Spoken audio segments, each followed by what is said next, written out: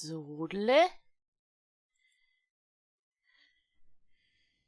Jetzt gucken wir mal, ob alles funktioniert. Liebe Freunde, hier ist eure Spocky. Ich hoffe mal, dass ich mich nicht selbst erschrecke jetzt hier von dem Spiel. So, Purz, ich kann eine Sprachnachricht nicht gerade lesen. Oder was bei Handy? Wie ihr seht, bin ich erstmal wieder da. Ne, abhören kann ich jetzt auch nicht, Purzel. The Suicide of the Rachel Foster spielen wir heute. Und ich hoffe, ja, ich bin mal gespannt, was das für ein Spiel ist. Und, ach, guck mal, das ist eine NASA-Tasche. Oh ja, da qualmt noch, oh, jetzt einen leckeren, warmen Kaffee. Oder ein Glühwein. Glühwein habe ich schon seit Jahren nicht mehr getrunken. Oh, schon 7 Jahre oder nicht mehr. 8 Jahre. Yum, yum, yum. So, jetzt zum ernsten Spiel. The Suicide of the Rachel Foster. Irgendwie der Selbstmord von Rachel Foster. Mal gespannt, auf was wir uns da einlassen. Ich drücke mal Start. Wir starten in eine unbekannte Zukunft. Die Geschichte von den... Ich mag es nicht, wenn man nicht alles lesen kann. Naja. Aha. My dear Nicole. Meine liebe Nicole. So heißt meine Schwester, meine ältere. Wenn man sich einen Drachen entgegenstellt, muss man Schwert und Schild bereithalten. Manchmal muss man wissen, wann man sich von dem Drachen zu verneigen hat. Toll, jetzt da oben? Eben unten?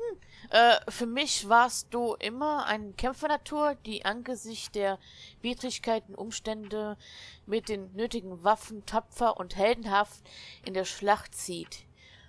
Wir haben nie darüber geredet, was mit deinem Vater passiert ist, aber nun ist es an der Zeit, dass ich dir ein paar Dinge erzähle, bevor diese Krankheit uns trennt. Was für eine Krankheit uns trennt? Wer ist denn krank?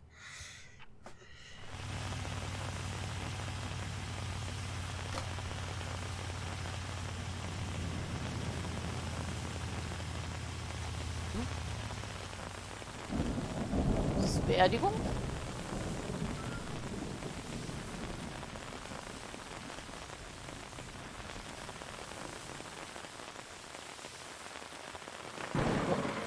Spielt man das mit dem Controller?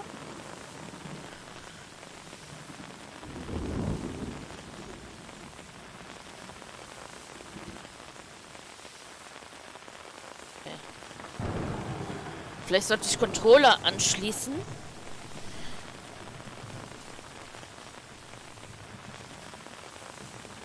Die Frage ist, ob mein PC den direkt erkennt.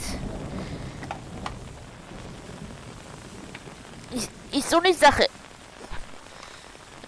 Ich sollte auch einen richtigen Anschluss anschließen. Ach, Kabelsalat, Kabelsalat. Ja, wunderbar ist Kabelsalat. So, da.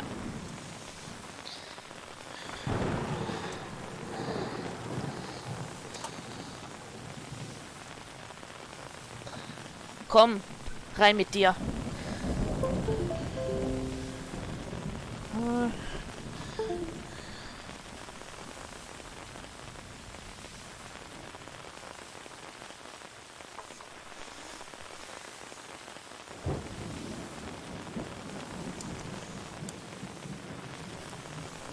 Na, er kennt er jetzt gerade nicht. Ich versuch's nochmal.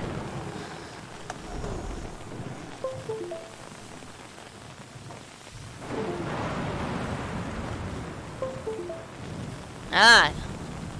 So. Ja, mit dem Controller ist es besser. Dann schleichen wir mal durch. Die Affäre, die dein Vater vor 9 Jahren mit dieser jungen Frau hatte und ihr daraus resultierter Selbstmord, hat unsere Familie für immer zerbrochen. Ich kann mir vorstellen, was dir in dem Moment durch den Kopf gegangen sein muss. Okay. Mein Vater existiert für mich nicht mehr. Ich kann nur meiner Mutter vertrauen. Ja, mein Controller ist besser. Warte mal, wie ist es oben oder unten? Was lese ich jetzt? Okay. Dass dein Vater unser Vertrauen irreparabel zerstört hat und dass sie das Richtige getan hat, indem sie sich von einer Klippe warf. Ich war bei dir. Ich war immer bei dir. Als du dir die Schule beim ersten Spiel Warte mal. Als du die Schulter beim ersten Spiel ausgekugelt hast, als du in den ersten Nacht geweint hast, in dein Zimmer, das dir fremd war. Und als... Oh, was steht da unten?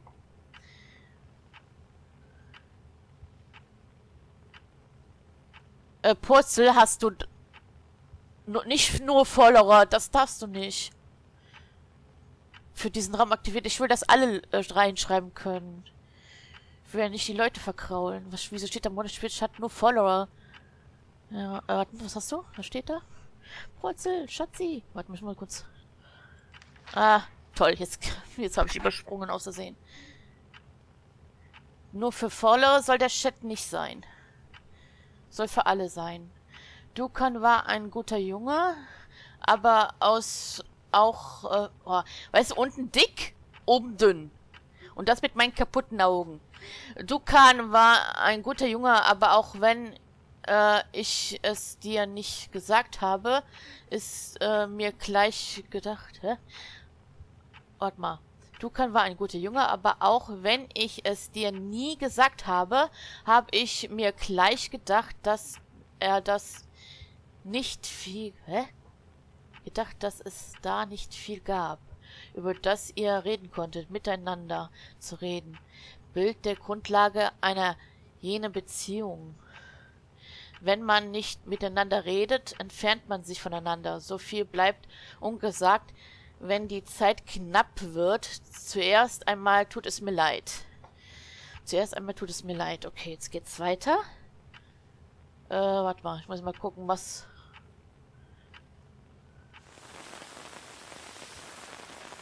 Jetzt hier durch die Regenschirme quetschen.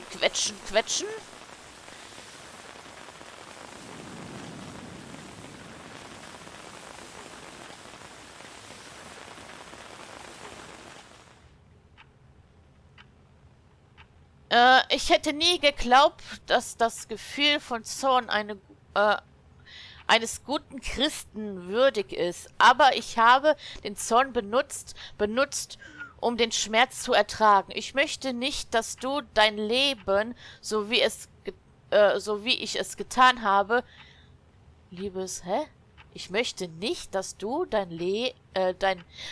ich möchte nicht, dass du dein Leben lebst, so wie ich es getan habe, Liebes. Ich möchte, dass du dich von der Vergangenheit ein für alle Mal lossagst. Deshalb will ich, dass du mir nun zuhörst. Verkauf das Hotel. Mann, oh Mann, ja. Ich habe sehr schlechte Augen. Ich gebe es ja zu, ne? Unten steht nur ein kleines Stück davon und oben steht ein größerer Textteil. Das Hotel gehört meiner Familie und damit dir. Kehre dorthin zurück, Nicole. Ich habe einen Anwalt aus Helena, Mr. Jenkins, damit beauftragt, dir diesen Brief nach dem Tod deines Vaters aushändigen. Da werde ich schon lange fort sein.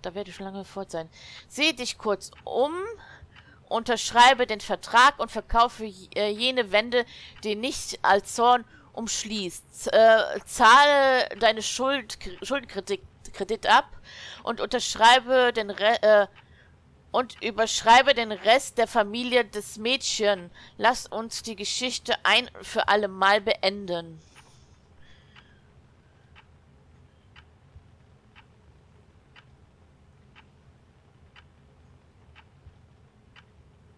Jetzt? Welche Taste muss ich jetzt drücken? Sag nicht, dass du dich aufgegangen hast. Ah, ne, so. Wir waren immer füreinander da. Ich wünsche, dass ich auch bei deiner Abschlussfeier dabei sein könnte. Bei der Geburt meines Enkels, aber so ist es halt. Wir wissen nicht, wie viel Zeit uns noch bleibt. Widme deine Zeit der Liebe. Es gibt nichts anderes, wofür es sich zu leben, zu kämpfen und zu sterben lohnt. Glaub mir, ich liebe dich. Mehr als alles andere. Deine Mutter. 24. Juni 1991.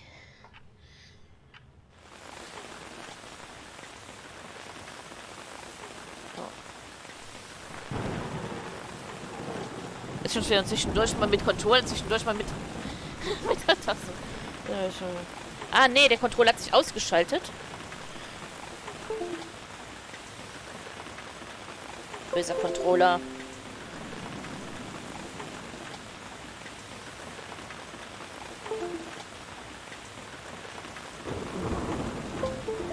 So. Jetzt geht er wieder. Und beschwerlicher Weg. Ah. Ist das jetzt der Sarg unseres Vaters oder von dem Mädchen? Ich denke Vater, oder? Vaters Grab. Könnte ich mir denken.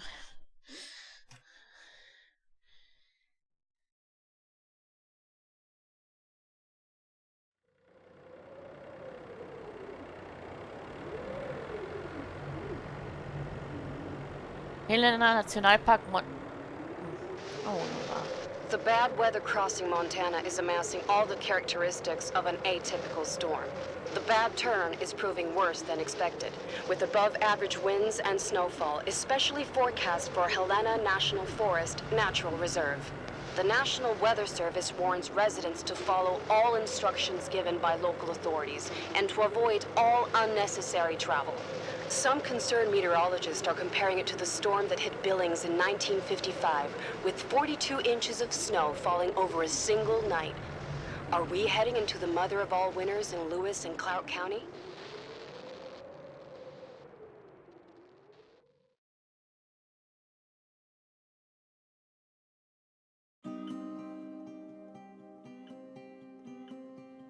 eigentlich Musik ausgeschaltet. Ja. Montana. Hello from Montana.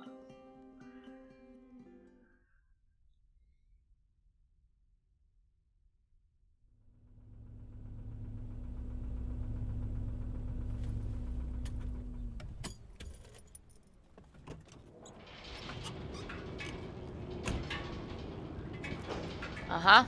The smell. It's all I remember from the night we departed 10 years ago. Gucken wir uns mal um. Oh, guck mal. Hä? Das kenne ich doch aus Phasmophobia, oder? Aus der Tiefgarage. Metallkasten. Ich meinte Werkzeugkasten. Aha. So, mal mit der Steuerung parat kommen.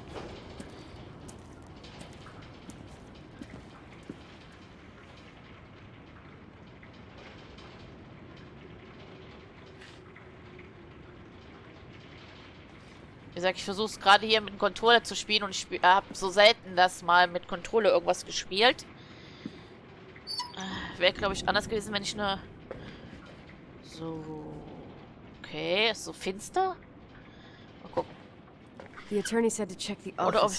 Oder ob es besser ist, wenn ich mit der Maus und Tastatur spiele. Ja, das ist fließender. Mit der Maus und Tastatur. Ja. So, wo gehen wir denn hin? Was ist da? Okay. Bowling Room. Mhm. Hey, ich komme ja gleich. Ist das Blut? Nee. Achso, nee, das ist eine Reflexion vom Checkpoint, Rezeption, Halle, Boiler Room. Okay. Dann hoch die Treppe. Ja, ich spiele, glaube ich, jetzt mit Maustastatur ist besser. Zumindest gerade, zumindest. Benutzen. Hm? Benutzen. Ui. Gucken wir uns mal hier um. Kletterausrüstung. Guck mal, da ist ein Messerchen, ein Kompass, eine Brille. Ja, ja. E.T. nach Hause telefonieren. Schlittschuhe. Sind das diese Rohling, die man in den Felsen tut und dann Seil hier durch die Löcher, damit man, ja, ich denke mal, dass das so ist. Ja, ja, ich komme ja gleich. Okay, das sieht da auch wie eine Fratze da oben. Links. Irgendwie sieht das wie eine Fratze aus. Weiß auch nicht wieso. Okay. Aha.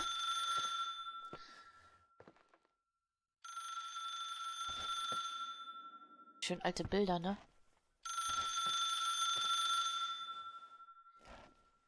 Okay,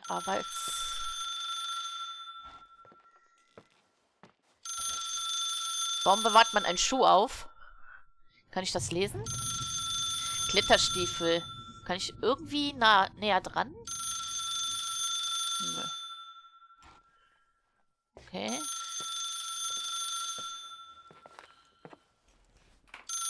Ja, ja. Gehen wir erstmal hier rein.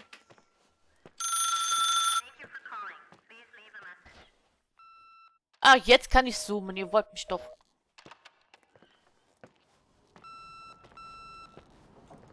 Anrufbeantworter.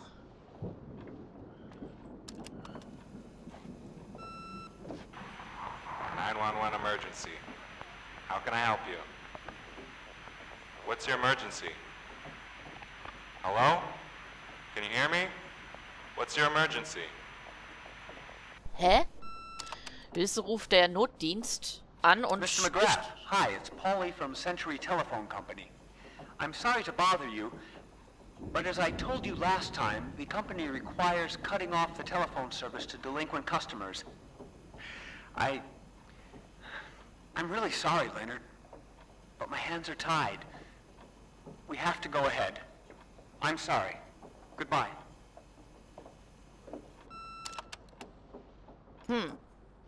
Yeah, Nicole, it's Jenkins, the attorney. The hotel chain that wants to take over your hotel has just dumped a mammoth holy Bible of documents on my desk that I need to check through.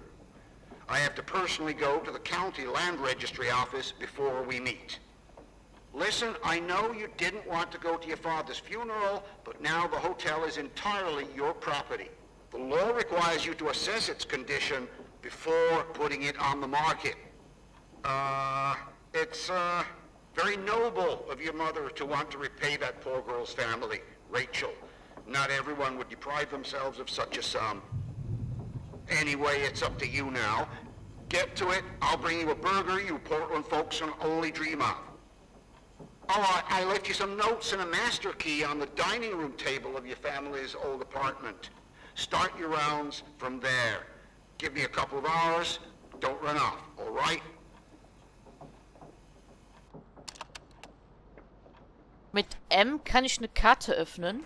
We should have hired a decent attorney from Portland, Mom, not this potato head. Come on, let's do this.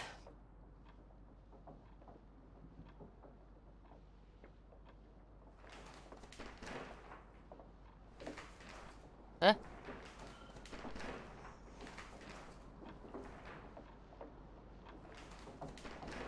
Wie kann ich das wegtun, bitte? Danke. Ich werde mich so überall so umgucken, wie ich es möchte. So, was haben wir denn hier? Security, Department of Helena, Quality, Security and Claim. Okay. Brille, Zigaretten, Lucky Stars.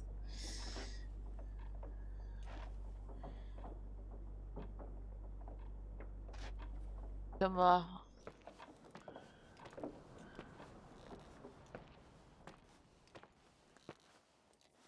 Steht da?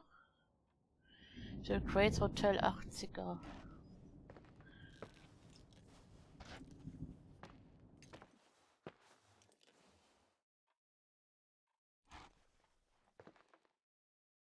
Oh, noch Diskettenlaufwerk.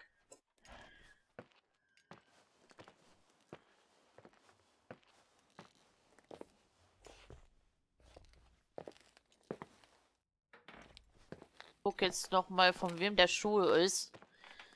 Das wollten wir eben sehen. Klimp Boots. Handmade Buffalo Leather. 1925. 1769. Okay.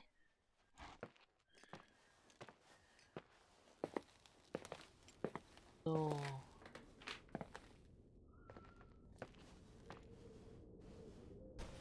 Kann ich schon mit klingeln? Nein.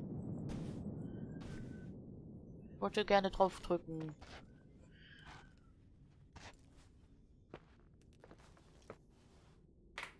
Sterbende Rose.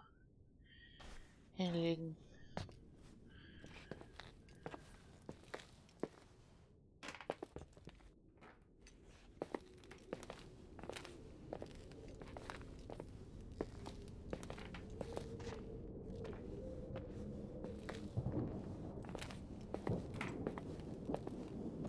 Das ist ein Dining Room.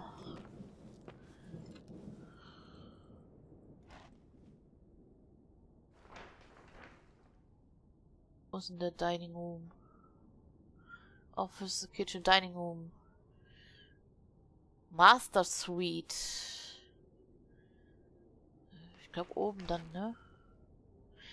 Gucken wir mal kurz mal da hinten. Laufen können wir also auch.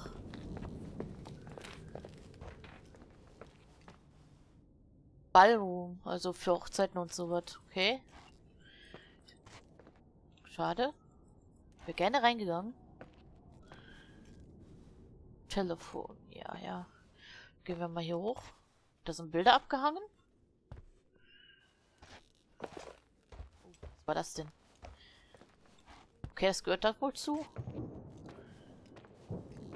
Als würde sie mit einer Videokamera hier rumlaufen. Aha, so eine Pixelstörung habe ich hier gerade gehabt. Oh, da ist ein Teil am Schimmeln. Von den Wänden. Und hier fehlen auch Bilder. So, was steht hier? First Floor Room. Okay.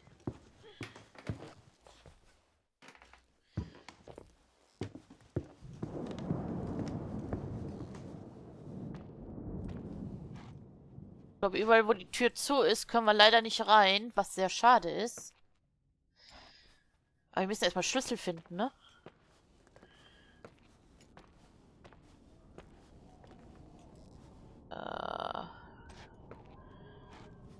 Wow, guckt euch an, wie es draußen schneit.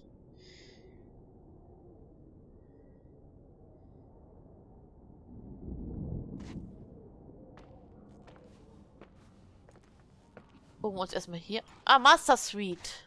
Master Suite, ja. Was ist das für ein komisches Geräusch?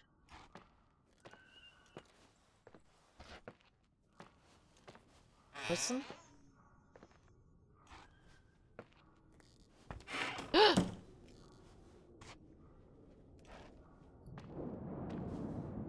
Kugelschreiber hinlegen. Ja, ich denke mal, Fernwerk geht nicht. Okay.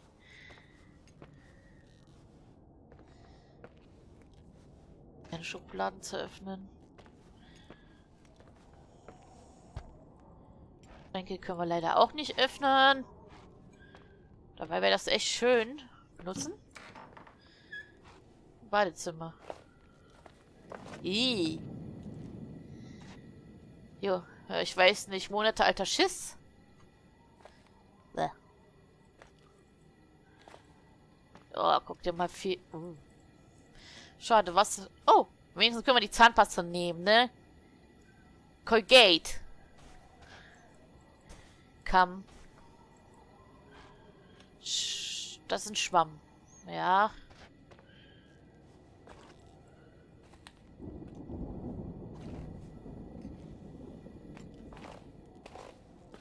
Also Master Suite kann das hier nicht sein. Ich will gerne hier raus. So. Da hat die Familie selbst im Hotel gelebt, aber keine Gäste oder so. Zumindest jetzt ziemlich heruntergekommen aus. Aber man weiß ja nicht, wie lange das hier wohl leer stand, ne? Was sind das für zwei Magazine? World Musik. Also Weltmusik. New. Hinlegen. Ich wäre schön, wenn man das so aufheben könnte und das direkt übersetzt wird oder so. Ne? Ah. Oh, guck mal, das ist eine Kirche. Die ist auch halb unterm Schnee begraben. Und Eiszapfen. Dann gehen wir weiter.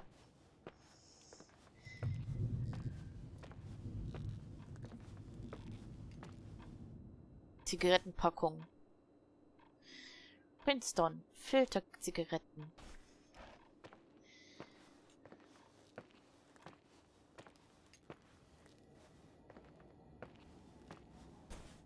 Nochmal die Zeitung. Hier ist die Master Suite. Da müssen wir hin. Ui. Ich glaube, wir sind an der Wohnbereich. Oh. Badezimmer. Iiii. Da sind irgendwelche Tabletten. Hier sind auch Tabletten. Der Kamm. Na! Ich würde die Tabletten wissen, was für Tabletten. Okay, die dürfen eigentlich nicht verkauft werden. Ich glaube, das ist so eine Verpflichtung bei Tabletten, dass hinten draufstehen muss, von welchen, wie viel Gramm, was für ein Mittel das ist. Also hier war einer ein starker Raucher und einer, der sehr viele Tabletten zu sich genommen hat.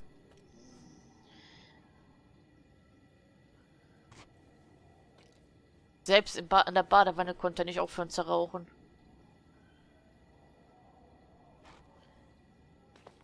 Schwamm. Reinigungsmittel. Das gute Nemo. Ey, das sieht voll anders aus. Maler! Hier ist eine blaue Packung. Ich drücke drauf und habe ich welche eine kleine gelbe Packung. Okay. Wir sind auf der Suche nach dem Schlüssel. Ach du Heilige. Planet. Okay, Testament, das gucken wir uns gleich an. Black Hole, das schwarze Loch oder so irgendwas. Hä?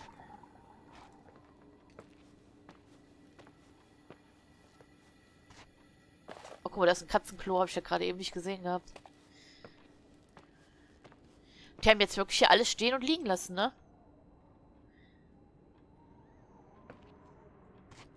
Ganze Bücher.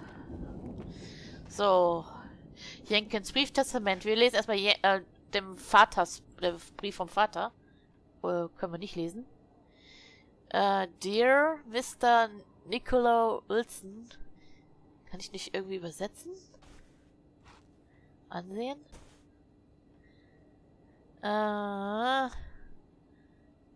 Claire. Aha. Was sind das für Geräusche? Wäre noch schön, wenn es übersetzt wird, dass man es vorlesen kann. Also wie gesagt, ich bin nicht so gut in Englisch. Das scheint könnte ein Mathebuch sein. Ja. Hinlegen.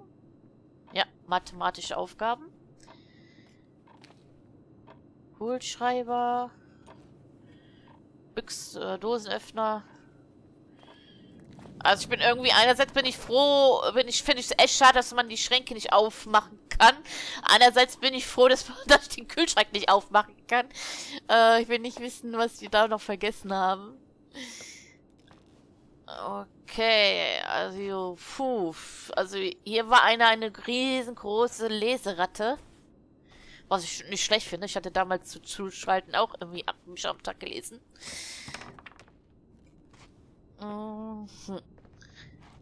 Wo ist denn der Schlüssel? Und das ist ein Bild umgedreht? Kann ich nicht aufheben? Ich höre hier Wasser blubbern. Guck mal. Schokolade hat sie gegessen, das kleine Mädchen.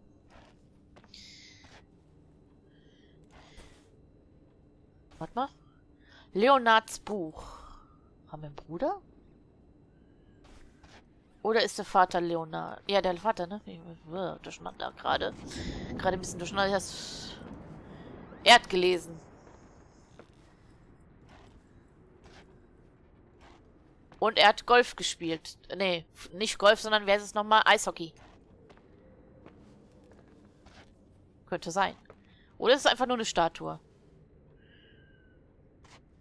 Oder er liebt halt Eishockey. Ich weiß nicht, wo es gibt es ja, ich glaube, sehr viele. Weiß ich jetzt nicht ganz genau. Oder haben sie doch eher Football gespielt, oder? Hier eine Polaroid-Kamera. Kann ich die nicht nehmen? Reinigungsmittel. Also hier kommt man auf jeden Fall nicht an den Stromkasten, falls der Strom ausfällt. Ist das ein Stromkasten oder was ist das? Ist das einfach eine Verteilungsbüchse? Warte. Danger. Was steht da? Danger? 240 Volts. Das ist doch ein Stromverteiler, also Stromkasten. Hier ist als wenn jetzt ein Geist irgendwo aus dem Schrank kommt. Vergiss das. Ich bin nicht schreckhaft. Okay, das ist ein bisschen gelogen. Exactly the same as when me and Mom left 10 years ago. It's so... Doesn't matter. Quick tour, nothing more, Nicole. 10 Jahre. Okay, vor 10 Jahren haben sie einfach alles gepackt und sind weg. Das ist... Oh, guck mal. Irgendwas... Wie hießen die alten Spielkonsolen? Atari oder sowas? Ja. Ah, guck mal, die war auch Fan von Eishockey-Mannschaft. Sie hat viel Interessen zusammen mit dem Vater scheinbar gehabt, ne? Radio mache ich jetzt nicht an. Aha. Das hat sie auch benutzt.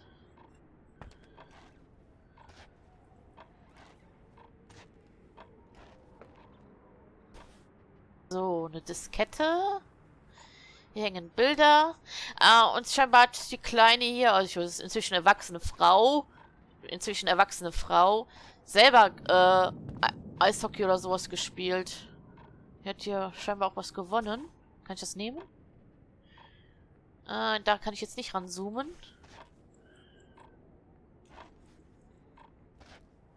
Aber wieso lässt man auch das Private liegen, wenn man...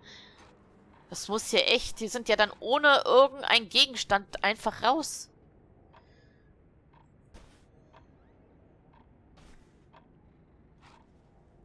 Das ist der Schlüssel. This is the manager's key my mom wouldn't give me when I was little. Huh. I'll need a master key for the guest rooms, though.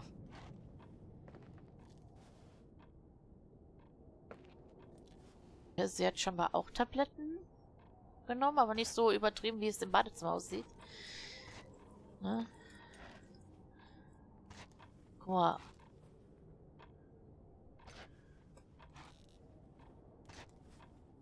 Ah. Sonnensystem. Ein altes, schweres Festnetztelefon. Ah. Okay, das sieht gut aus. Und das andere... Ja, sieht man, ne? Das hat sie vermutlich gemalt, als sie klein war. Und das, wo sie älter war. Okay. Fan von Einhorn. Mixtape. Hinlegen. Dann. What is this, a joke?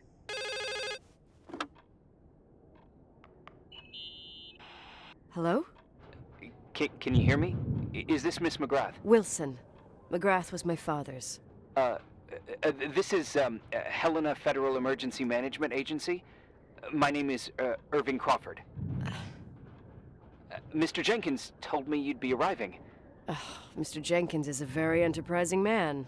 Oh, I guess so. I wouldn't know. I'm kidding. Oh, right. Any reason for your call, Irving from Federal... whatchamacallit? I'm calling to assist you during your stay at the hotel. What? The timberline is old but sturdy. You'll enjoy your stay and be safe, no problem. The furnace, wiring, it's all under control. Oh, okay, enough. What? I don't know what Jenkins told you, but I have zero intention of staying here longer than, let's say, 20 minutes. Oh. But the storm. Yeah, it doesn't matter. I'm leaving straight away. Maybe you're not aware. Thanks for everything. Irving, right? Irving. Yeah. Bye. Abgewimmelt.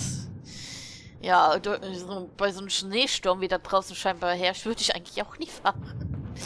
Aber sie will unbedingt, okay. Radio, wie gesagt, haben wir entschieden, nicht anzumachen. Wir haben ja das jetzt, was wir haben wollen. Master Key. This place is a real mess. Never thought to find anything like that.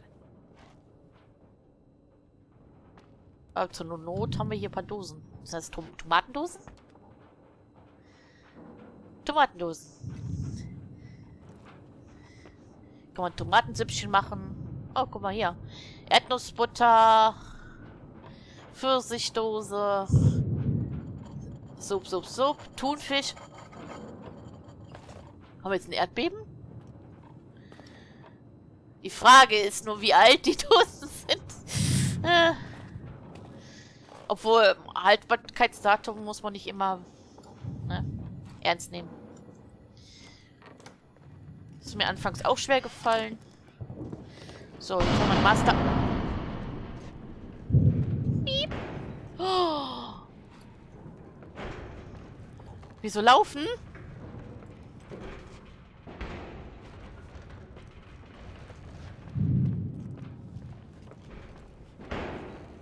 Bitte keine Monster. Das ist doch kein Monster-Dings, das Spiel. Hoffe ich. Komm ich mit Master Key nicht überall rein? Ui.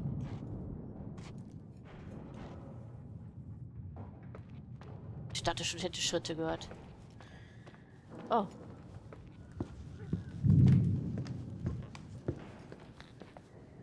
Uff.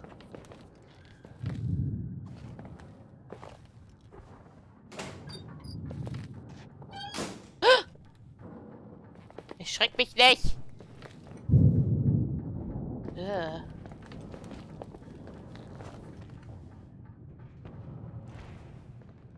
Wie sieht's hier aus?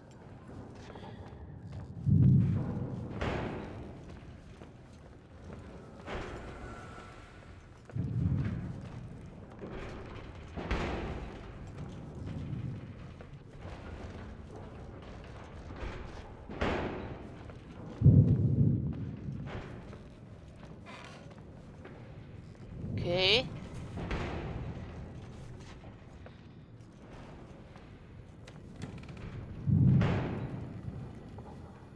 Was denn?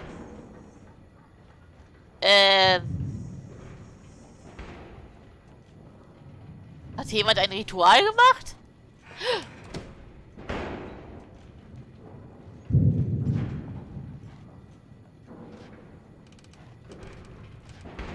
Wieso macht da einer sowas?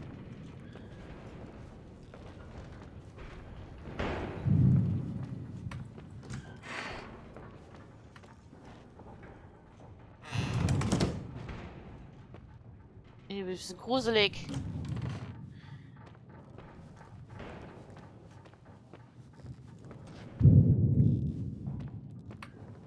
Museum.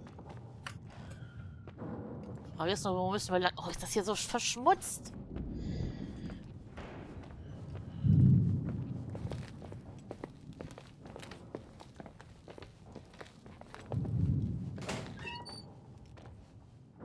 So, gucken wir mal. Wo müssen wir denn jetzt hin? Overlock. Beim Overlock. Museum. Museum da. Artikel da. Wir müssen nach unten, denke ich mal. Warte. Overlock. Overlock? Was heißt Overlock?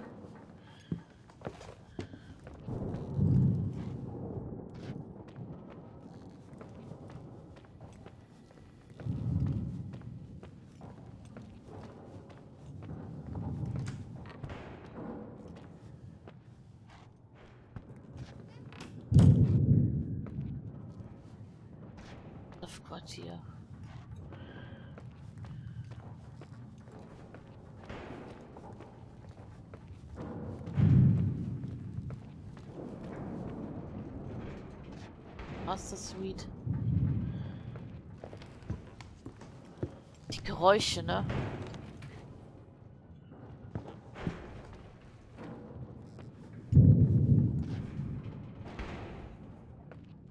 Irgendwo eine Tür offen.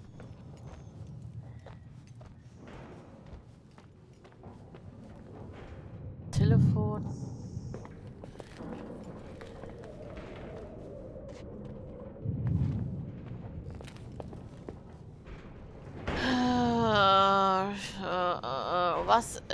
Was ist dieser Lärm bei Overlock? Lärm.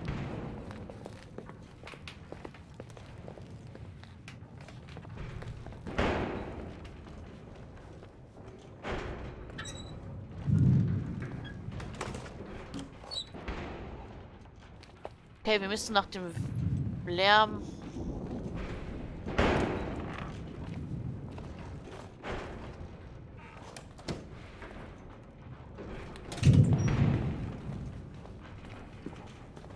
Hier ist die Küche.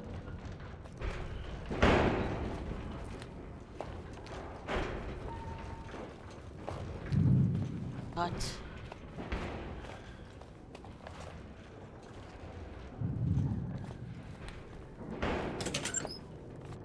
Kühlraum. Ugh.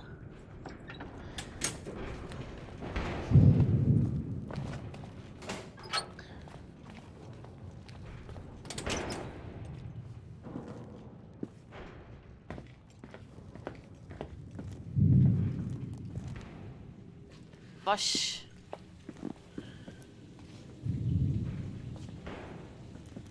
Okay, geh erstmal nach oben. Wir sollen ja nach dem Lärm gucken, wo das Lärm herkommt, ne? Uiuiui.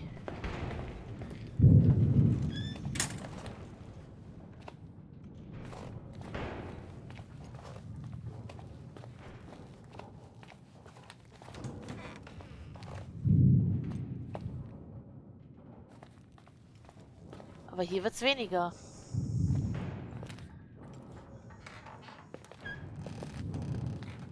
Können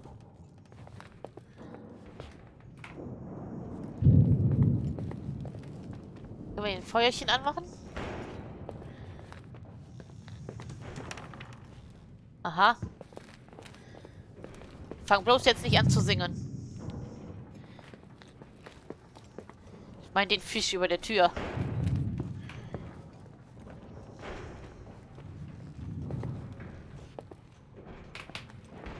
Ich glaube, wir müssen wieder nach oben. Oder? Dining Room?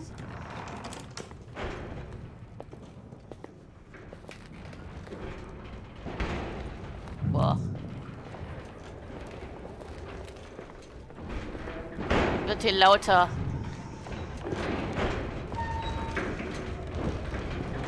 Okay. Hello? Hey, you still there, Irving? Huh? Oh, yeah. I'm still here, Miss McGrath. I mean, Miss Wilson. When you said this shack was sturdy, Oh, that's what I was trying to tell you before. Around these parts, the weather... how much time do I have to move?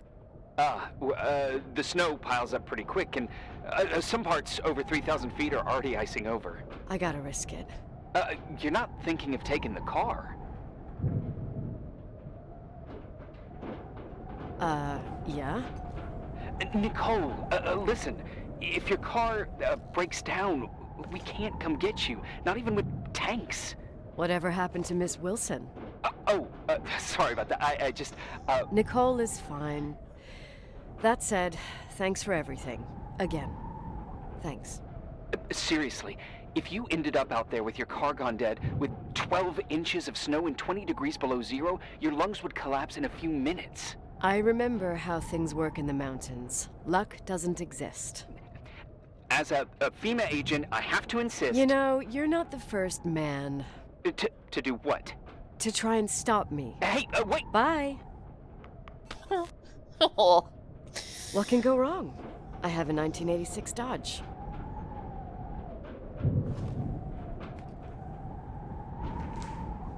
To-Do-Liste. Hol das Auto und verschwinde von hier, bevor der Sturm losgeht. mal.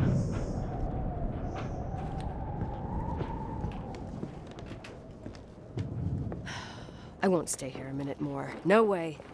The attorney, he'll take care of everything. Fuck all this.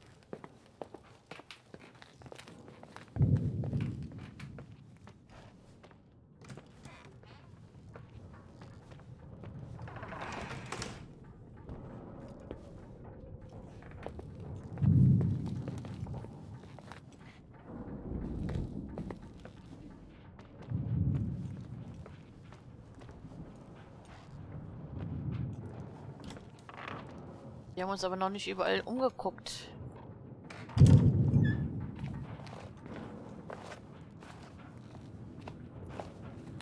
Ja,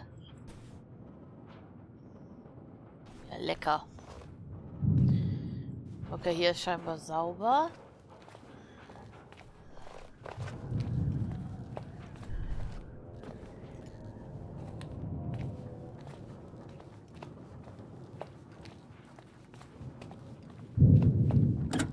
Warte mal, ich muss mal herausfinden, wie wir nochmal zum Auto kommen, ne?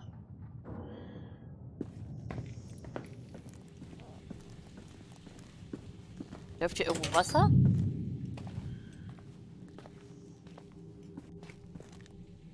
Ja.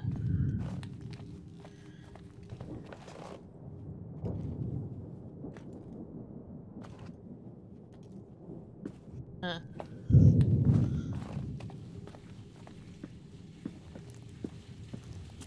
Haben wir einen Rohrbruch?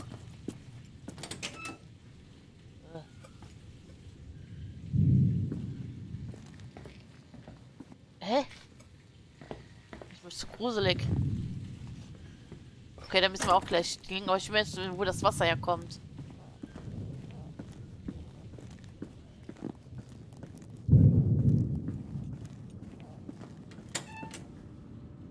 Check-in, Halle, Boiler Room. Okay.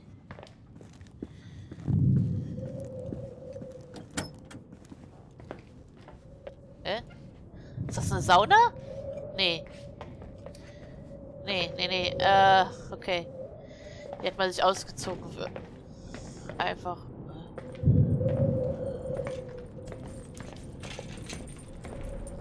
Wow.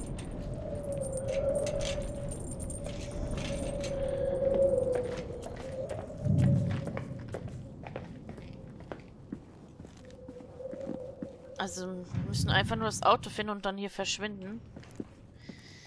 Aber ich weiß nicht, irgendwie glaube ich, dass hier noch irgendwie eine Geschichte aufgedeckt werden muss. Gehen wir mal hier runter.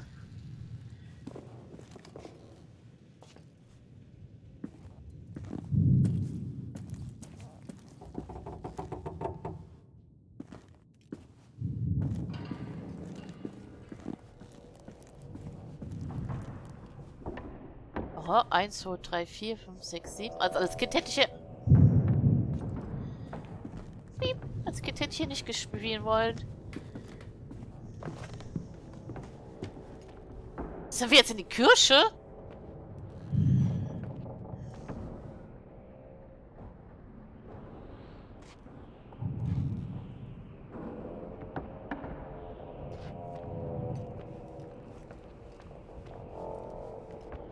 Hört sich echt gruselig an. Und undicht.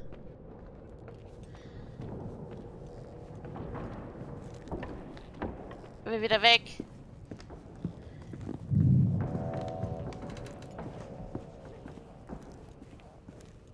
Okay, das Hotel ist mit der Kirche bei so einem Gang verbunden.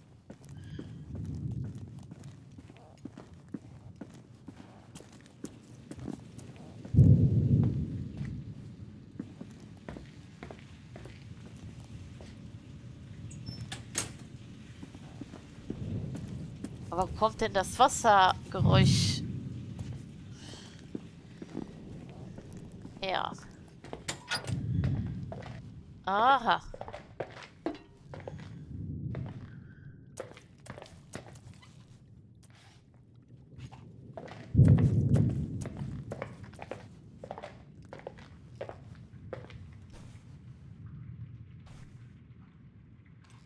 Hätten wir die Kassetten oben doch abspielen müssen im Masterraum? Ich weiß es nicht. Geht's denn hier lang?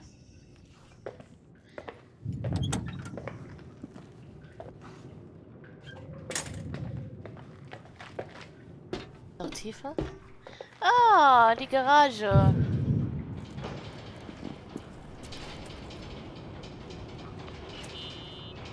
Tell me you changed your mind. You there? Uh-huh.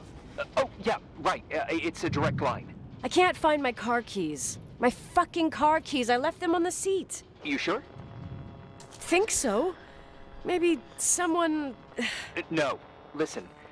This office is about 12 miles from the hotel as the crow flies. It's 40 miles by road. There's nothing or no one in between, and that's not a good thing right now. God damn it, I knew it. Oh, maybe the keys are in your pocket. Wow, that didn't even cross my mind. Only trying to help.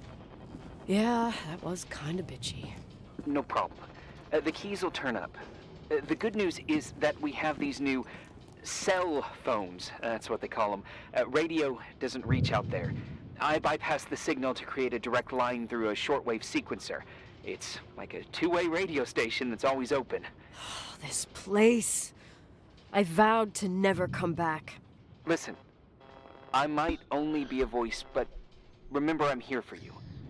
If you need me, just call. Seriously. Ugh, fine. Der hat einen Schlüssel irgendwo verloren. Tudu so, die Tür zur Garage aufbekommen. Hoffentlich funktioniert das. Tür zur Garage? Also die eine ist doch offen.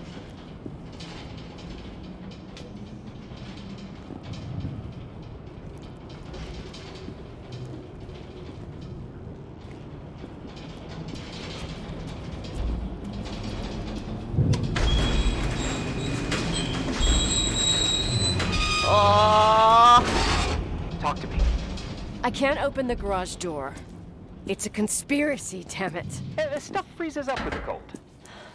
I have to get out of here. I'm not sure you get it.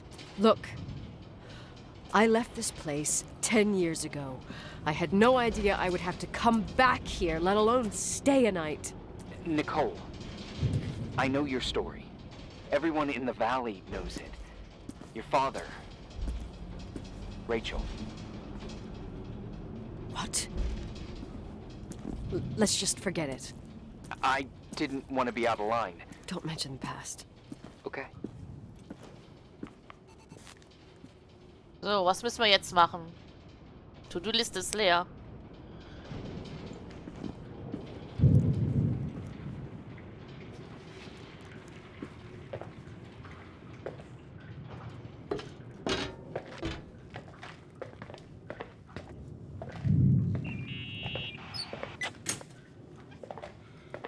Hey, found anything useful? No. No keys. No garage door. I can't get out of here without freezing. Christ. It's probably only for a night. The conditions might get better tomorrow. They might? Look, I'll be on duty all day. Call me when you want. Even just to talk. Okay. Oh, thanks, Irving. Just doing my job. Nicole, Yeah. if I may, What? I'd like to give you some advice. If it comes with the job. You're safe up there. Just relax. It'll be fine. Okay. Later. I can't believe it. I'm stuck. Shit.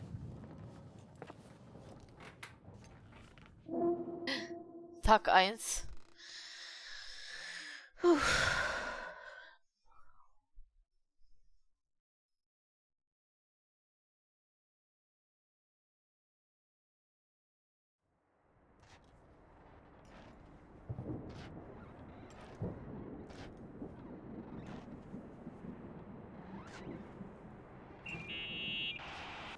Hello? You still there? Is that a joke? Yeah. Well, you're improving. What's up? Oh, nothing. I mean, just wanted to say, you got everything you need to have a smooth night. But you should take a look at the main power system. You know, no one's been up there since... Leonard's death. 5 days might not seem like much, but the timberline has an age. I don't know. When I lived here, I was only a kid. I can barely find the bathroom. Well, that's a good start. Like, at least I won't wet myself? No, I didn't mean... Don't blush, kid. I was just kidding. Oh, I just... I'll call if I need you. Okay, wir waren Einzelkind. Claire, Nicole, Leonard. Hä?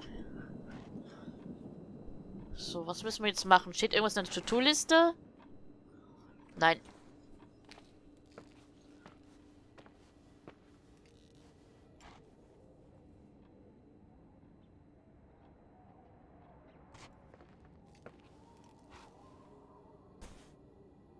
Ring-Theorie. Volumen 1.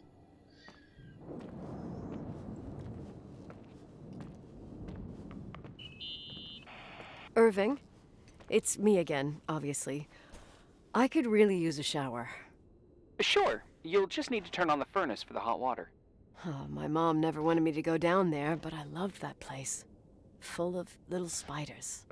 A real country bumpkin. Oh, I was a pest.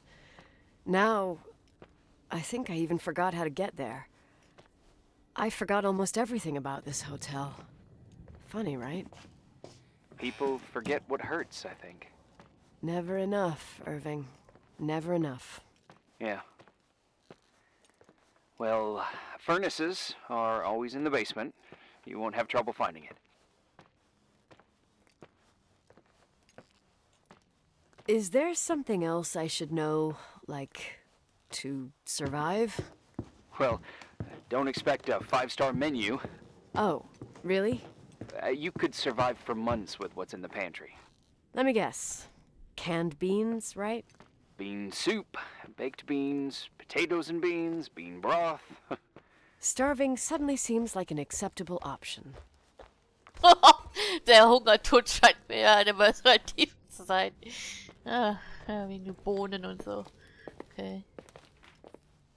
Wir müssen also in den Keller, um dort die Brennöfen... Irving? Are you at the furnace?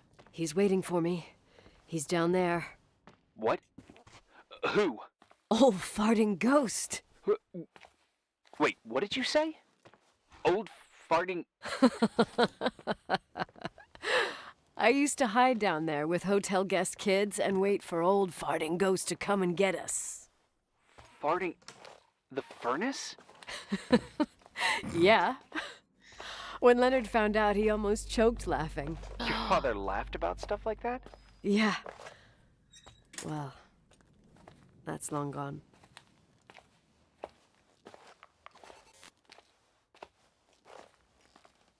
Nee. Okay, wir sind, glaube ich, durch die Küche, war das, ne? Warte. Ich brauche eine Dusche, aber zuerst muss ich den Heizofen anstellen, um heißes Wasser zu bekommen. Was ist denn ein Killer rein? Was ist jetzt hier durch die...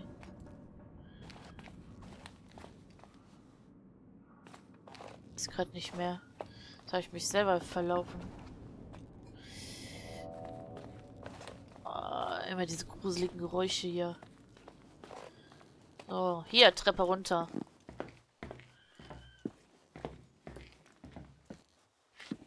Waschsalon.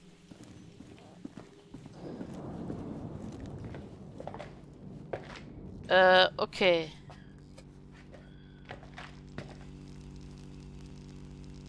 Hört sich so an, als wäre irgendwas unter Spannung, ne? Ich weiß nicht, was ich davon halten soll.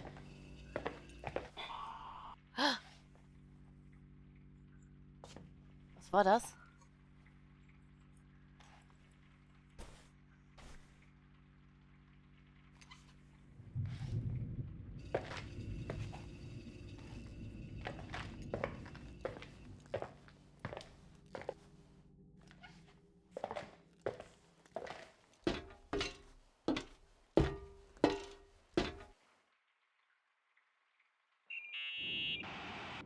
How's it going? It looks real complicated. furnaces are all the same. Can you see the control panel? I guess? What does the pressure gauge read? Huh? The thing that looks like a clock. Looks like 220? Oh. I don't like the sound of oh. It should be more like 210 psi. Pressure's building. You saying I have a choice between freezing or blowing up? No. Push the green button. It's the starter. Old farting ghost, you rank spirit! Wake up! Huh? Nothing, just talking to an old friend. Grünen Button drücken?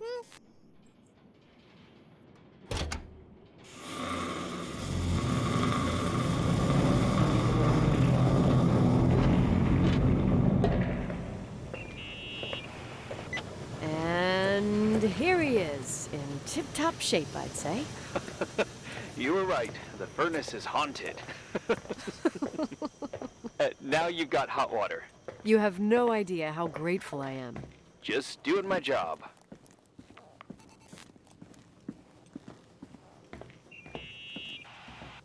Give me some good news. Just letting you know that the rooms will heat up before the hallways. I just want to go to bed. Did you find a room you feel comfortable in? Yeah, my old room. It's exactly like I left it. Leonard cleaned it, Yeah. but he didn't touch a thing. Same as you left it. Exactly. How does that make you feel? They teach psych classes at FEMA. Well, just being nice. It's endearing. But I'm not 16 anymore. There's lots of other rooms in the hotel. No, I think I'll sleep just fine. Okay.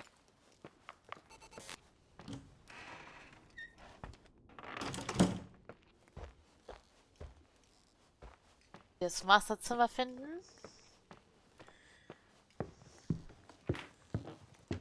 Dann unter die Dusche.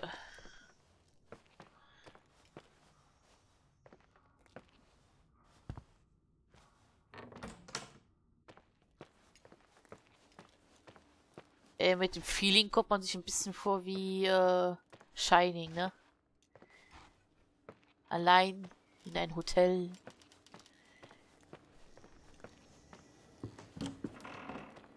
So. Irving Crawford, FEMA. Hey, Hey! listen, I just wanted to say, if I came across as obnoxious, No problemo. I get it. it almost feels like I'm getting used to being here again. Whatever. Forget it, I'm beat, and I'm rambling. No. From the rumors that went around the valley about when you left the hotel, and all that rush, well... Right, I forgot. The Wilsonian mythology. Sorta. Now I'm just gonna chill in my room with the posters of my favorite bands, playing my old bass, totally unplugged. You play the bass? I suck. I wanted to thank you. Knowing that I'm not alone here is a huge deal. Yeah, well, thank you for, listening and not freezing to death in your car. So I owe you my life then. Wow. It's just... Your job. I know. Night. Night. Nutzen?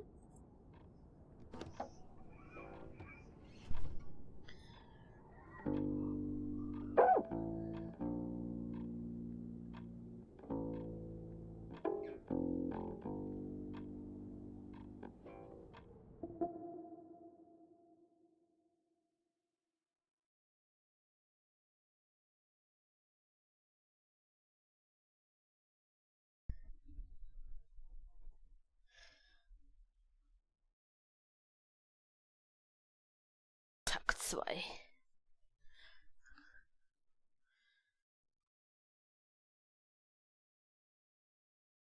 Kurz.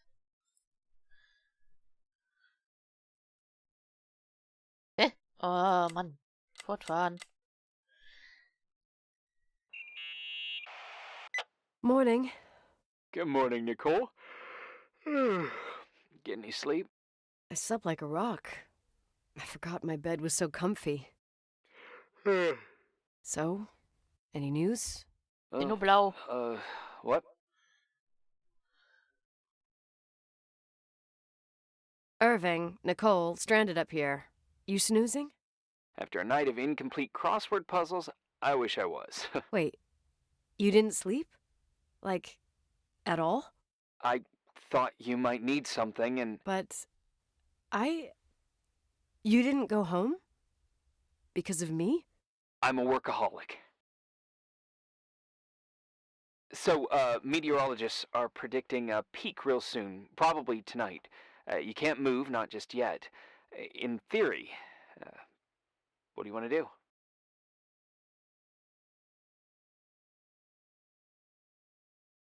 I'm hungry. I'm gonna eat first, then I'll think about it. It's time for you to take a tour of the pantry.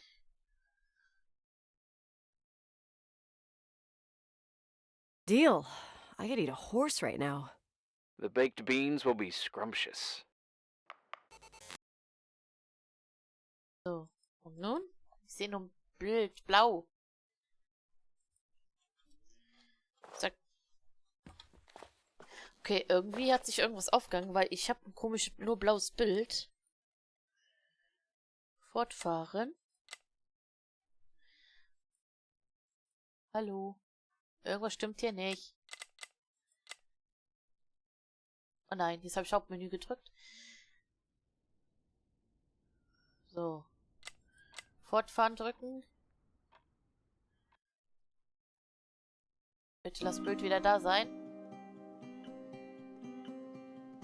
Oh nee, sag nicht, dass ich von neu anfangen muss, von null. Nee, Tag 2, ich dachte schon. Oh. Bitte.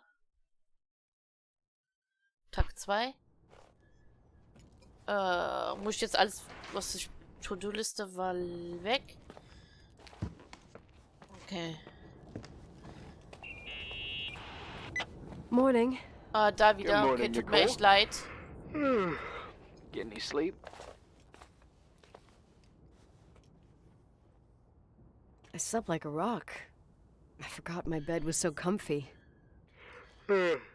So, any news? What? Is the situation on the roads any better? Just, give me a sec to get it together. Maybe I need some coffee. I didn't get any shut-eye last night, and Wait, you didn't sleep? Like, at all? I thought you might need something, and But you didn't go home? Because of me? I'm a workaholic. Jetzt haben wir auf jeden Fall ein Bild. Meteorologists are predicting a peak real soon, probably tonight. You can't move, not just yet. In theory, what do you want to do? I'm hungry. I'm gonna eat first, then I'll think about it. It's time for you to take a tour of the pantry. Deal. I could eat a horse right now. The baked beans will be scrumptious.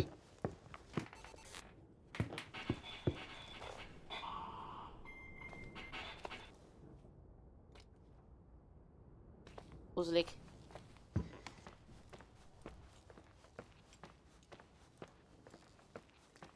Aber wir haben ja oben in der Master Suite, da sind wir hier irgendwo, warte mal. Haben wir gesehen, dass wir ja Bohnen und Tomatensoße haben in der Küche. Also... Ist die Küche. Hier haben wir... Und hier haben wir... Was müssen wir denn jetzt machen? Wie gesagt, dass es im Vorratskammer oder im Kühlraum Bohnen gibt. Ja, hier gibt es doch auch Bohnen. Wieso muss ich denn extra nach unten? Das verstehe ich nicht.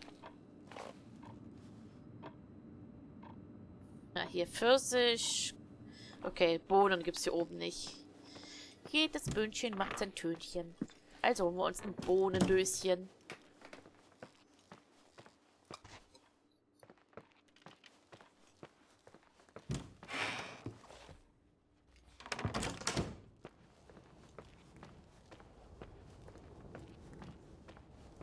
Mit Dösböhnchen. Was ist das denn?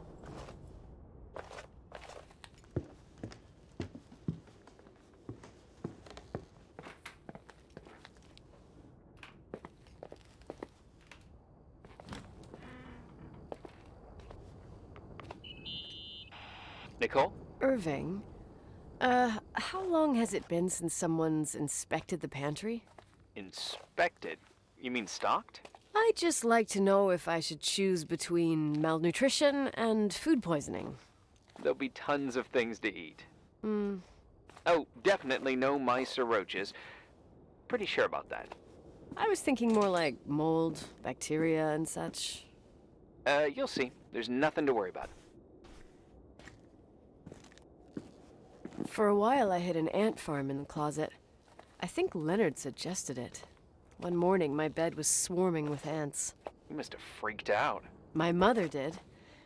The ant farm ended up straight in the trash. Your career as an entomologist nipped in the bud. Didn't think I still remembered all these little things. So. Wir müssen immer noch nach Böhnchen suchen. Also ab in die Küche. Da ist ja auch noch ein Vorratsraum gewesen. Warte mal, wo war nochmal die Küche?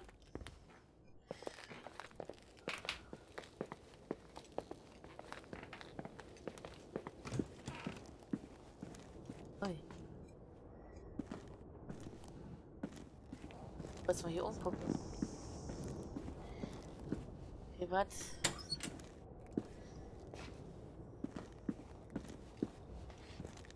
Okay, einmal im Kreis.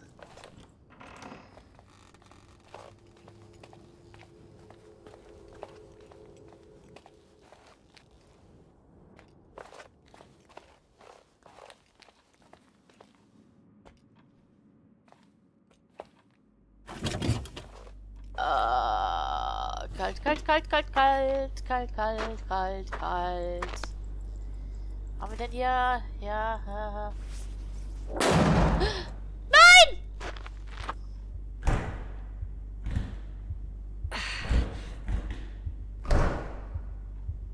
Hey, you kidding?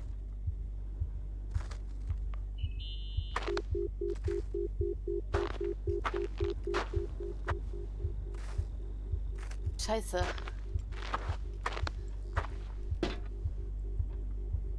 Und nun?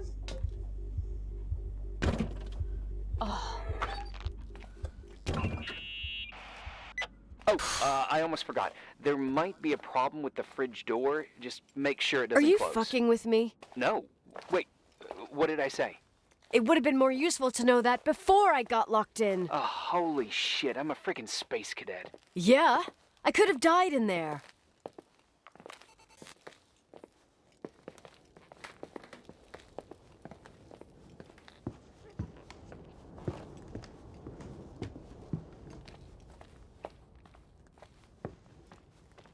Hoffen wir, dass wir in der Küche müssen und nicht unten in der Küche, um das aufzuwärmen.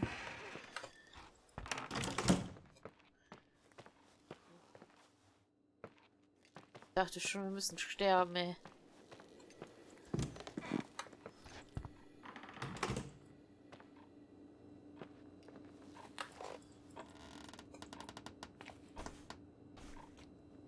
Jetzt? Ja, der Julius, guck mal. Ja. Das ist eine Mikrowelle und? Die geht natürlich hier oben nicht, ne? Müssen wir jetzt echt unten in der unangenehmen großen Küche rein?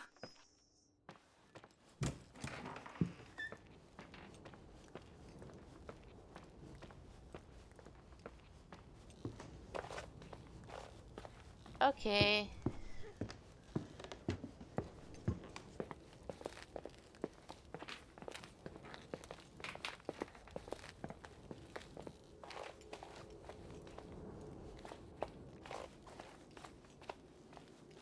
Mal gucken, wo da die Mikrowelle ist. Waschbecken.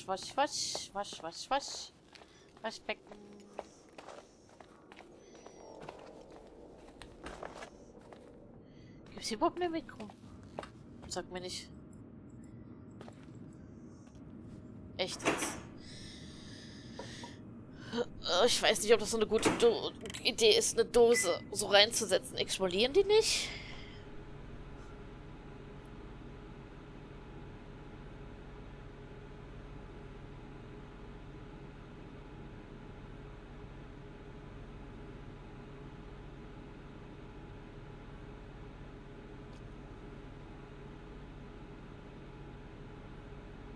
Und nun?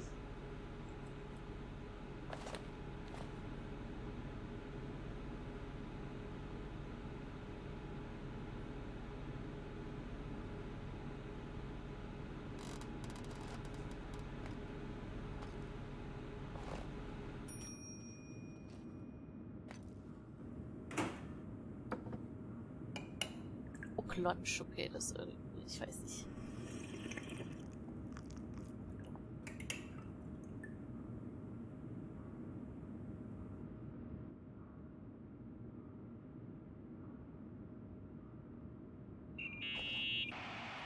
Uh-huh. Sorry to interrupt your continental breakfast. I got a hold of Mr. Jenkins, the attorney.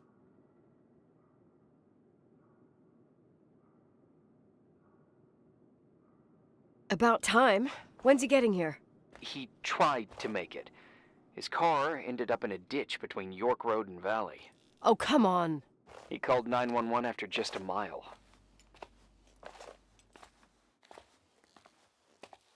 I'm just gonna hole up in my room and cry, if that's okay with you. I can't imagine that. He asked me to give you a message. Here it is. He says to... This is a swear word, and you don't need to hear it. Nicole, at this point, start assessing the general conditions of the hotel on your own. Jot down what you want to keep. I recommend you start with the second floor. It's surely the most damaged. Please, only call me if you've got good news.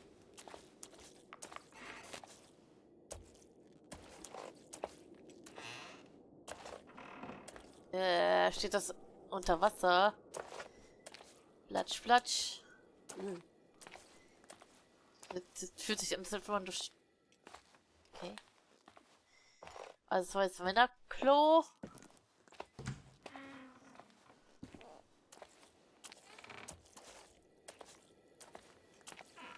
Frauenklo.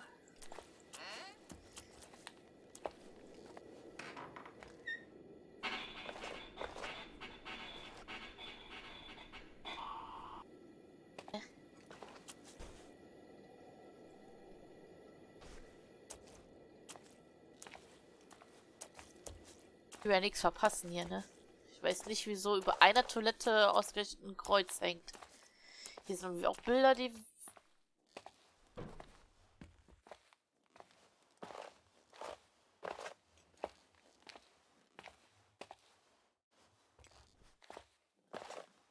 Da hat der Vater aber echt das Hotel frunzen lassen, ne?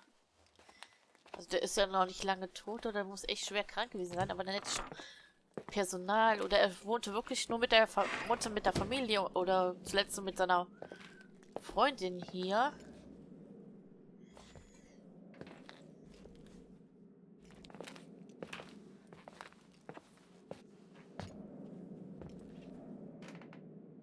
Poland. Nee.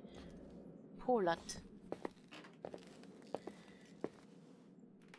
Fishing made easy.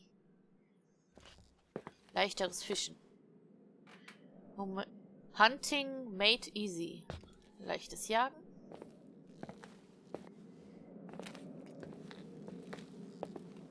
Ich entschuldige mich schon von voraus, wenn ich hier Sachen falsch ausspreche, Englisch Sachen falsch ausspreche. Wie gesagt, in der Schule war es ziemlich chaotisch. Okay, da gibt es nochmal Poland.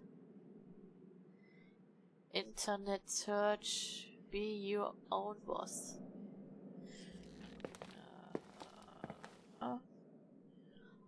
High Energy, Astrophysik.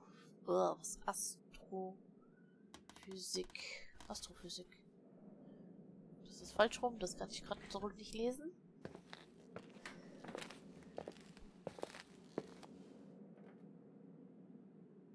Rapunzel. Das dann Haar hinunter. Da nochmal das gleiche Buch. Church of Poland. Poland.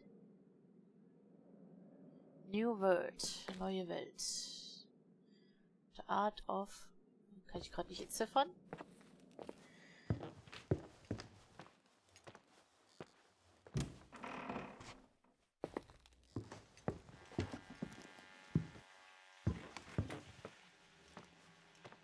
Oh, guck mal.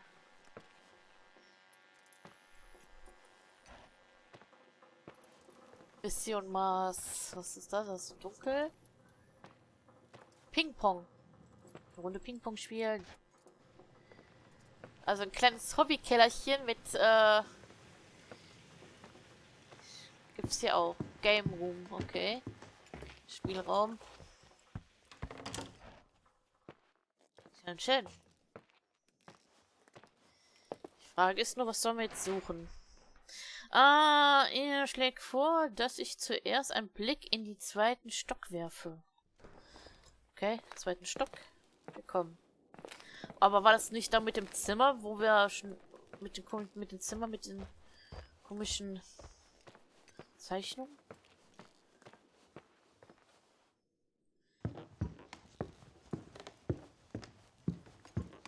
So. First Floor. Bräuchte manchmal immer, da würde einer so keuchen. So. So. Das ist jetzt die oberste Etage.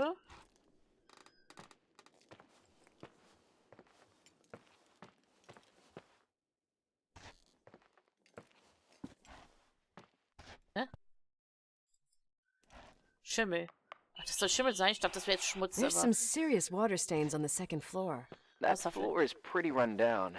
There's some windows missing and water damage, too. Yeah.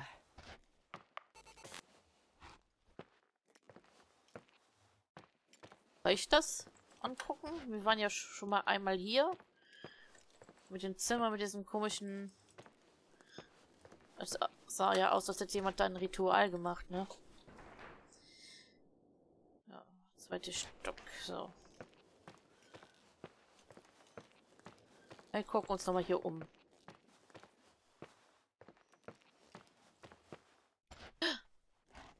Oh. Das sieht gruselig an. Und einmal hier rüber. Vielleicht müssen wir das Zimmer wieder finden.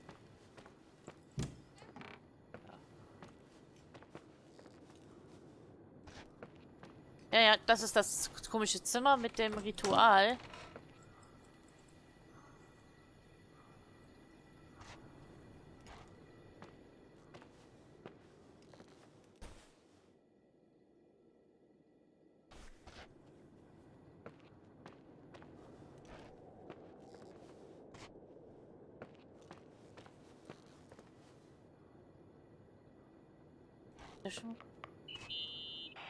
From what I can see, I can't rule out serious damage. Refurbishment was scheduled, but they never finished. Kostenplan. Cancel.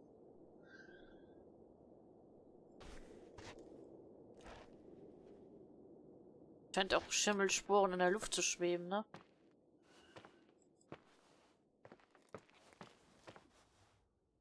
Ew. Here I am. What's up? The hallway on the second floor is cut off. The door to the west wing is locked. Your father started renovations, but he didn't get the bank loan and had to stop. Leonard's attic is at the end of the hallway.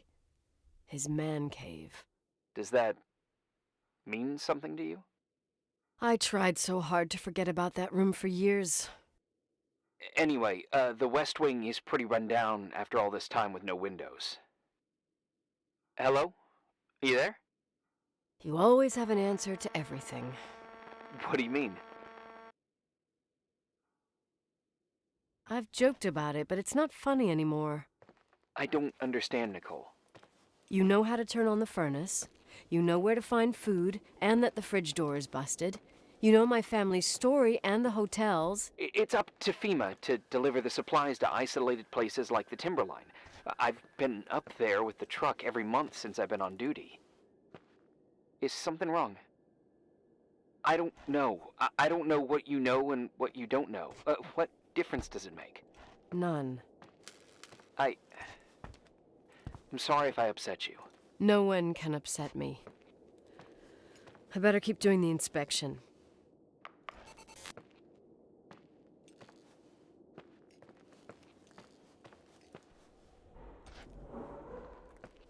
Was war das denn jetzt für ein Geräusch?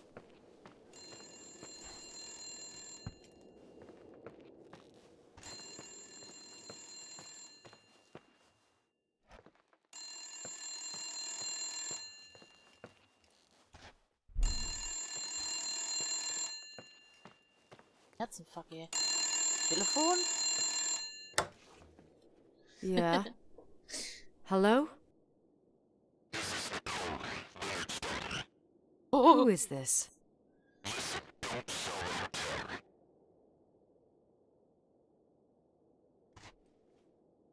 What? What did you say? Rachel is still there. Don't sell the hotel. Is this a joke? Who is this? Don't do anything stupid.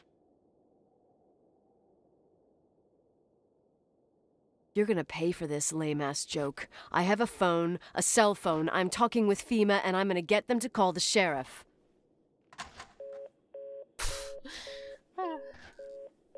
nicht, dass wir mit einem Psychopathen hier im Hotel sind.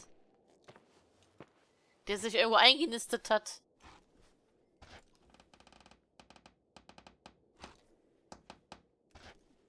Oh, bitte nicht.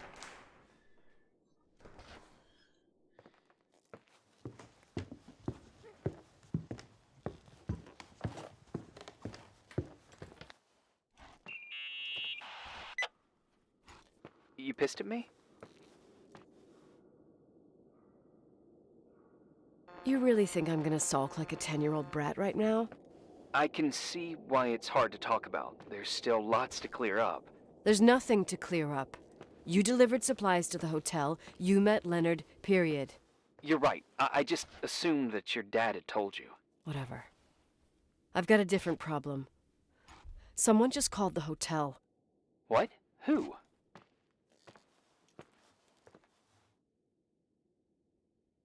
It was a bad connection. What did they want? They said, Rachel is alive. Don't sell the hotel. Idiot. There's something else that doesn't make sense. The phone lines are down. Leonard stopped paying the bill months ago. I'll ask someone to run a check.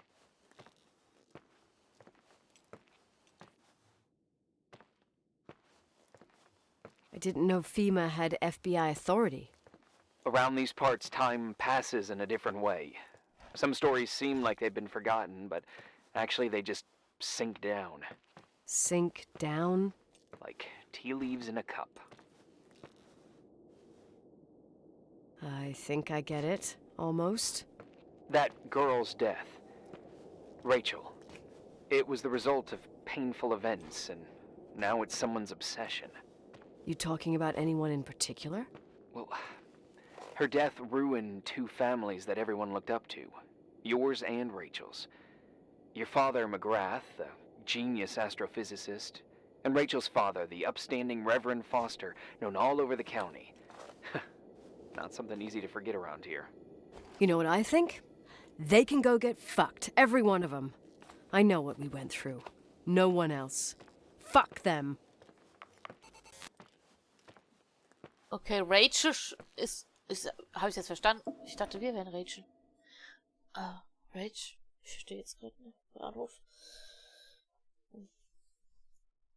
Also eine Mädchen hat sich umgebracht, 2 Familien sind dadurch ziemlich zerrüttet.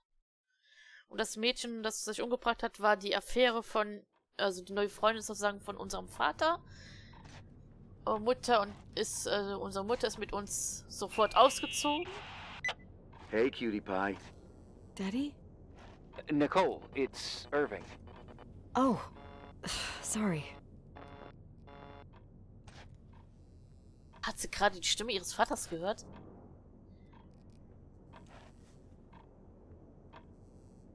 I must have fallen asleep. I haven't slept like that since I was a kid. You had a tough day yesterday. I think I had a dream. About? Leonard, maybe. Okay, I need you to pay attention, though. Should I worry? The storm brought down some power lines. There are blackouts all over. Oh, I wonder why that doesn't surprise me. The electricity generator could go bust. I don't like the idea of you up there on your own in the dark. We need to do something. My electrical know-how is slightly limited. It's okay. I can guide you to the emergency generator. If we activate it, you'll be self-sufficient. Es wird dunkel. That's it? There are 2 ways of getting to the circuit breaker. Straight through the garage's side door, or from the floor you're on. But The garage side door is stuck. You'll have to pass through the crawl space along the entire building and climb down from your floor. If the power goes out, you'll be completely in the dark. all right. What do I have to do? Check the closet in your father's apartment and see if he left anything you can use for lighting. On my way. Abstellkammer?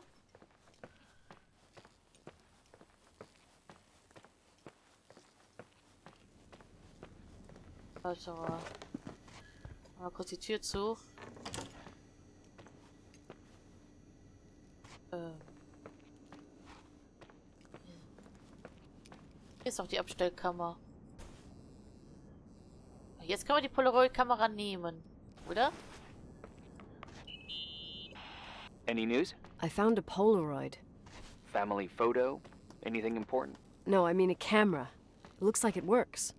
You want to take a photo of the generator? No, you moron. I was thinking of using the flash for lighting. Oh, smart. You can try. I had one just like this when I was 16. Leonard gave it to me. Maybe it's the same one. No way. I broke mine hiking on Hogback Mountain. I cried all day with Leonard insisting it was only an instrument used to capture images. He said, "You keep the really important ones inside." Can't say he was wrong. Oh, yep. Anyway, the Polaroid's better than nothing. The light from the flash could come in handy.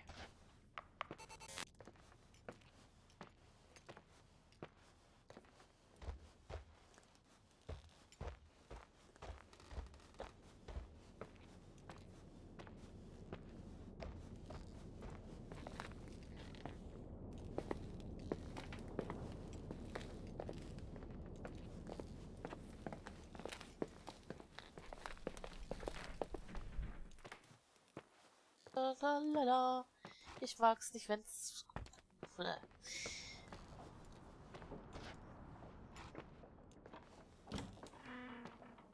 Oh. Wusel, Wusel. Wusel, Wusel. Wo lang müssen wir?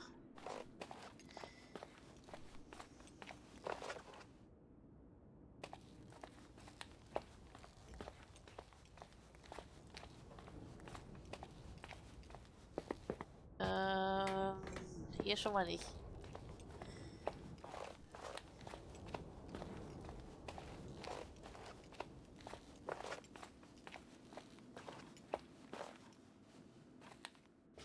So.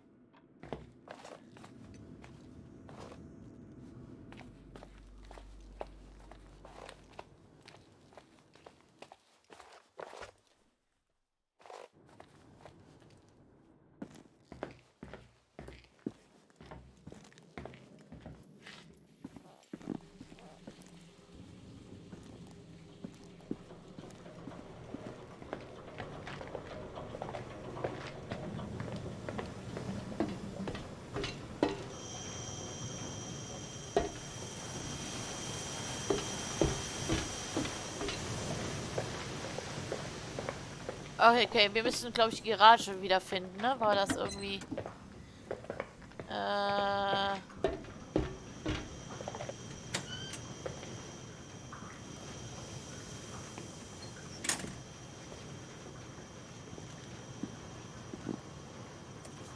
Warte mal. Irving hat gesagt, dass ich die Zwischendecke vom Personalbereich im ersten Stock auftreten muss. Okay. Okay, okay. Los hier.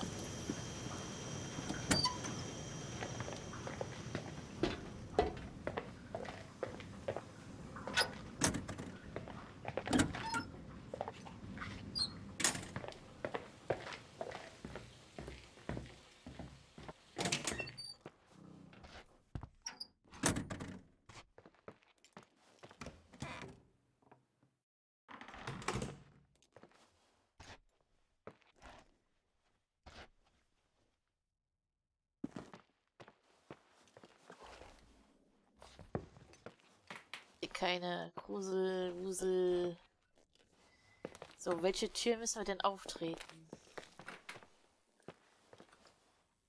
Wo ist eine verschlossene Tür?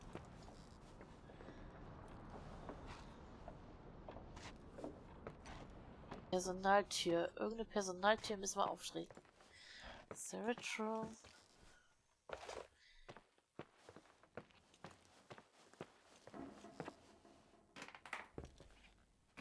Dann kriege ich eine Karte. Personalbereich. Zwischendecke vom Personal. Decke des Personalsraums.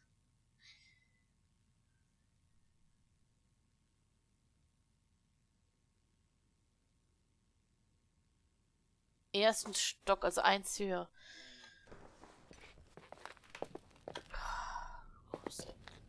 Wir sind jetzt Erdgeschoss. So. Dining Room.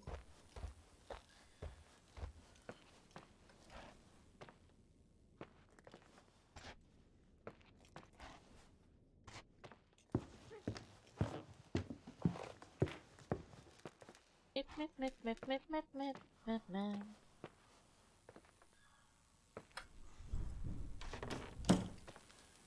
Ich hasse.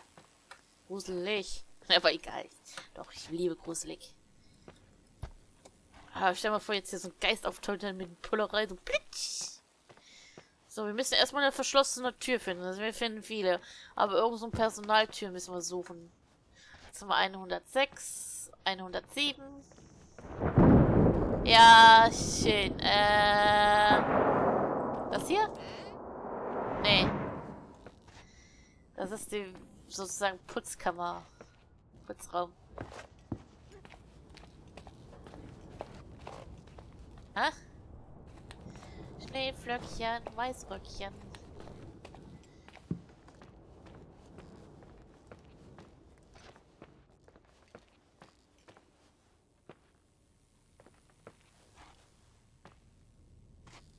Also hier nicht.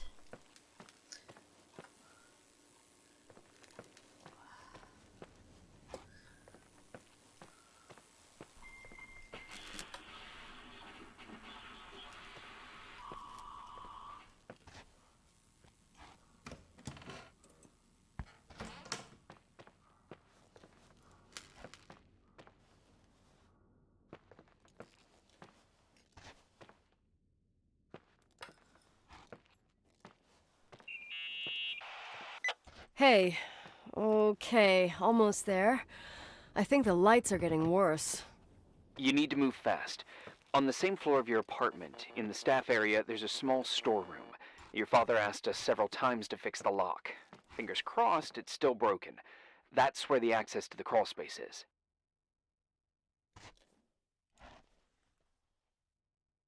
The crawl space. I'd totally forgotten that. Remember where to go? No, but I do remember the panels were really hard to open. I wasn't allowed to go in there. What happens when I get to the closet? You'll have to go down to the breaker box and switch it on. All right. Doesn't sound like rocket science. Hurry up, please. You suck at reassuring people.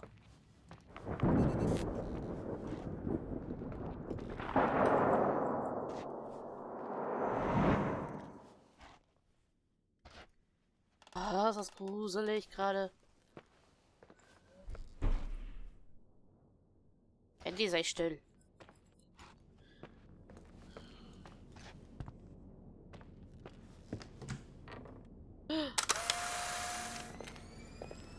Nein, ich will nicht sowas. Heilige Bimbam. Beschützer. Ja, beschütze mich.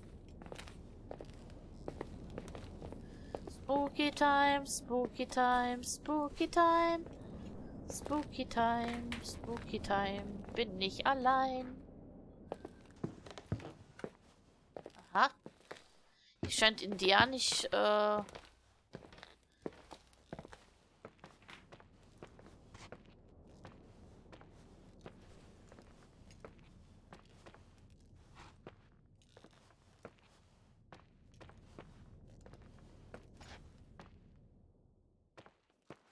Hä?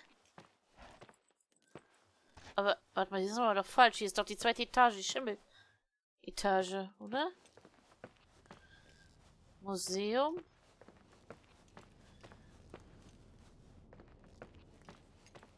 Das ist ein Museum.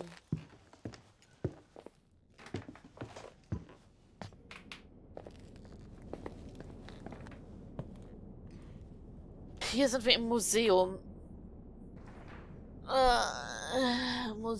Museum da oben. Hat gesagt, dass ich in der Zwischendecke vom Personalbereich im ersten Stock ausbetreten muss. Hä? Ausbetreten? Ich weiß es nicht. Das gerade nicht. Also hier ist auf jeden Fall ein Museum.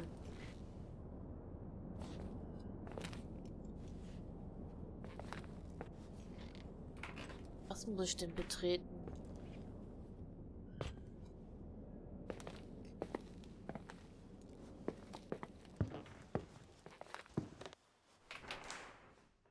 Irving hat gesagt, dass ich die Zwischendecke vom Personalbereich im ersten Stock aus betreten muss. Was? Also wir sind hier im Museum. Hier müssen wir eigentlich falsch sein, oder?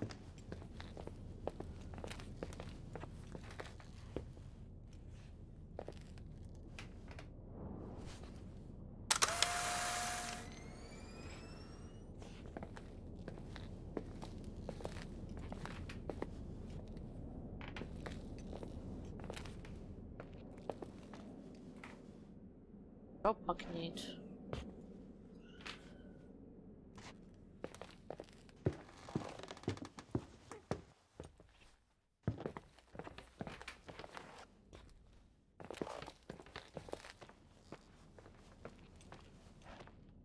Steht es gerade nicht so. Museum.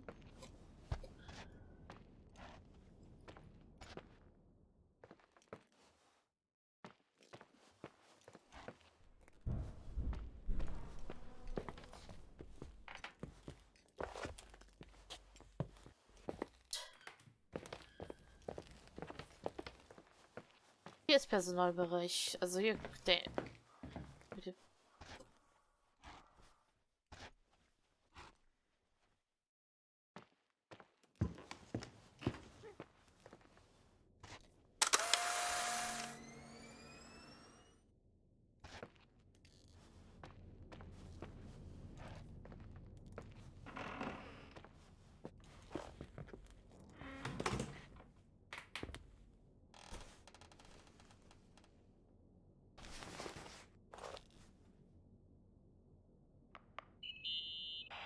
I found the crawl space, and also a dynamo flashlight. Know how to use it? I think I just have to push the lever continuously. Is everything okay?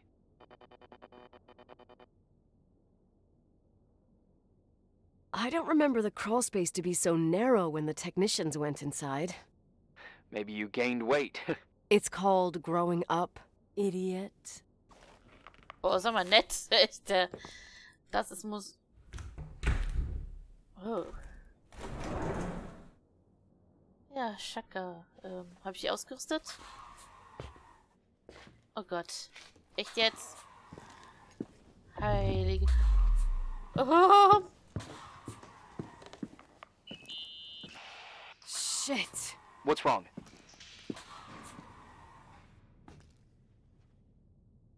Your prophecy came true. The power went out. It's completely dark. Pitch black.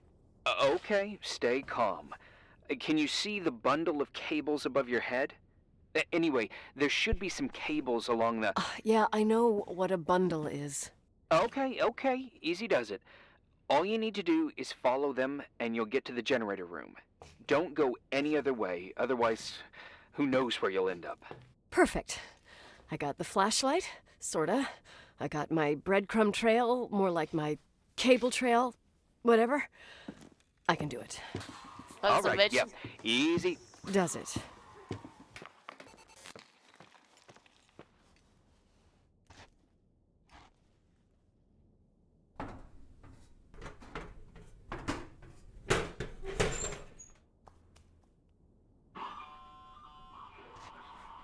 Oh nein.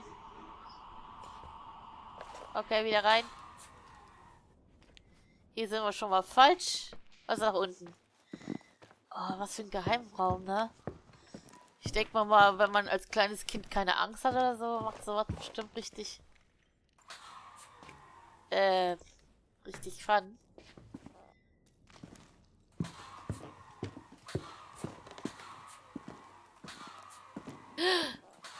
Ich dachte gerade.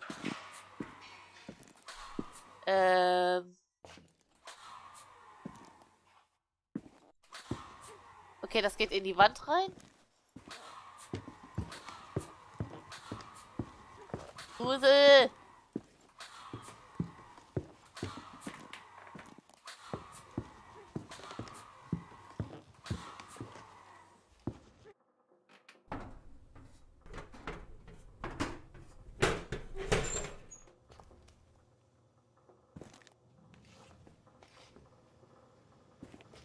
So.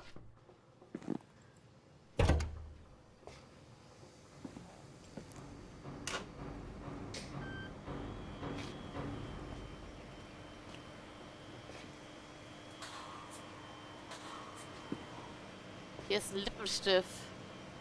Red Doll.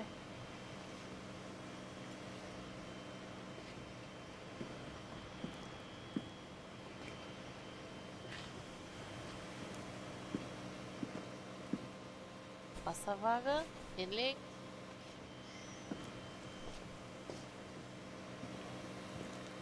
Wie komme ich denn jetzt hier raus?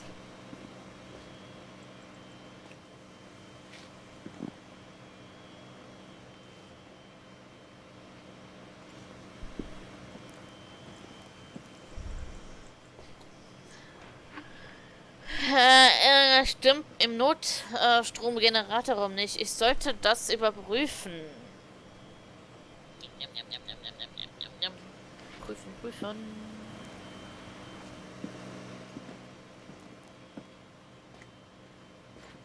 So, was denn?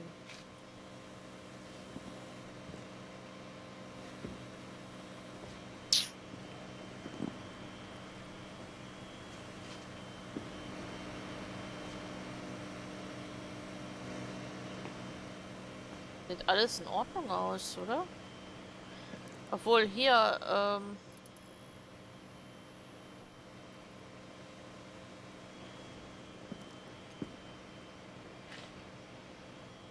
Schraubenzieher.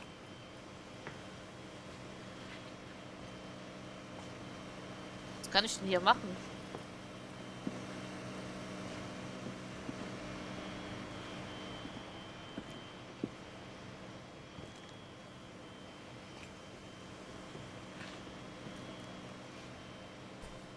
Aha.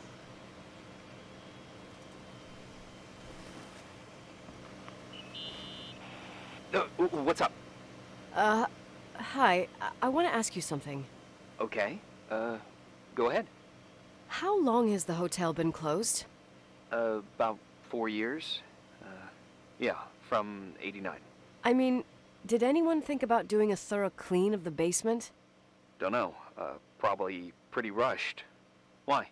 I found something. Another Polaroid? A lipstick. Huh. What's a lipstick doing here? It's a lipstick? You don't get it. It looks really old. I remember this brand. The girls at school used it. Weird. What? It didn't dry out. I could even use it now. It's perfect. I'm afraid I don't get it. Irving, this brand doesn't exist anymore. It's been, I don't know, 9 or 10 years. Strange someone should wait 10 years to open a lipstick just to use it, don't you think? Why are you telling me this, Nicole? You want to get pretty there with the generator? Are you crazy? Nicole, it's just another one of those things customers forget. Well, yeah. You're probably right. Ach ja, jetzt geht die Tür auf. Hallo.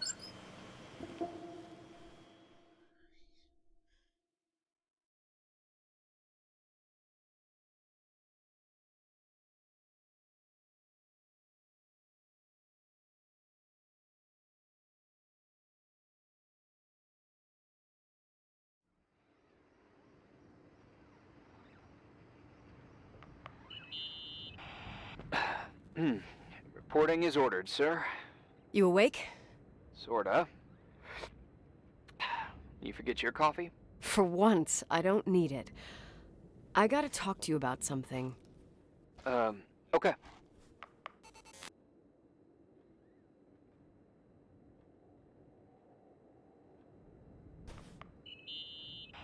Here I am. You didn't tell me you knew Leonard. I thought we'd been through that. Let me finish.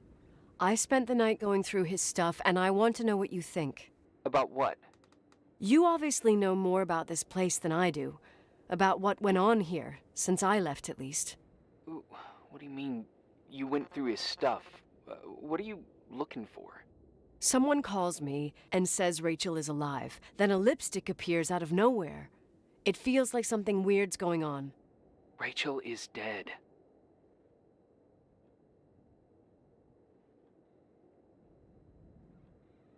That's what everyone says. But maybe the story deserves a second pass. There are too many gray areas. Look, the storm is dying down. You'll be able to leave soon and go back to your life. And you can forget about the whole thing, like you did 10 years ago. What do you care about this old business? It's not worth losing sleep over just to play detective.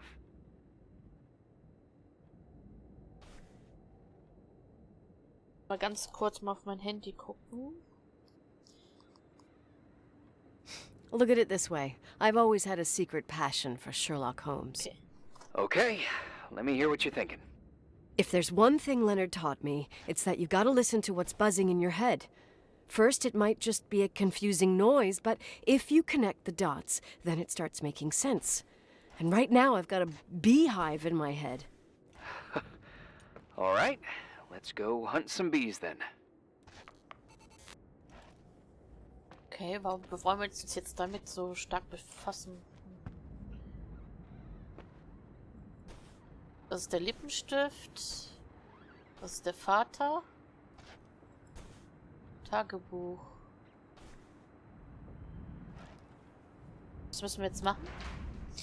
Irgendwas an Rachels Geschichte stimmt nicht. Ich muss die Hinweise in Leonards Zimmer nachgehen, um es herauszufinden.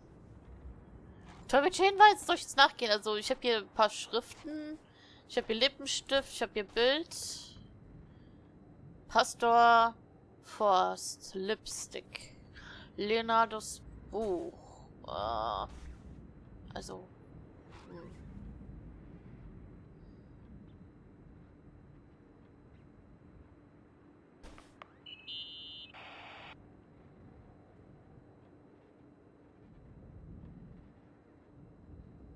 In this article from a couple years back, there's a statement by some girl who affirms she saw Rachel in a hallway at the Timberline. Who's this girl? A classmate, Glenda Ferguson. I tore out the page. I think the magazine was MT Woman. Nicole. That's a gossip magazine. They would sell their mother, even their cousins and nephews, just for a bunch of new readers.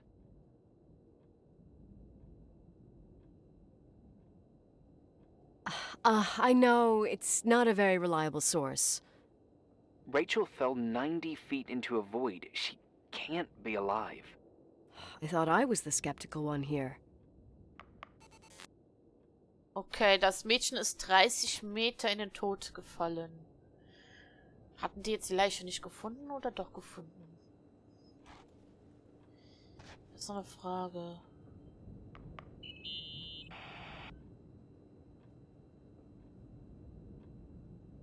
I found a copy of the local paper, dated December 29th, 1981, the day that the body was discovered. Da ist der Body gefunden According to worden. the forensics report, Rachel had been dead for days. She was 9 weeks pregnant. Yeah, that was the official version. War schwanger. Jetzt hat sich niemals umgebracht. Ne.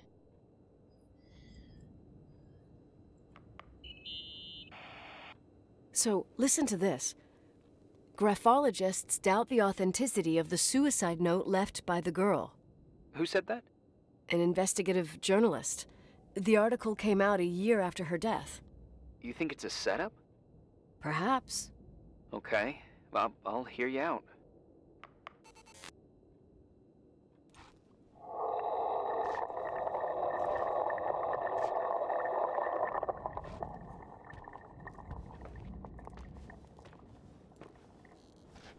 Was war das für ein Geräusch?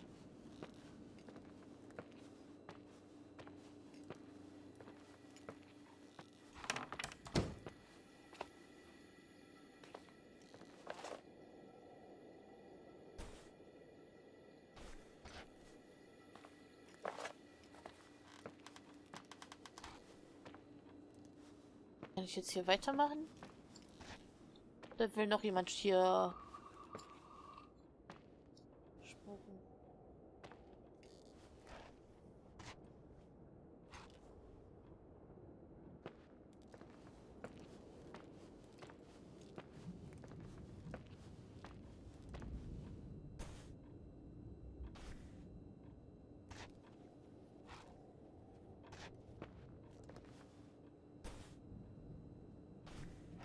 Bin ich jetzt alles durchgegangen?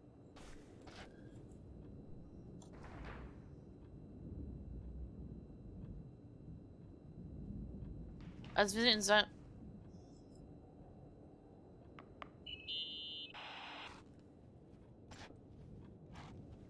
You know, I can't stop thinking about Rachel's father. Reverend Foster. He was a very strict man. Harsh, even for pastor standards. He and Leonard spent hours debating the nature of reality, the universe, and God. Well, opposites often attract. Do you ever see him? Rarely. He gives a service once in a while.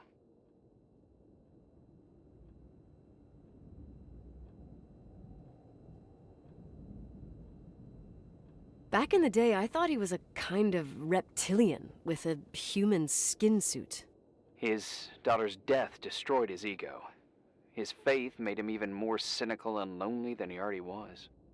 I can remember him demanding total perfection from Rachel. That was insane. You don't think he could have harmed his daughter? Hey, no. But even Reverend Foster is a player we shouldn't underestimate in this story. Just saying. Right.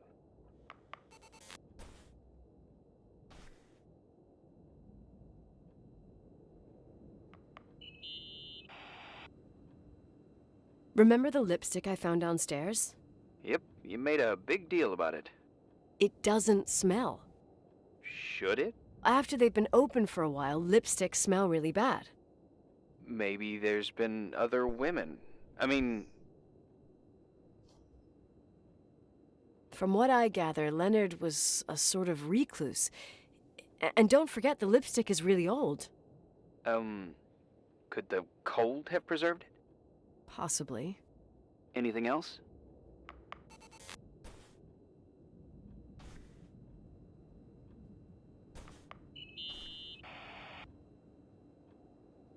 Hey, I found a book in Leonard's things. It's a collection of poetry, but it's got notes written in it. Did your father write them? What do they say? Dates, notes, thoughts. Listen to this. Today I saw Rachel. Or Rachel is sad. Or Rachel says she feels alone. He kept a diary about her. But the book was printed 8 years after Rachel's death. Do you mean it's like he was talking with Rachel after she died? As if he saw her. Well, I mean, there must be an explanation. Of course, there's an explanation for everything, and we've got to find it. Okay, I'd say that's enough. Yeah, that's enough for tonight. Today, or what the hell time is it? You think there's a lot to dig up in this old story? Maybe, maybe not. Until I know exactly what happened. Any objections? You don't need my approval. Good job. You're getting the hang of it. But sometimes it's better to leave the skeletons in the closet. Once they come out, you never know what they'll have to say. It's a risk I already considered. I can handle it. Hard-headed like your father. Trust me, at least on this one thing. Go to bed. You need it. Agent Crawford, this bit of advice. I'll follow it to the T.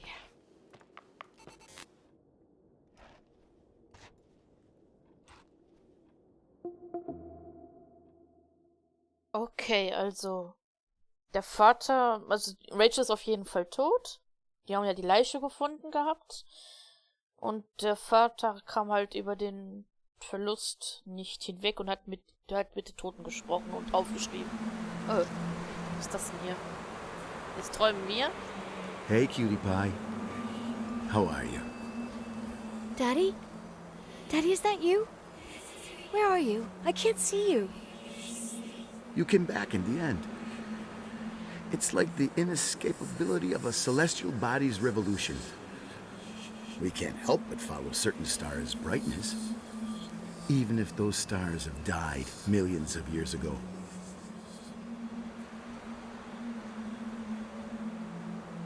Daddy, I missed you so much. Their light is alive, and it reaches us. And those stars are alive and dead at the same time. Daddy, where did you go? I missed you so much. Listen, sweet pea. My sweetheart. Listen to my voice.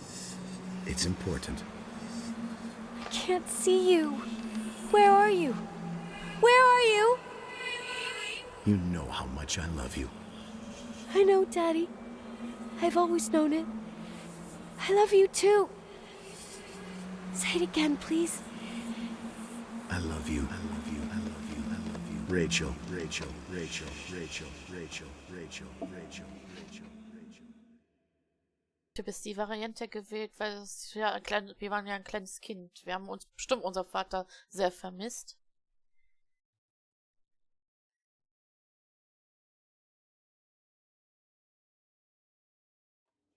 Tag 6.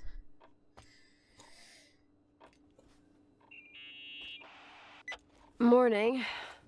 Am I interrupting? I was eating steak and potatoes, cheesecake, strawberry shake, and a frothy cappuccino, Italian style. So the usual frozen beans. Half a serving. The other half ended up in the trash. I did find something. Some tapes that were found in the main office. In truth, I shouldn't even have taken them. Oh, so what'd you find, Billy the Kid? Well, I don't think it's anything useful. Wait, where did I put them? What? The pliers, so I can pry the words out of your mouth. Oh, sure.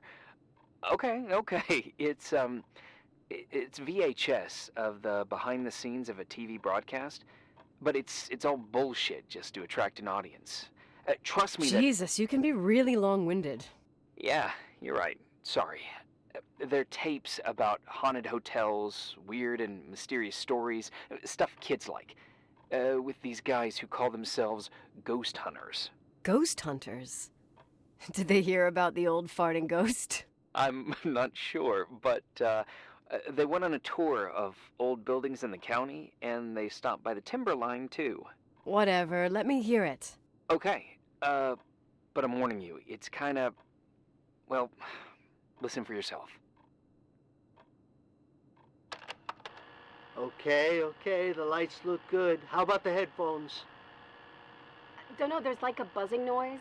Listen. Yeah, true. Well, the German ones were better. We are about to enter a nightmare hotel. A place full of deceit and secrecy where terrible lies were played out.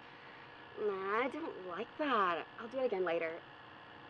Oh, the room with the fireplace isn't bad. Okay. Spare me the kitchen. I wouldn't know what the hell to say. Fireplace okay? Kitchen? No. Stan, where'd you leave all the gear? Room 1. I stuck a piece of tape on the door. I didn't get that. What room? I got a buzz in the headset. Damn microphones. 117. Danny, what's that stuff in camera? It's giving off a glare and burns out the frame. I told you no tricks. What tricks? I didn't use anything. Stop fucking around, Danny. I told you I didn't rig anything. I saw it too. It's a mirror, isn't it? Huh? It looked like the reflection on a mirror. What'd you smoke this morning? What the fuck are you two up to? Cut the crap. You're freaking me out. Holy shit, there it is! There it is! Where? I saw it. It's just up there. It's like a light, like a door that opens. I swear, Dad! Stop touching me or you'll give me a heart attack.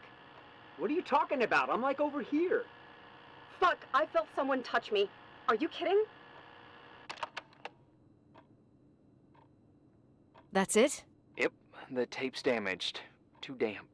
Well, I'd say fucking typical. How ladylike.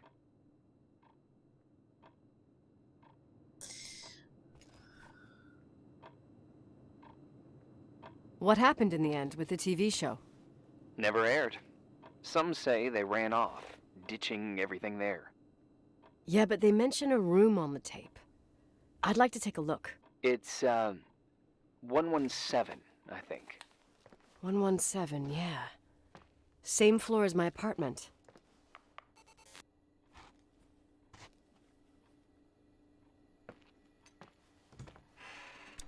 Kannst du mir raten, wir müssen dorthin? 117. Bestimmt das Zimmer, wo wir schon drinne waren. Oben.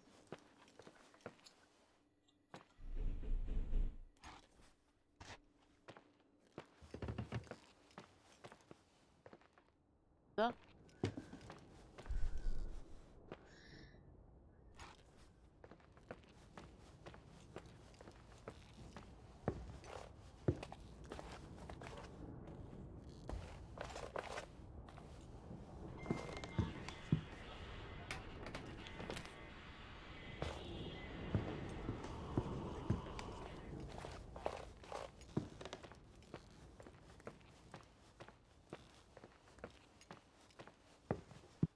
Ich glaube, hier ist dann alles unter...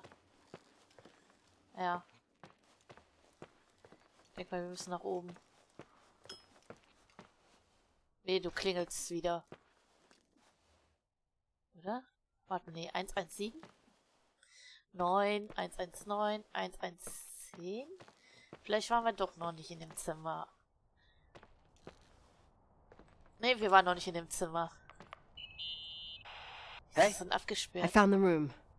But But someone barricaded it with an L bracket. do what they do in movies. Bust through the door with your shoulder. Real funny.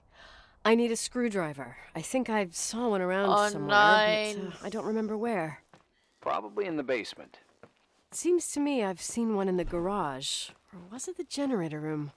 I'll let you know. Ah, Generatorraum, ja. Konnten wir eben ja nicht mitnehmen. Und Schraubenschlüssel.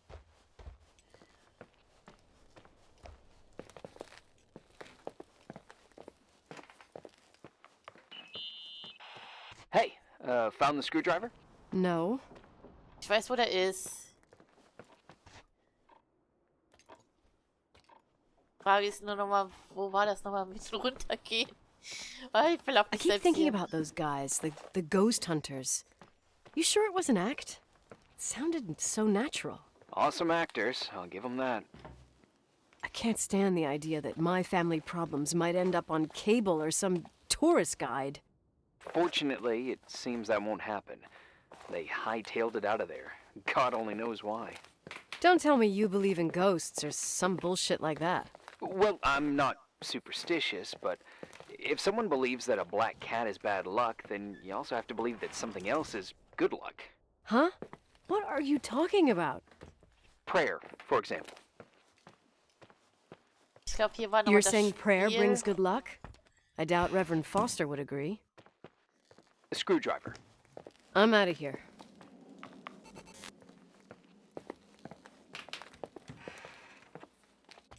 Oh, wo war nochmal der Keller? Ich will auf mich selbst hier, ne?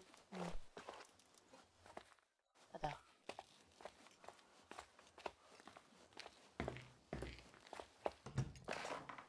da. Okay, Musiksaal.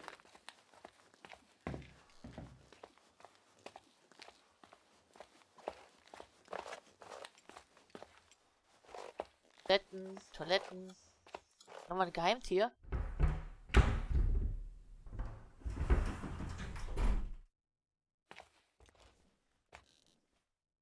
sollten wir nicht lang. Wir sollten in den Keller. Okay, dass es hier sowas gibt.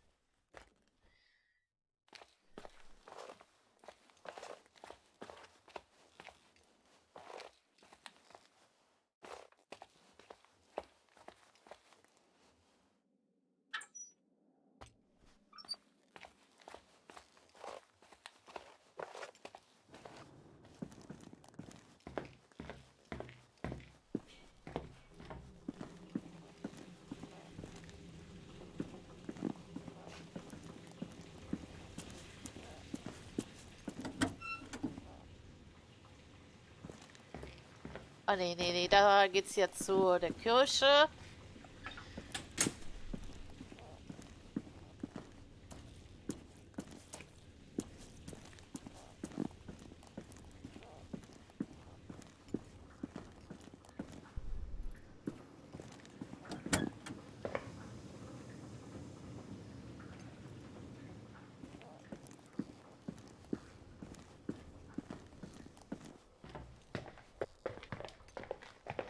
Saunaraum. Ja. Ich hätte mir den Weg mal merken sollen, ne? Also gehen wir wieder zurück. Boilerraum, hell. Hier war es schon mal nicht. Garage, Kitchen, Officer.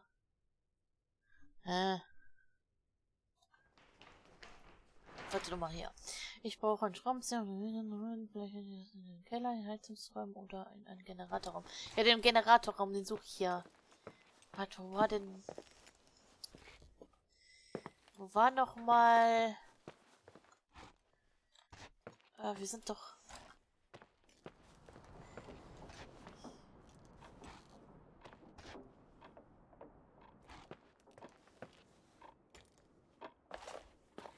Wo war das noch mal?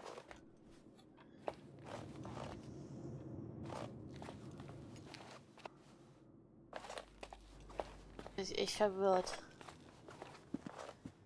Das geht nach unten.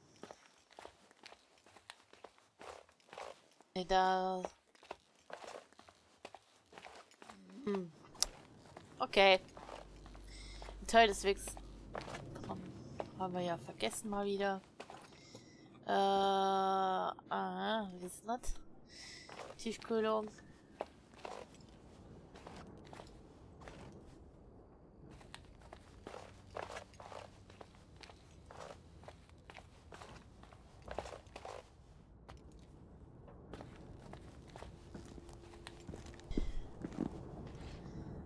Kommen wir nochmal zur Garage.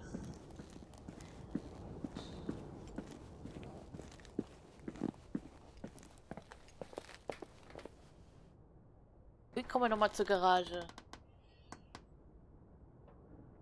Restroom, fireplace room, hell, dinner, office, kitchen. Boah, wo war nochmal Garagenzugang? Nein! Ey, nimm das runter! Hoff mich zu ärgern. Alter. Ich mache eh viel runter.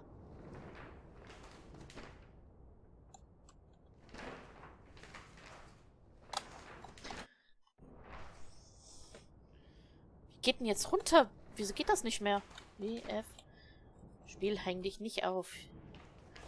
So. Ich nehme jetzt echt 15 Mal E gedrückt, bis er das... Also, wo war nochmal die Keller? Keller. Garage, meine ich. Wo war das nochmal?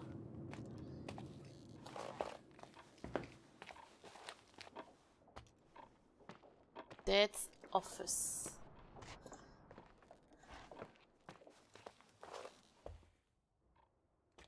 Dad's Office.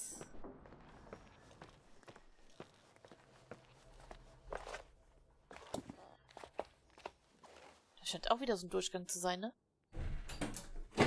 Geheimer.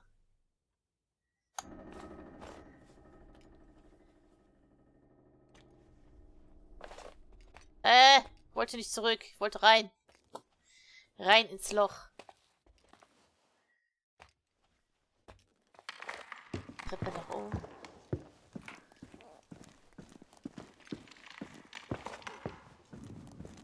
Wo führt uns das hin?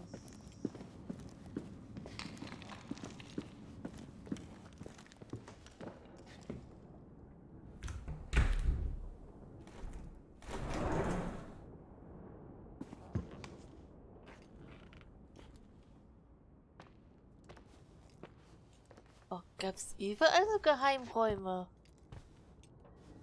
Ist ja krass. Aber hier sind wir falsch.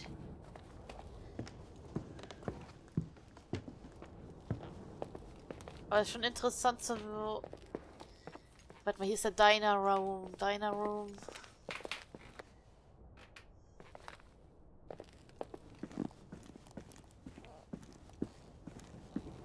Ich finde echt den Kellerraum nicht mehr. Privat.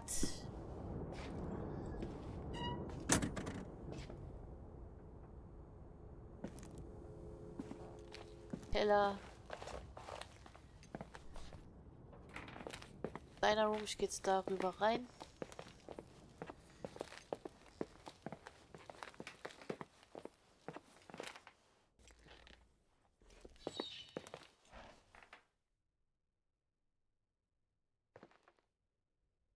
Ziffer? Also zumindest für Leute. Ich glaube nicht, das ist einfach ein Fledermäuschen gewesen oder so, denke ich mir mal. Fledermäuschen hat geschrien.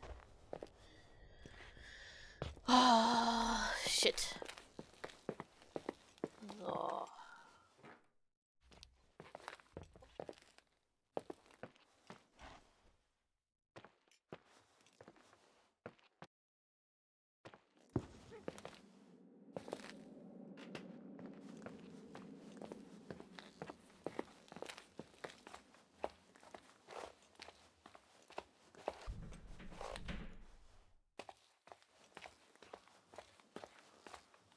Im Musikraum.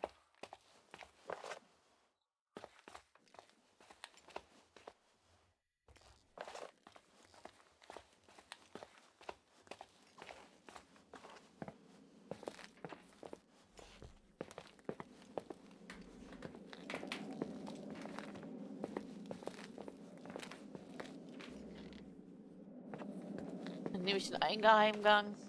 Wieso weiß ich nicht mehr den Weg zur Garage? Und oben nach unten schon, aber...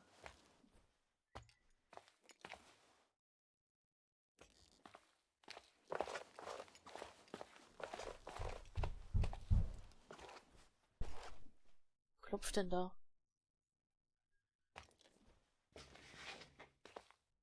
Ah ne, es geht wieder nach oben.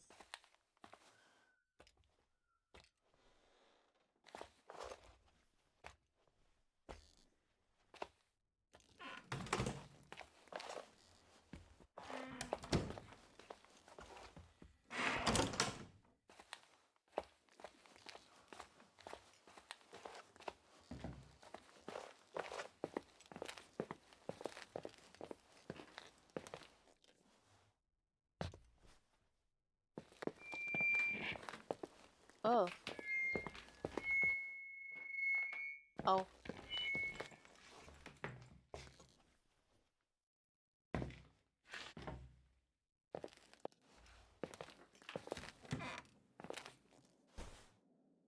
Sind das die Bilder, die verschwunden sind von den Wänden?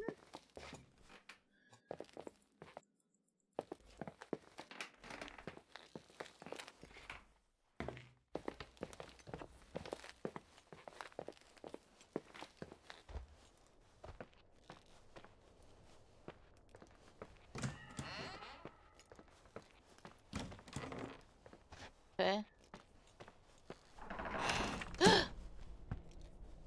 Heilige.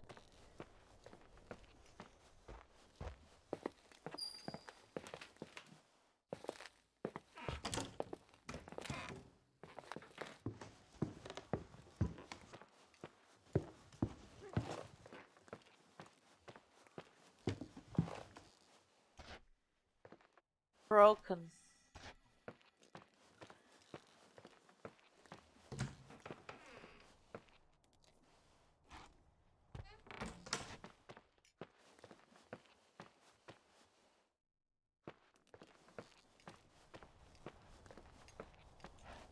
Wir müssen echt die Garage finden. Ich finde den Weg zur Garage nicht mehr.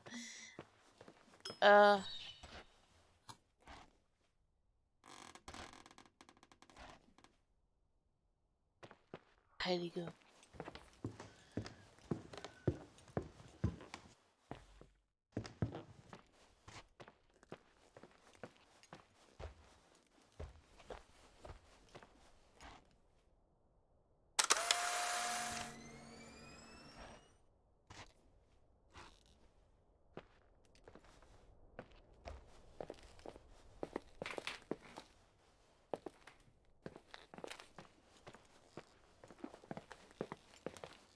Da finde ich den Weg zur Garage nicht mehr. Ich meine, wir waren von der Garage ja nach oben irgendwie gekommen und waren dann irgendwie im Büro, ne? Warte mal.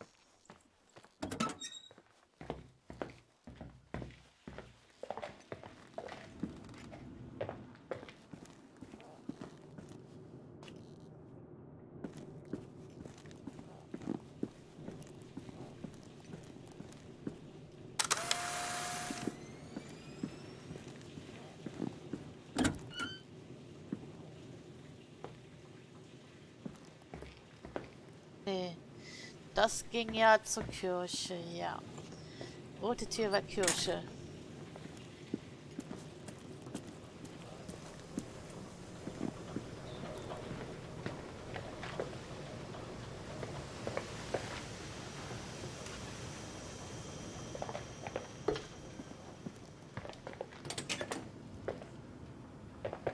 Willkommen. Ah, jetzt haben wir den Weg gefunden. Jetzt haben wir den Weg gefunden. Heiliger Bimbam.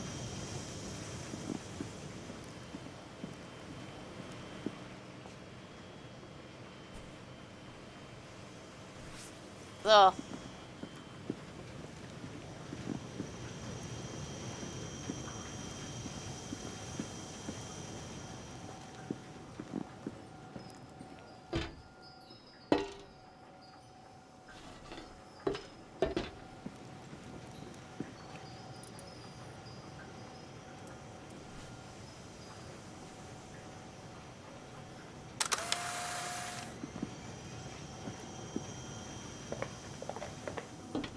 Willkommen.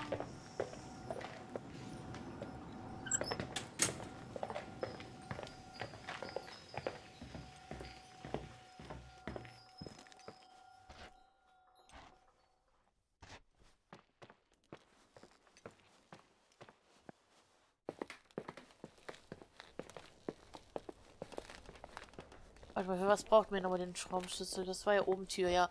417. Müssen wir aufbrechen. 117.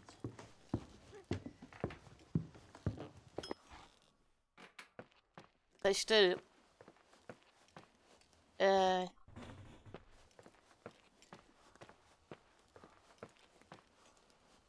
Zwei.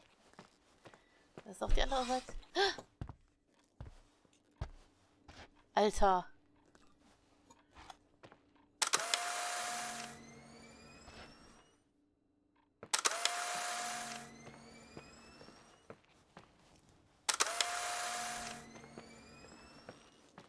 Ich wünsche, man könnte sich die Fotos angucken, ne?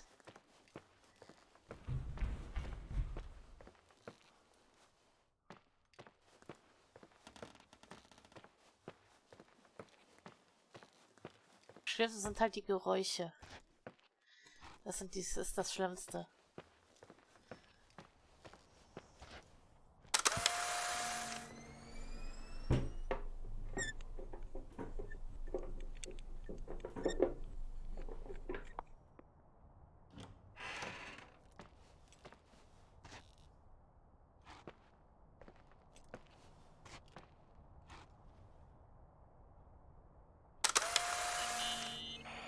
How much do you know about those TV shows? The ones about haunted houses? I know they're popular. A lot of tourism revolves around them. Did the whole Rachel story really bring them here? Everyone in town knew about her suicide. Had a bit of gossip. So sad to see the place you grew up in go downhill. I know. I'm so sorry. Believe me.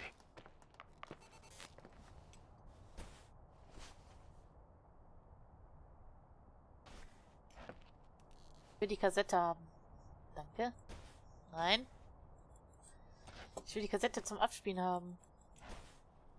Okay. Die haben alles stehen und liegen lassen.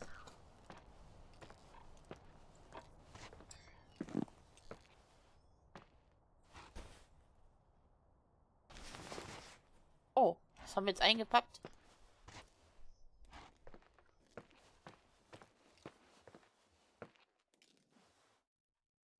Drei.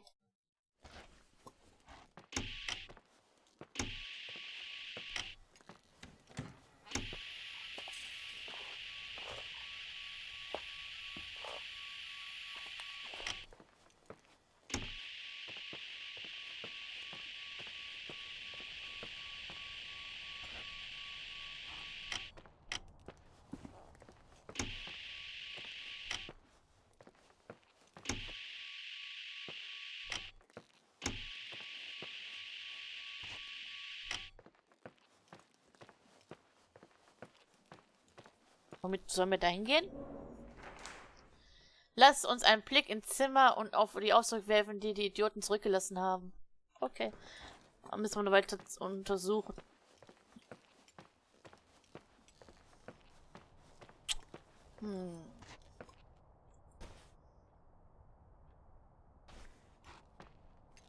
Die Leiche wurde ja schon gefunden, also... Brille...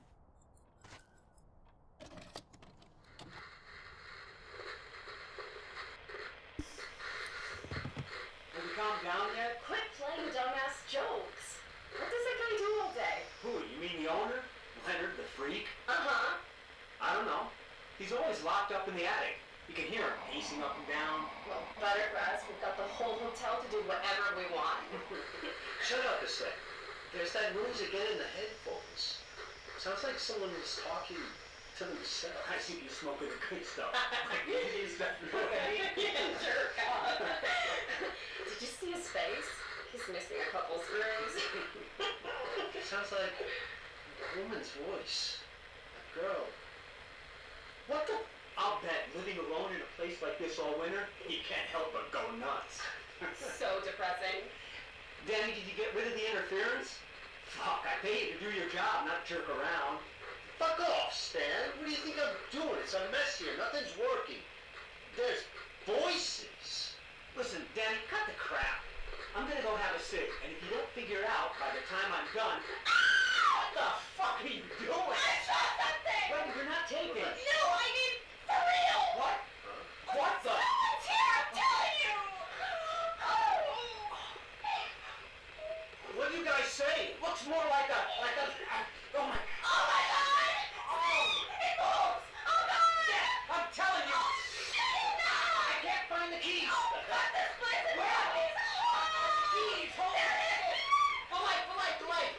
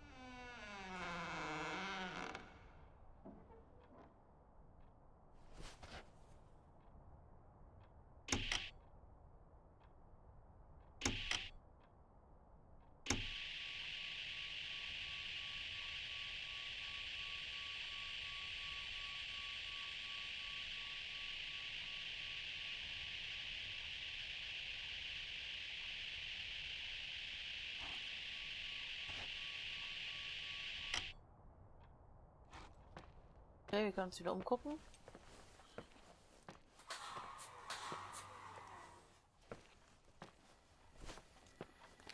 Sind wir eigentlich jetzt hier fertig? Ja.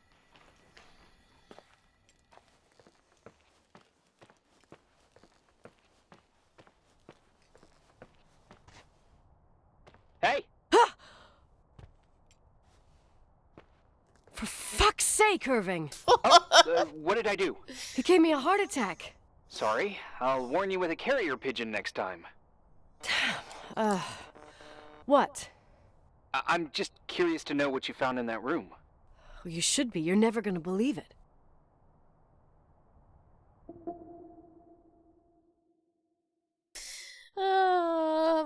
Fast selbst ein Herzinfarkt. Tag 7, okay.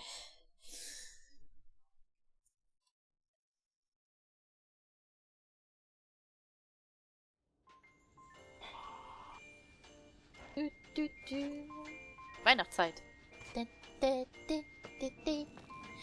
Oh. Haben uns aber hier gemütlich gemacht, ne?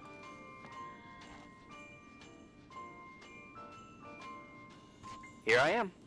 You still there? Where else should I be? Home?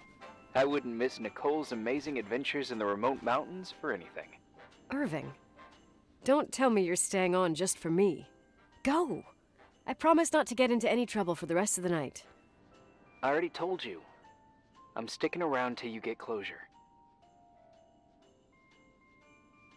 Thanks. You always do that? Do what? Worry about every desperate stranger that knocks on your door. You're no stranger.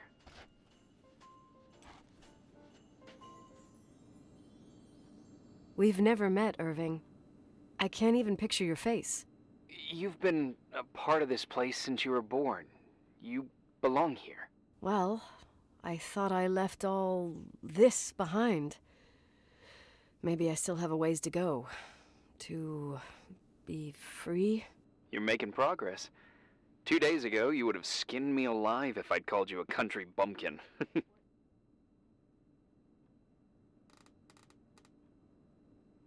What tells you I'm not sharpening my knives this very minute? It's good we're just talking on the phone, then. Listen, is this contraption really a phone? It feels like a walkie-talkie / defibrillator. It's a real phone, and trust me, in a few years, everybody'll have one. You think? It's easier for me to believe in ghosts than to imagine people being hounded by a phone when they're out and about. I'm grateful for it. I wouldn't have met you without it.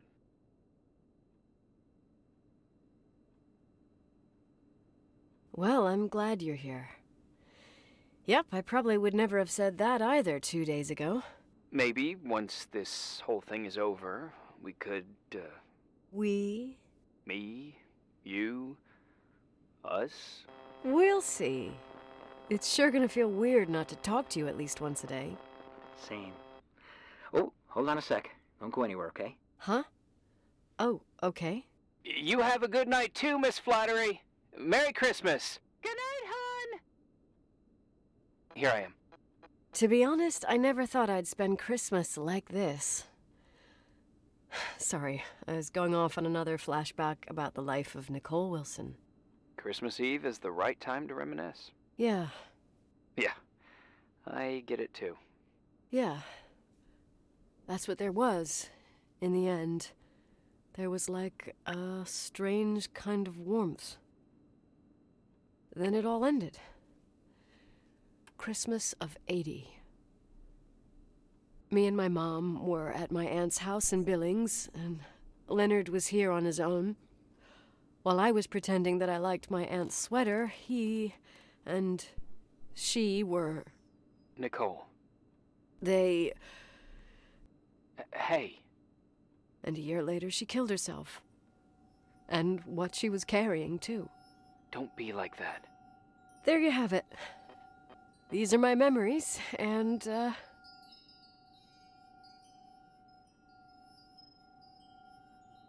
sound. Was it on your end? No.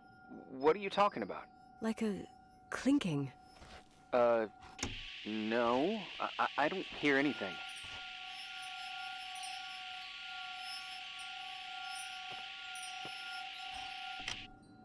Sorry, I want to check.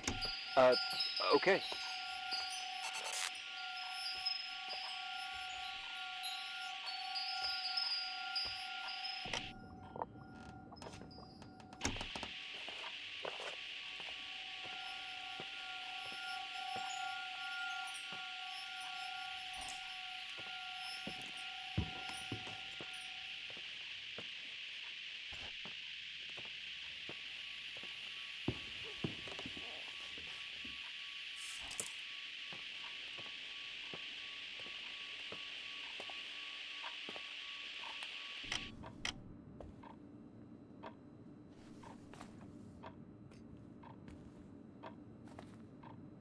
nicht.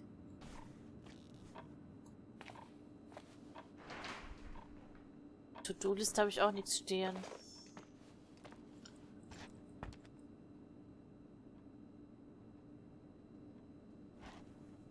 Was muss ich denn machen? Das Geräusch war ja hier in der Ecke.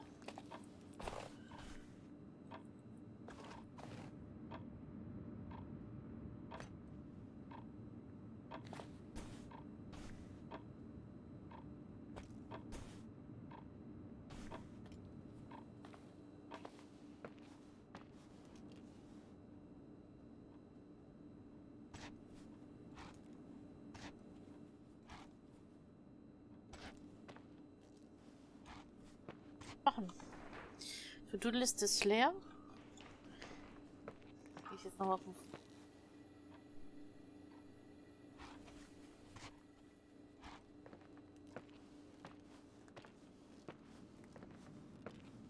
Oh. Sieh an.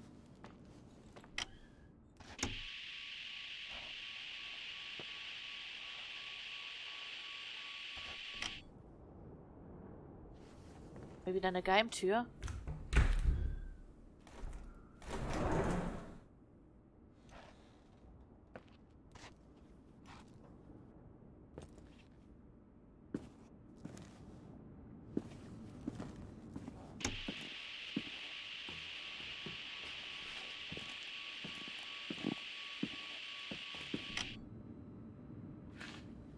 Sieht aber ein bisschen creepy aus.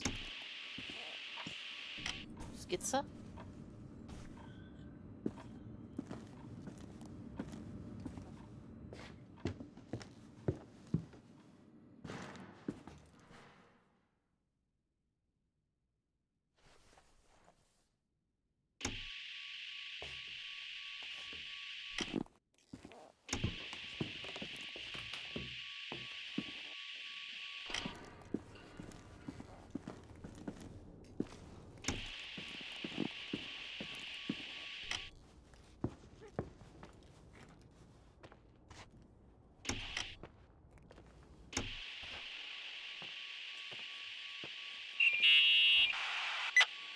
I wanted to tell you something.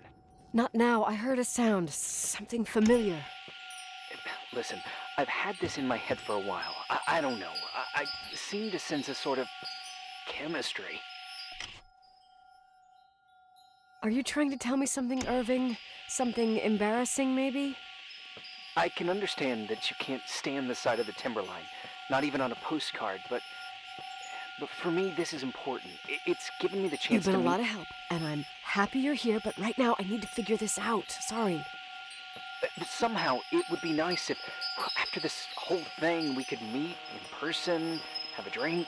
I mean, if I'm going too fast, just say no, so probably... Irving! I know it's ridiculous to ask out someone you've never even seen, but people get close in lots of ways. Please! Shh, a sec. Okay, maybe I crossed the line. Sorry, I'm a klutz sometimes, and... Irving, please, shut the fuck up! Thanks. Listen, we'll get back to this. But now, just give me time to figure out where the sound is coming from. I'll call you back. Sure. Sorry.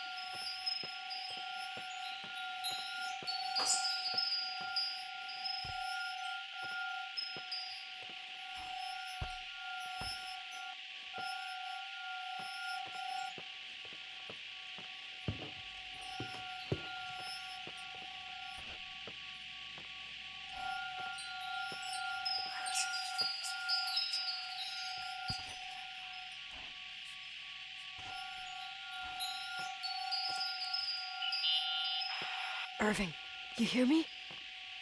Oh, for fuck's sake.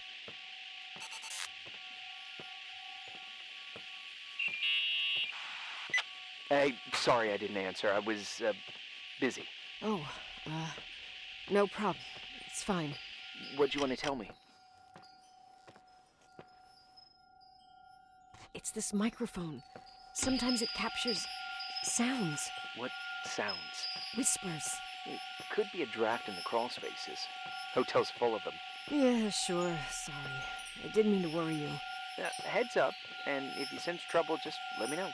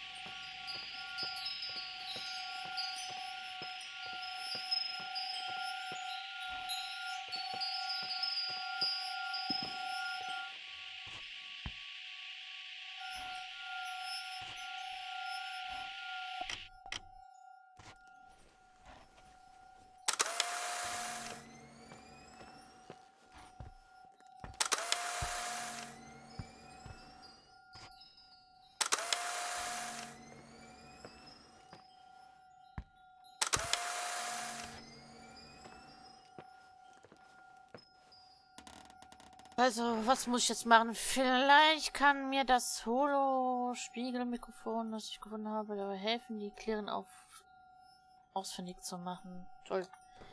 Ja, super.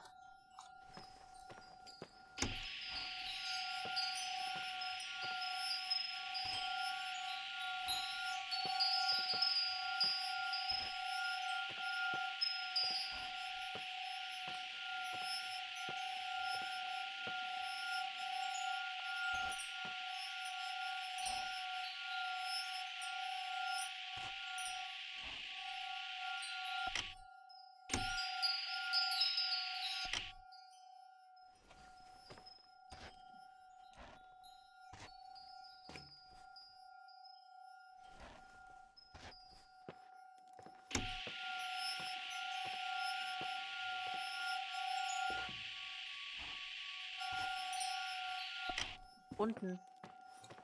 Ich muss nach unten.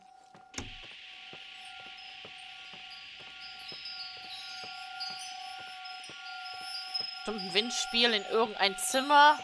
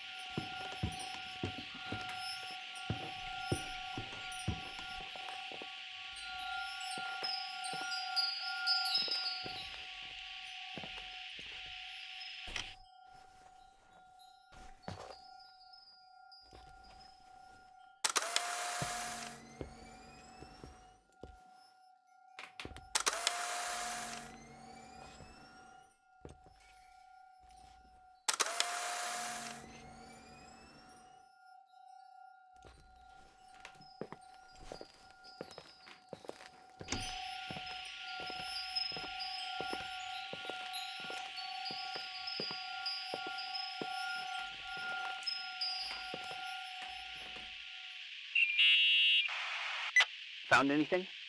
I can't hear that sound anymore. It's easy to freak out when you're on your own up there.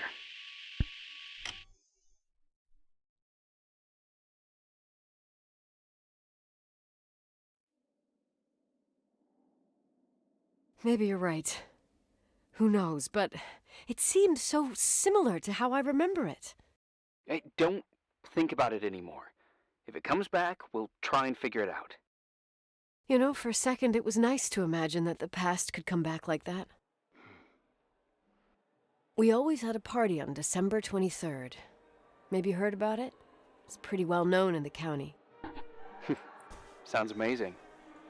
You should have seen the ballroom back then. I can almost picture it.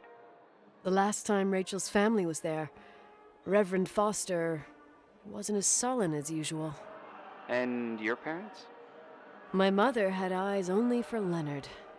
And I saw he wouldn't stop staring at that girl. Rachel. She talked and moved with the grace and confidence of an adult. She wore a dress with a bow on her back. She was so beautiful. Perfect. Fuck. It was the beginning of the end and we were breaking out the champagne. Nikki, Sorry, I'm becoming a freaking nostalgic up here. Well, I can't hear that sound anymore. It's gone. I'm gonna look around again and then I'm going to bed. Be careful.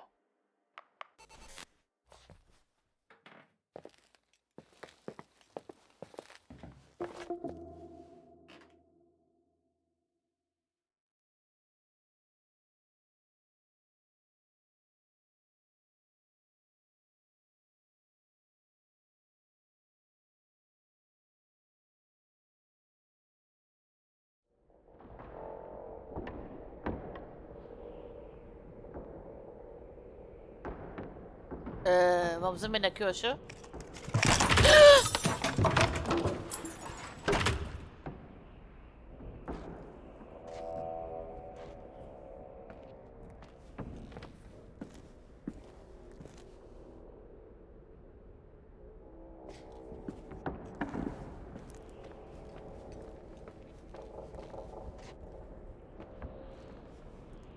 Träumen wir?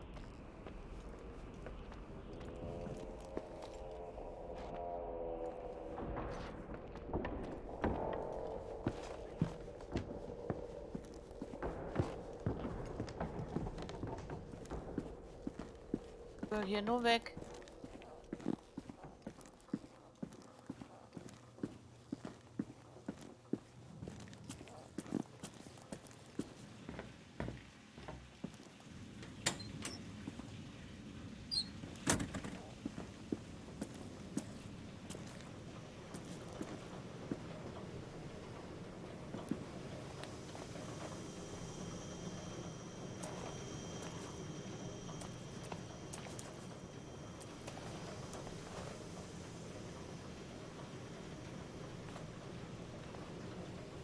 Also, Taschenlampe und so können wir nicht benutzen.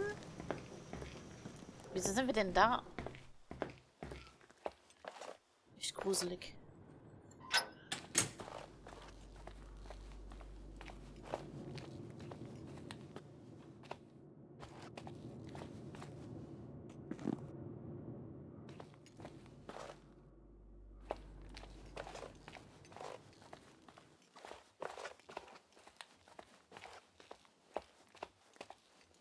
Jetzt haben wir das Polaroid-Kamera nicht mehr.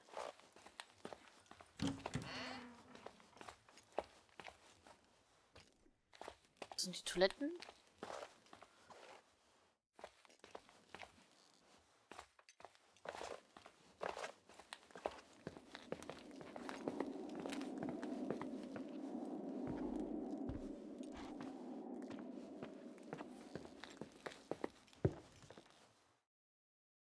Wir haben noch nicht mal die Map.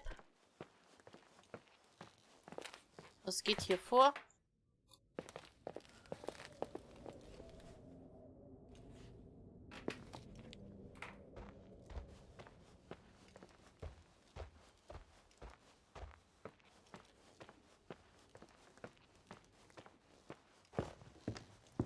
Eins, zwei, drei und vier.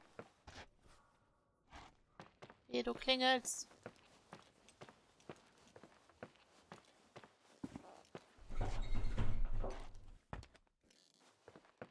Ich will nach Hause.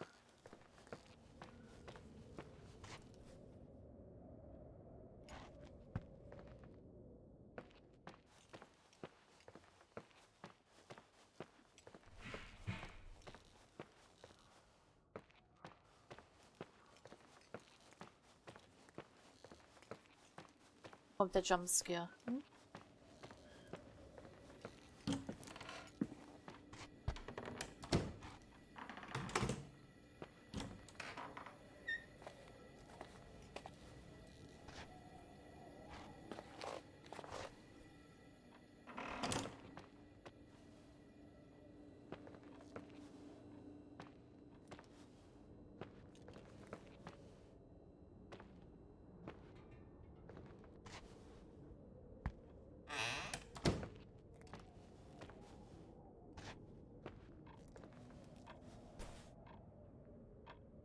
Ist okay.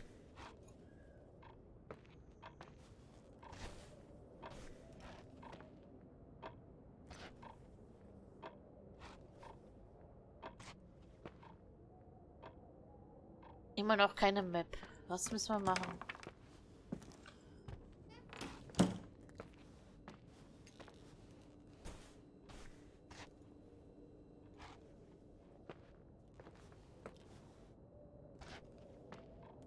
Warum haben wir keine Map? Und wieso sind wir eben in der Kirche?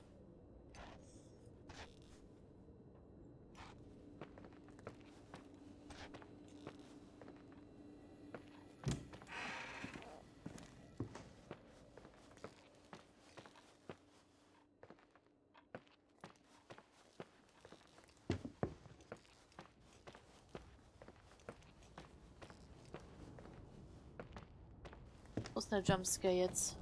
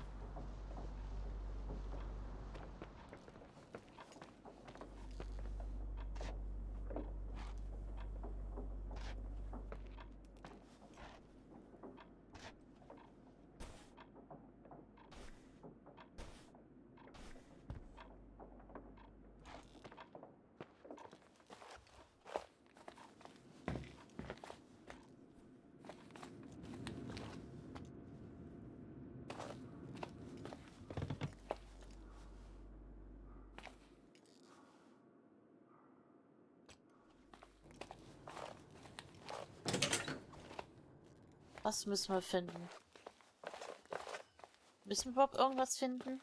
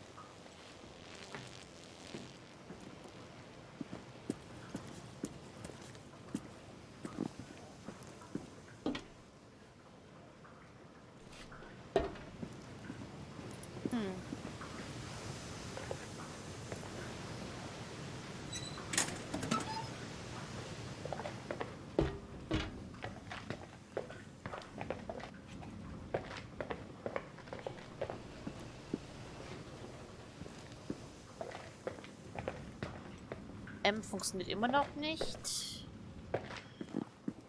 Vielleicht hätten wir von der Kirche nicht abhauen dürfen.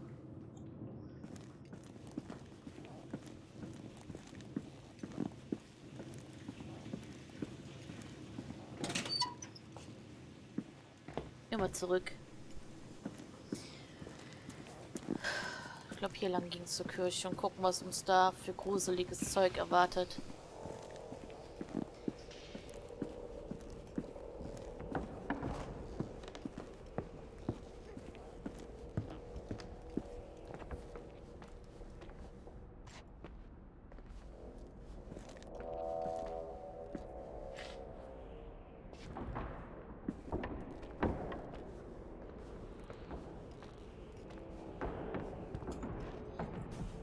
Eine Flasche hinlegen.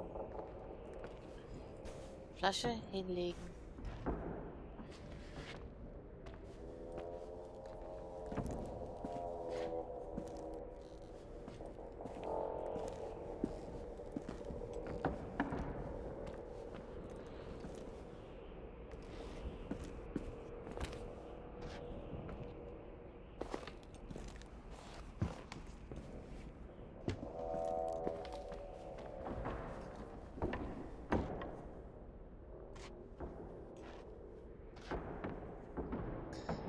Immer noch kein M.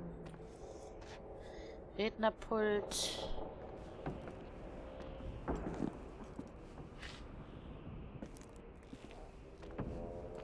Was müssen wir denn machen? Hinweise wären schön. Das Fenster sind kaputt. Oder wie? It's broken. Nee, hier nicht.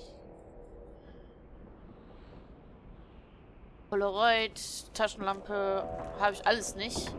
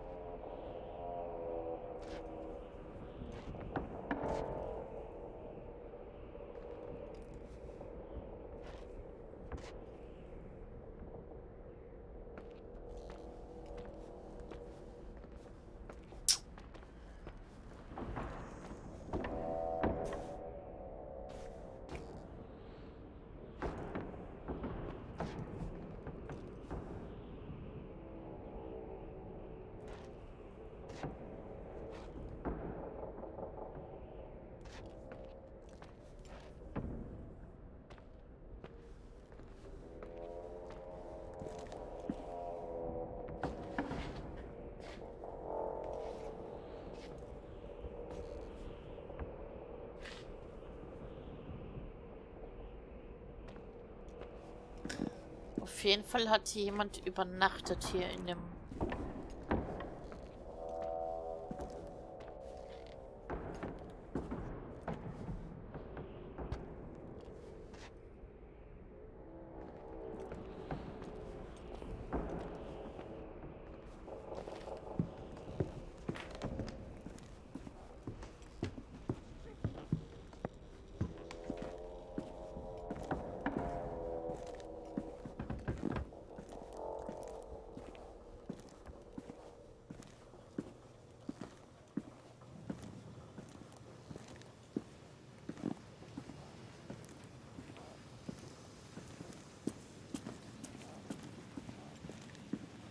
Heimtür?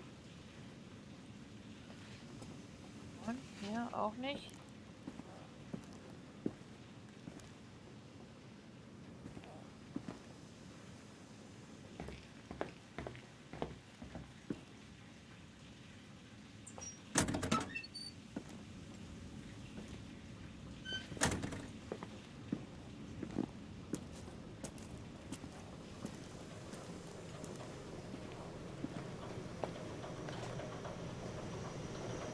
Geräusch, als würden die am Arbeiten.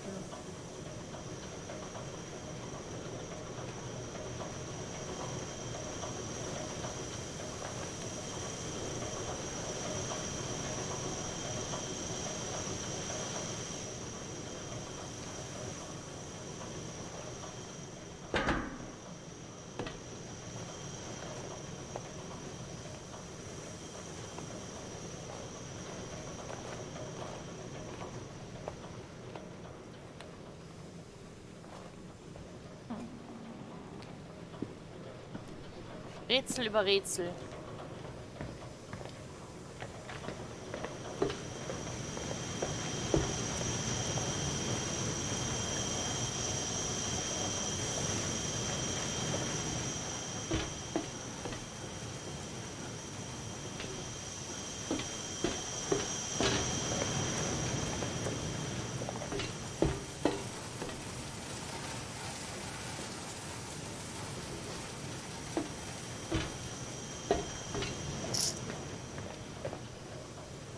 Immer noch nichts. Es gibt auch keinen Hinweis, nichts, gar nichts. Waschsalon. Ich glaube, von hier kamen wir.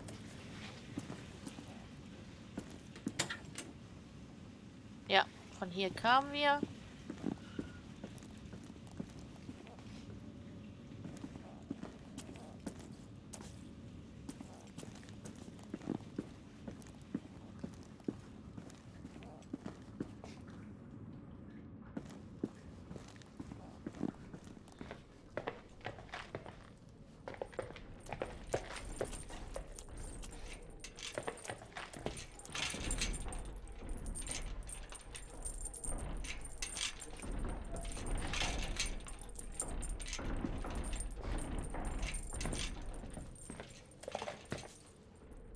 Einsamer Stiefel.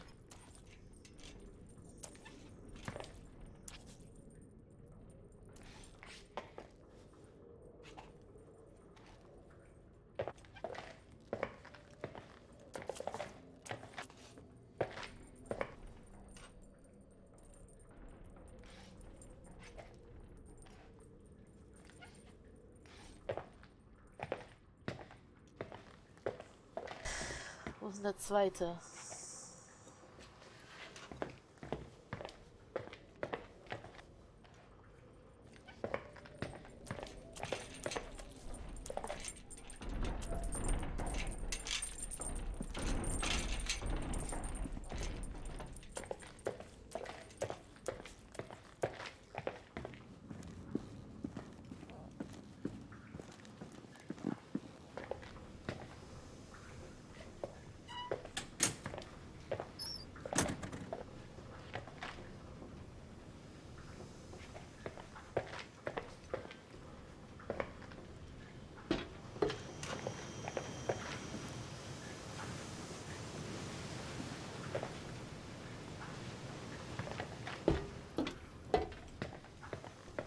Kleiner Hinweis wäre doch schön.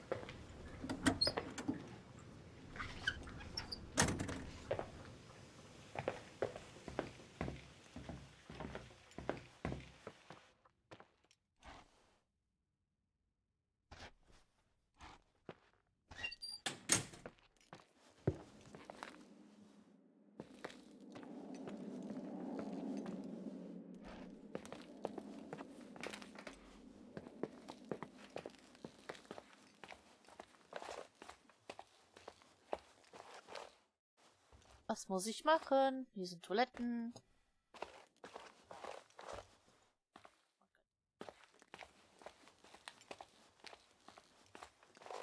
Muss ich hier in den Zwischenwänden zufällig rein?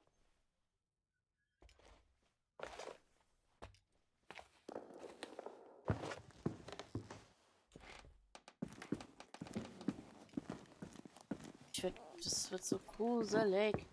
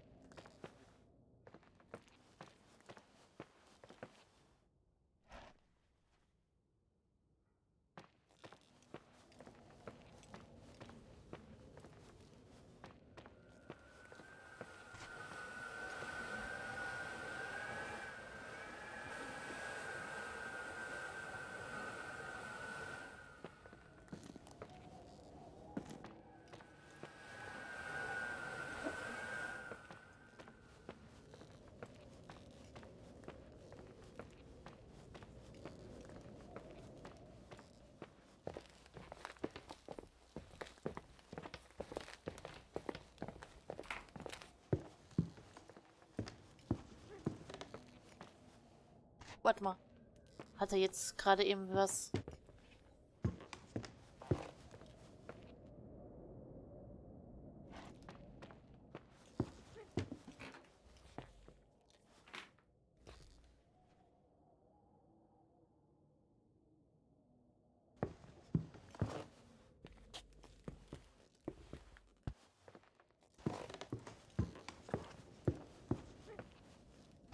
Wieder.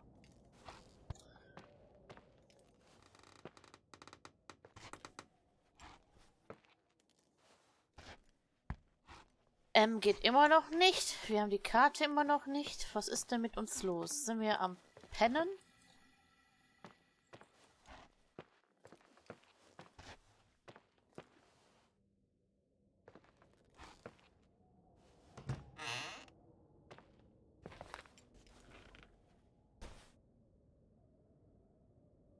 Hi, I left you. Day name, flashlight, you have to work a little way. Wenn? Ja, die Taschenlampe haben wir ja eben genommen und alles, aber irgendwie sind wir, keine Ahnung. Bisschen gruselig hier. Aber hier ist ein Zimmer.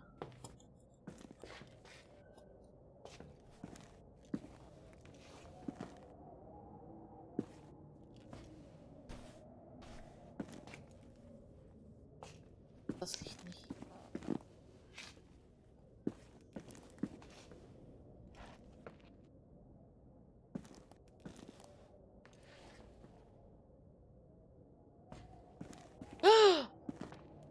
Ich habe mich gerade fast erschrocken. Aber es ist ja das Museum.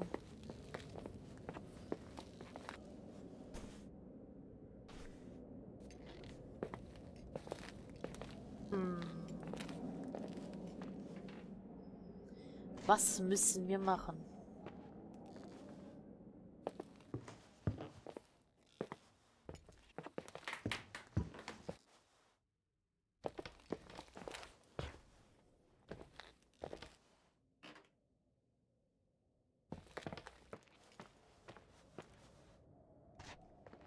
Wieso sind wir in der Kirche aufgewacht?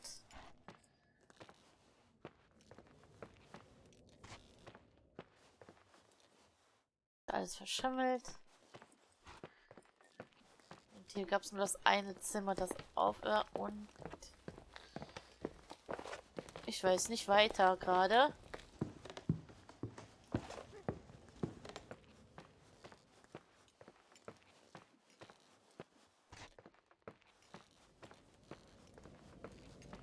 Gehen nochmal hier rein.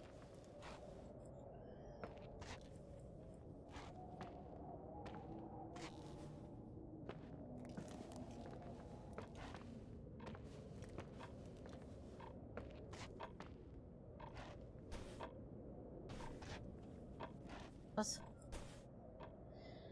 King of the Hill.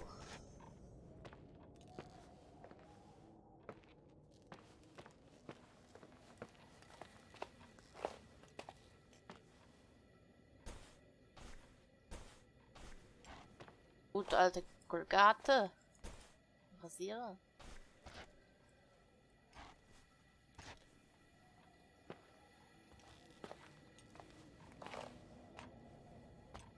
Hm.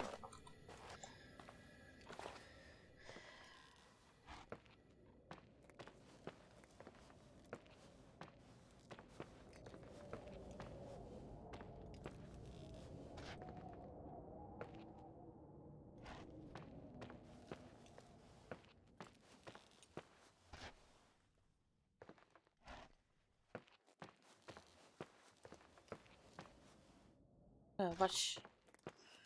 Personal. Was müssen wir denn machen? Was muss ich machen?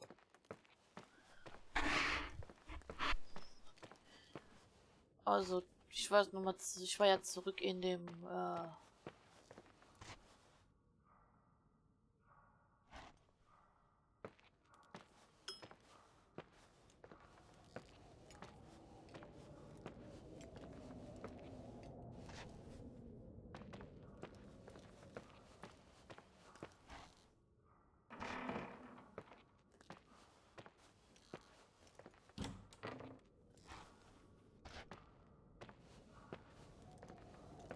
hier irgendwas?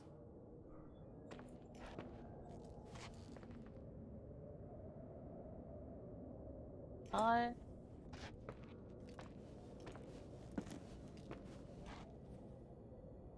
Arsch. Arsch.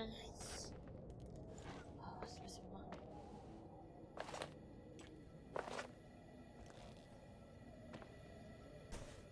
Ja, das kann man schon alles.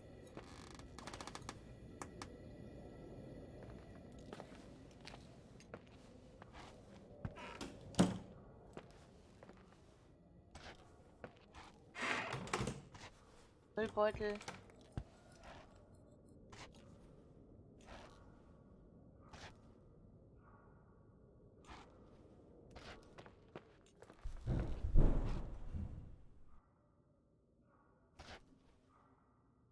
Das ist gerade gepollert.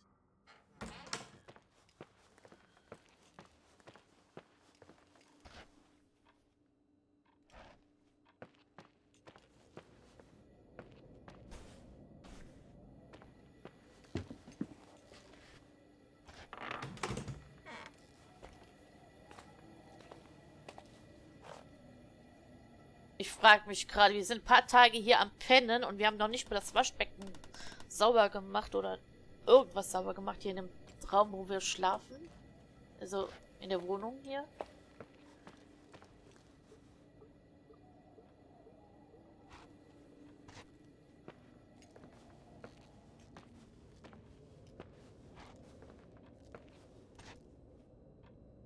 Feuerzeug nehmen? Nein.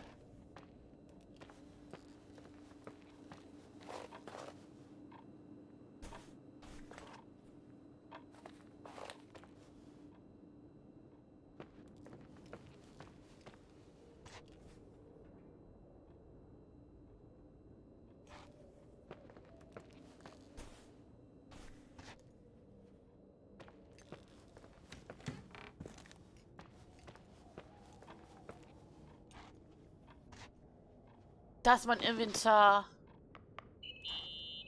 Oh Mann. Irving? Merry Christmas, Nikki! Ho, ho, ho! It's a little late for holiday greetings, but I expected that. What? Well, I thought you were calling to... Hey, is everything okay? Yes. I mean, I don't think so. No. What happened? I think I sleepwalked. Like in the old Laurel and Hardy movies? I'm serious. I woke up in church, standing in front of the lectern. Wow. Does that happen a lot? No. One doesn't just become a sleepwalker from one day to the next. It used to happen when I lived here. One time in February, I ended up outside. But no parent leaves the doors unlocked if their kid sleepwalks. I never told anyone. Sleepwalking episodes are common in children. That's not the point. I forgot all about it. Then I come back here and it happens again. If I ended up in that church, maybe there's a reason. Sometimes following your instinct is the best thing. I don't want to go back there now. But I'll think about it. Oh, Irving? Yeah? Merry Christmas. Merry Christmas, Nikki. Also, ja. Konnte ich ja nicht ahnen, dass das dann auf dem Tisch irgendwie liegt. Warte. Wir haben zwar unser Werkzeug... Warte mal, hä? Warte mal. Wir haben das jetzt alles genommen, ne?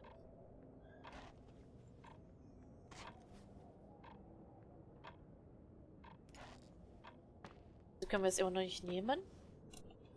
Auch nicht M drücken.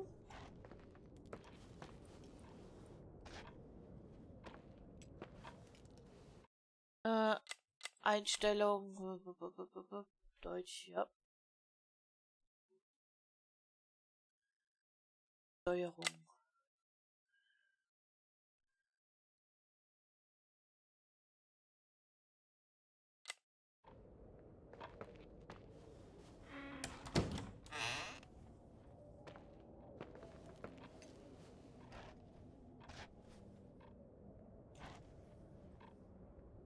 M geht immer noch nicht.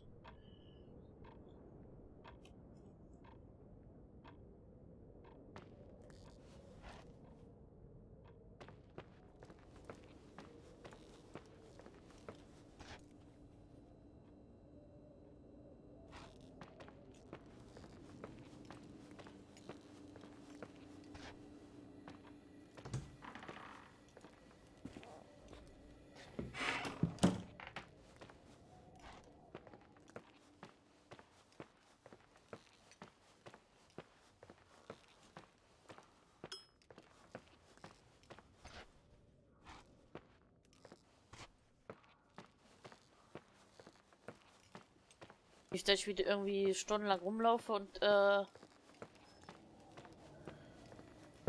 hier drinnen irgendwo was liegen lassen habe. Also.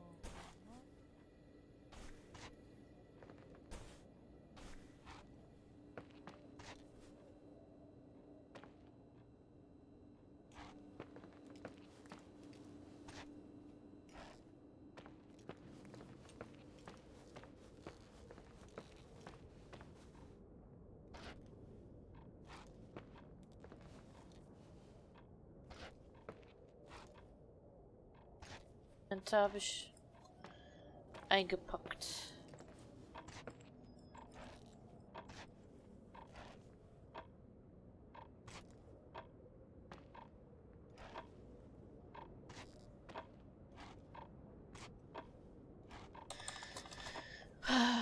Sollen wir jetzt nochmal schlafen? Geht nicht. Jetzt wirklich in die Kirche nochmal hingehen? Wo unsere Map und so nicht funktioniert. Worauf immer, warum auch immer.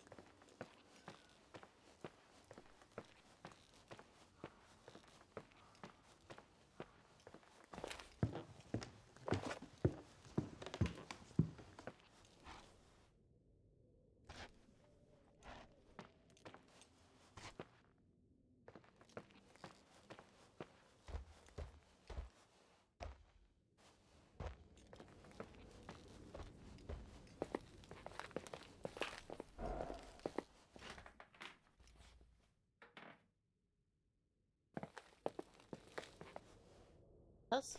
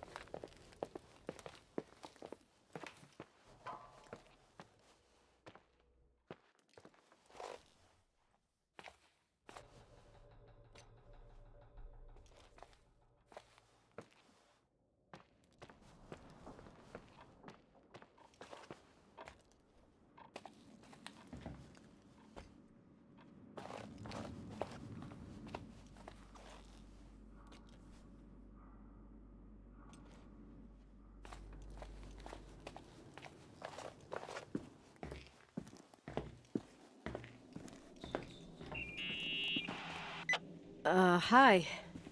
I was thinking, there really could be a repressed reason as to why you ended up there.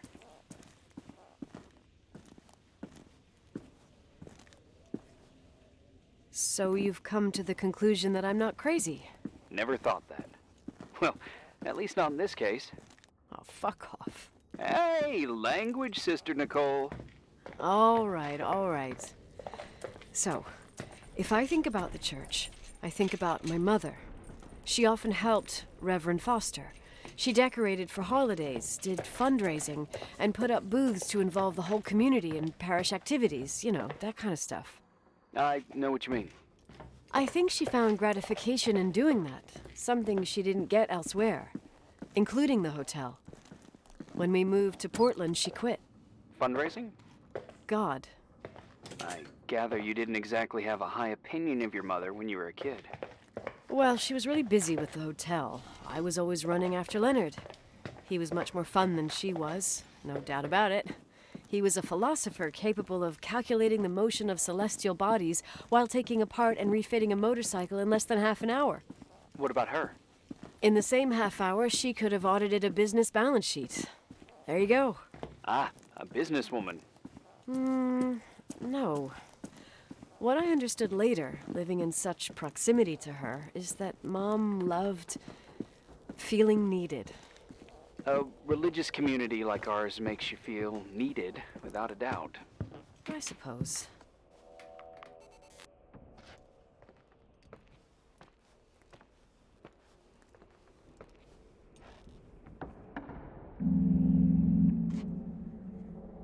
You want to play the organ in a church in the middle of the night?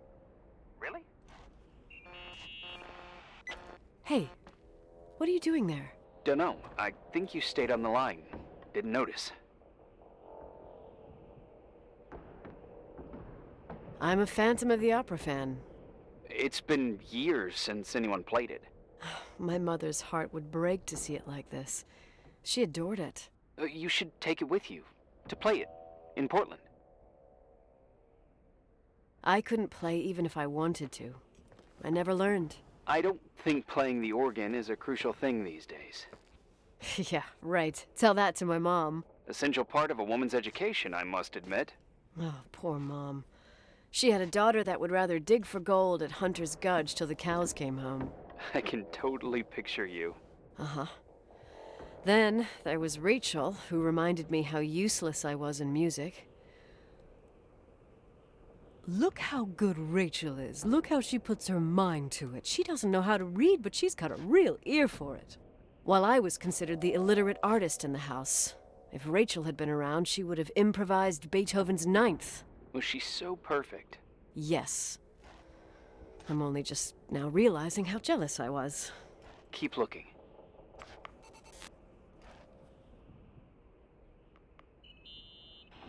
Someone broke into the church. Some fucking screwed up camper. Oh, your father left it open for mountain wanderers. Goddamn sons of...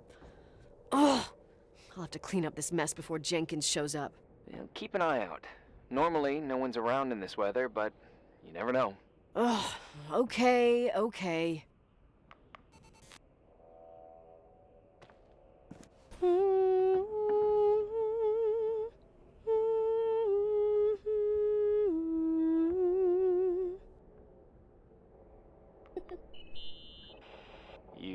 practicing for the church choir now? Ah, I know this tune. The souls that come out of their graves. It's from the book of Revelation. Can I ask you about your mysterious father, who you only sort of mention? My father was nothing like Leonard. Well, I don't know what happened between you, but if you want to talk about it, I will. But not now. It's complicated. Yeah, I get that. Believe me, I do. Thanks.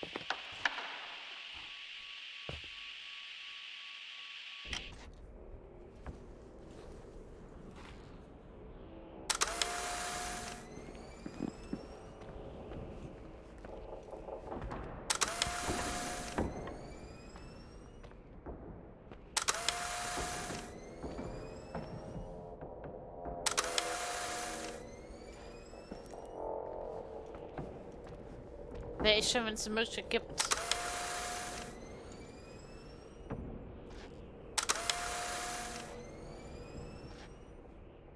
Bilder sich anzugucken. Obwohl, ist ja nur für Licht, ne?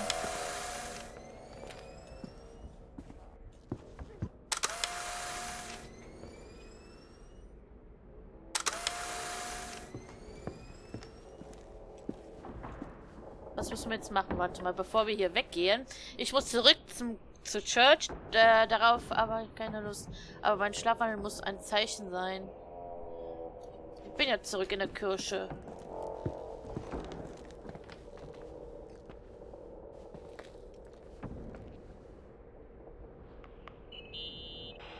Nikki? When there was a party, my mother always got out the usual streamers and decorations and stuff. She raced in and out of the church, but I never discovered where she kept all those things. Never asked? Oh, a million times. She didn't want to answer. She said they were in a safe place. A real mystery. What kind of decorations could they have possibly been? Nothing explosive. It's just that I had the bad habit of sneaking all over the place and forgetting what time it was. There was that huge lady, the assistant cook, Mrs. Bryce. She used to get so mad. A judicious girl. They promised to reveal the secret storeroom when I got older, but I must have forgotten. The mystery of the secret storeroom. Ooh, sounds good. The riddle! What are you talking about? Leonard was never good at keeping secrets, but he taught me a riddle to get there. Can you remember it? Incredible. Yes. Oh, something like, down the stairs, watch your step, don't fall apart or it's your end, round a corner, turn around, there's your way in front of you. All that's closed can be open too if you see beyond its looks. But how can I remember it? How it's... I... Wow. Total mystery. Want to play? Yes. I need to think about it. I have no idea what it means. I'll call you if anything comes to mind.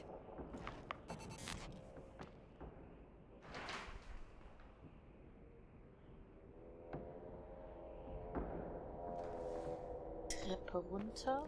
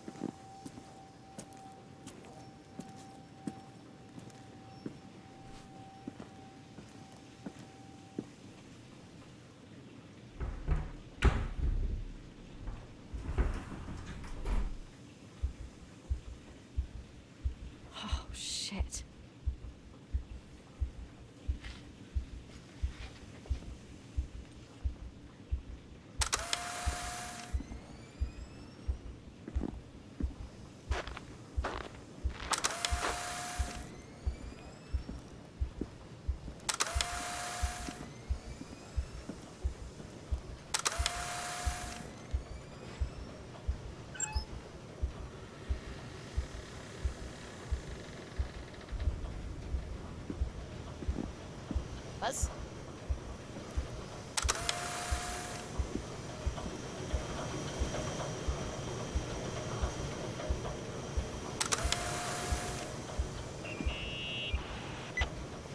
Shit.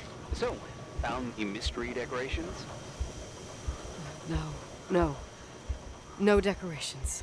Is everything okay? I found something. What? It's like someone built some kind of bedroom. Irving, you there? Of course, yeah. What bedroom? Tell me what you see. Okay. There's some windows drawn on the walls. Books. Sheet music. A pink bed. It's like a kid's room. No way.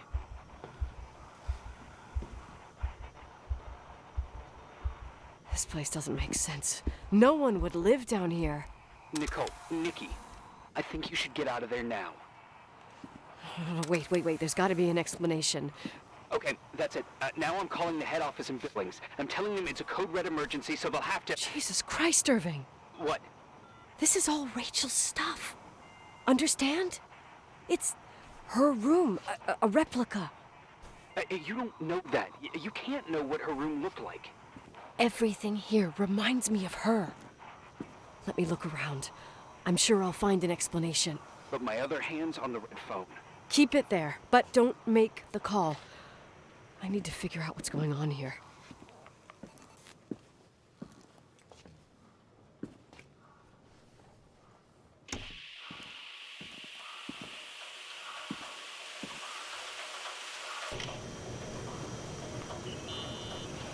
Did you get out of there? You know by any chance if Rachel wore a retainer? Maybe. There was an article saying they hadn't found it at the site of the suicide. I remember.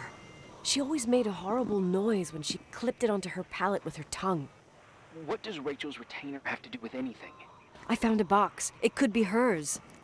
Why should someone keep a 10-year-old retainer? Maybe they're not just keeping it. Maybe they're using it. The box is empty. No way. I can't... Let me go on.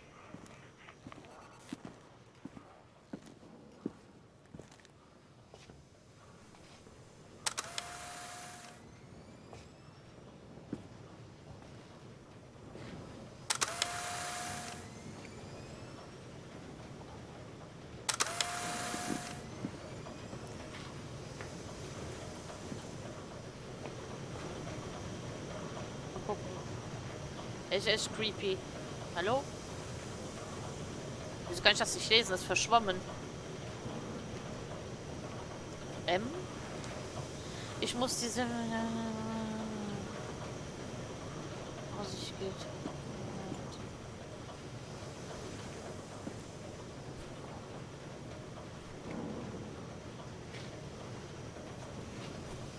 Rapunzel. Snow White.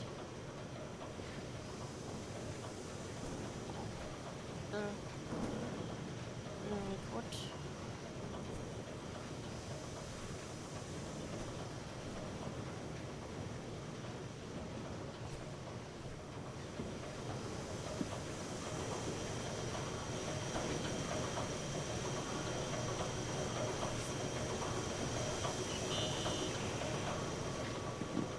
Hey, can you hear me?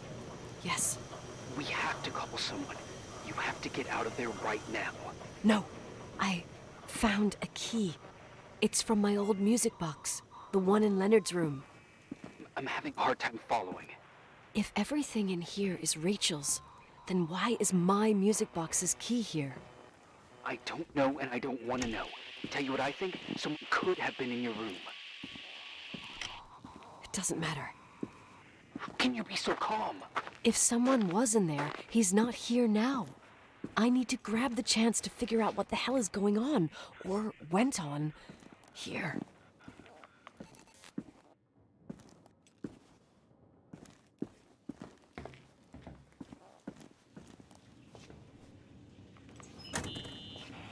Yes. Nicole, listen. I already know what you're gonna say, but please trust me. get out of there.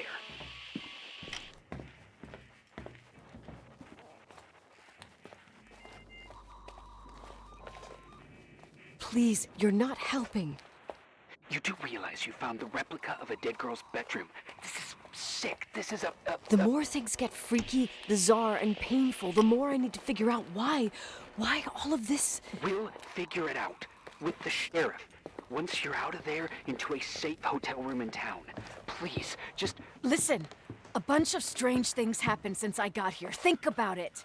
Phone calls on a dead line, old lipsticks that don't go bad. Leonard's notes where he says he saw a girl that's supposedly been dead for 10 years, and now this! All good reasons to get out of there. We both agree that saving your skin is top priority, right? I've looked over every inch of this place, and there's no one. If it's true, you realize what that means. What? What are you trying to tell me? Your father... he spent years in there, in total solitude. With the weight of his family and Rachel on his conscience, he wasn't the kind of guy to just let the past slide with a shrug. You know that too. You're joking, right? You think he did this? Think about it. That room could be an act of love. Distorted, even morbid, but in his eyes... How dare you?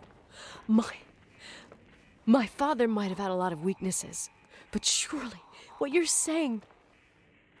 Leave out that he cheated on my mom. Leave out that he fell in love with a 16-year-old, but fucking hell, don't you dare even think that! He would never have built a fucking underground shrine for a dead person. Your father had changed in the end. You didn't spend time with him, but I met him, and I'm telling you. No! I don't give a shit about what you have to say. I just want you to know that... If you don't want to help discover the truth, don't call me. Tja, sieht aber so aus, als hätte dein Vater unten einen Schrein für ein kleines Kind gemacht, ne? Da ist die Spieluhr. Asshole. How dare you? You don't know shit. You don't know fuck. Das ist die Spieluhr, ne? Bit of peace and quiet. It'll help me clear my head without those incessant phone calls. I'm not a fucking switchboard, for fuck's sake. Okay. Let me piece things together. I just found out there's a room dedicated to Rachel Foster in my father's hotel. Maybe with items from her real room. Holy Jesus, that's freaky. Some people think she didn't commit suicide, and some even think she's still alive. Konzentrier dich. I have to think it through. What concrete clues did I find? First thing, the phone call. They said Rachel isn't dead. Then the lipstick from 10 years ago turns up, still good. And then my father's various notes where he says he still sees her. If that were true, it might explain the sighting by her friend here in the Timberline. And now I find her retainer box, but no retainer. That room might not be a reconstruction. If Rachel didn't kill herself, Rachel could have lived here. But if she's still alive, why doesn't she tell her parents? Unless they're all in cahoots. No suicide, no Timberline money. No, I'm just being paranoid. And then there'd be no reason for her to live in a fucking underground replica of her room. My key in the middle of Rachel's stuff. Is it a message? Where do I fit in? Are you trying to tell me something, Dad? My music box with the hockey player. I don't think I have the guts to hear that tune again. But I must. Hier ist eins, die Leiche wurde hier gefunden. So, benutzen wir mal. Spieluhr.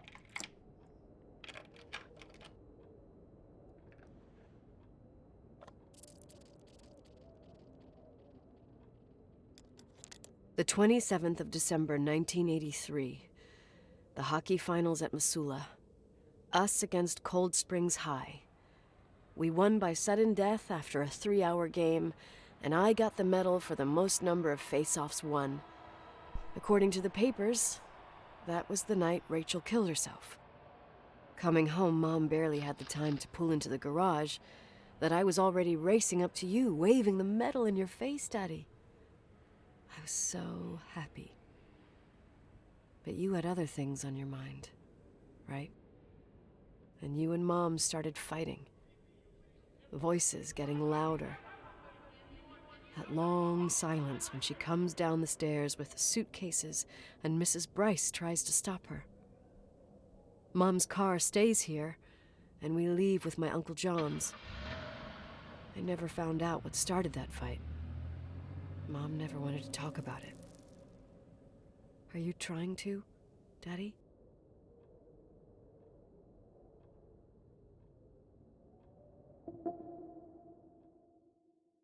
Moin.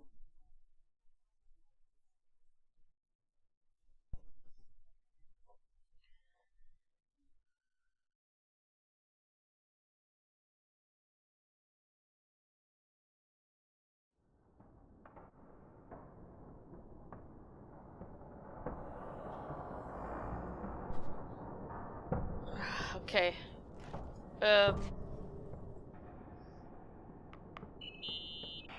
Irving. Finally. I'm okay. I was dying on this chair.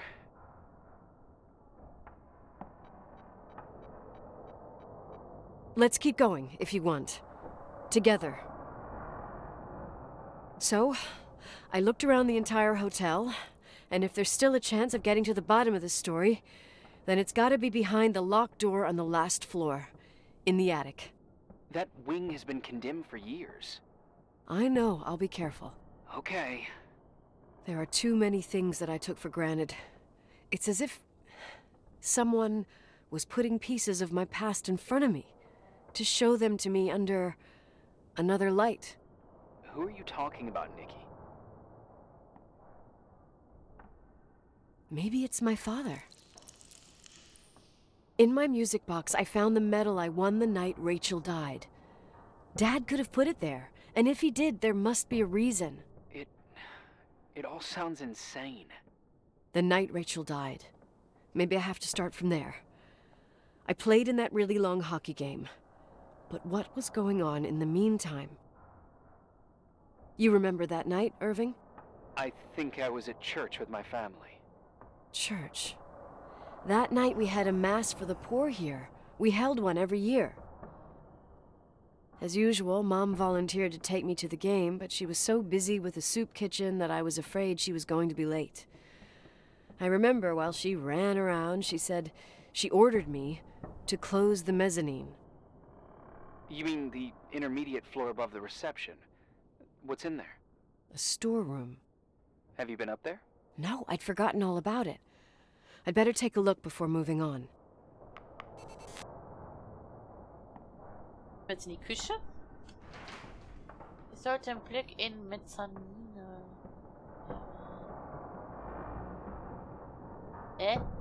Mezzanine.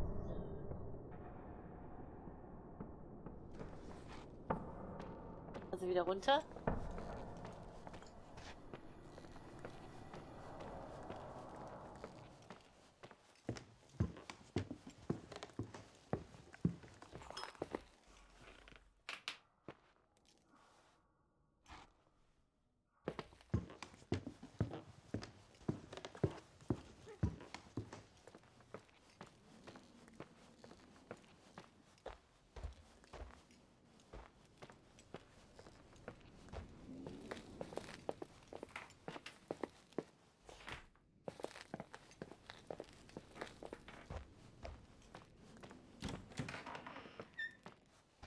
Was gibt's denn heute zu essen?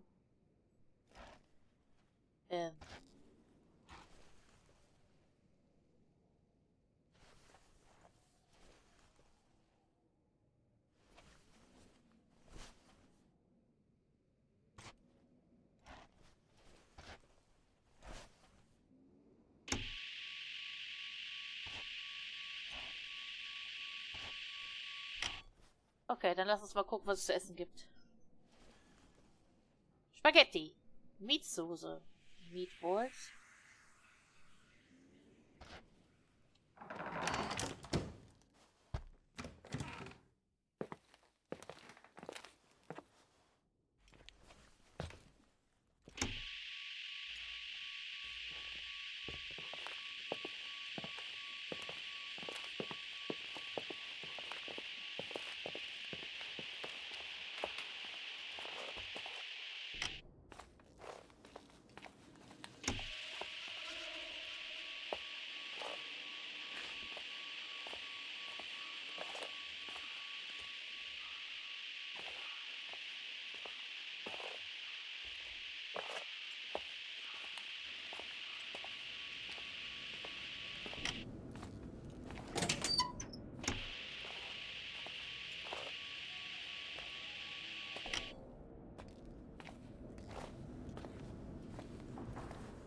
Was müssen wir jetzt machen? Warte mal.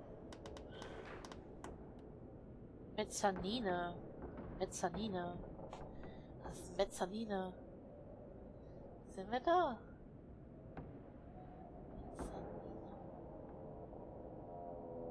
Ballroom, Hell, Office, Diner Room. Oh, wir sind voll falsch.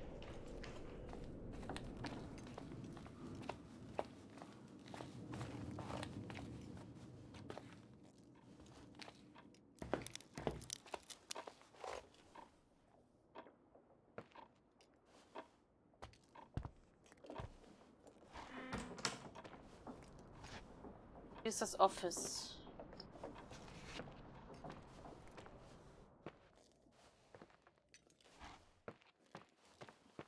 Office.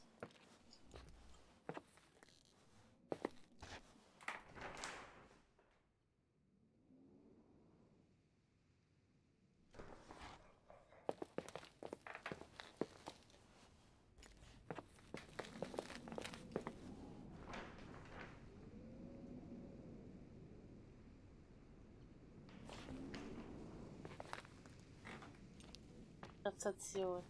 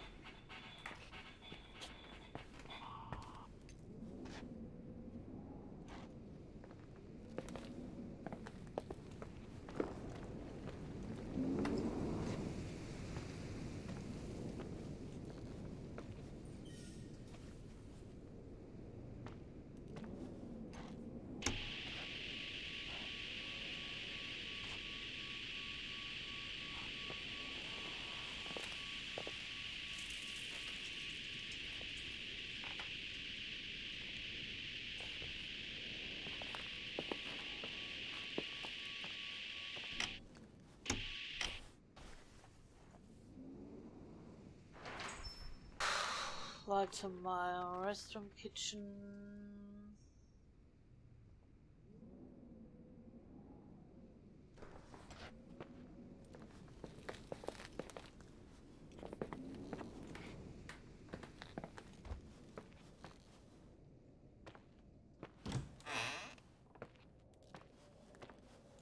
Der Ballroom.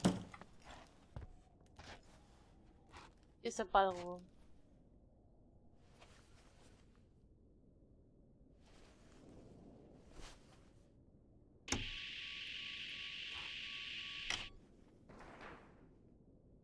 Ballroom?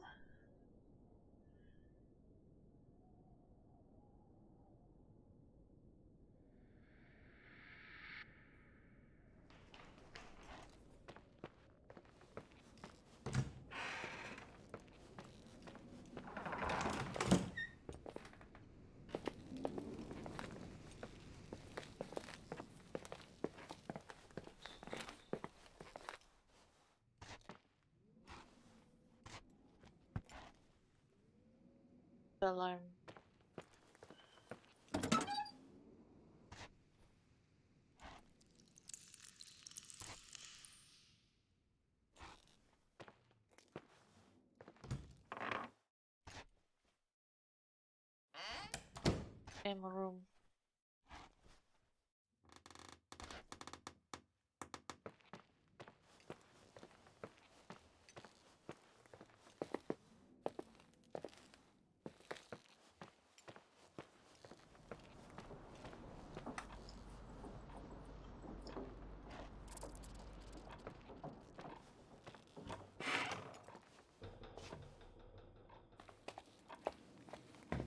Das ist die Kitchen.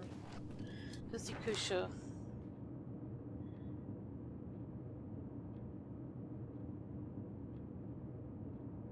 Gerade nicht hier. Nein. Floor.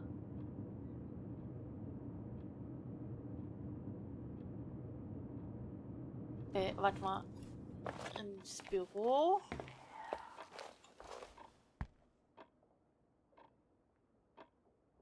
Ich hab Hello gehört.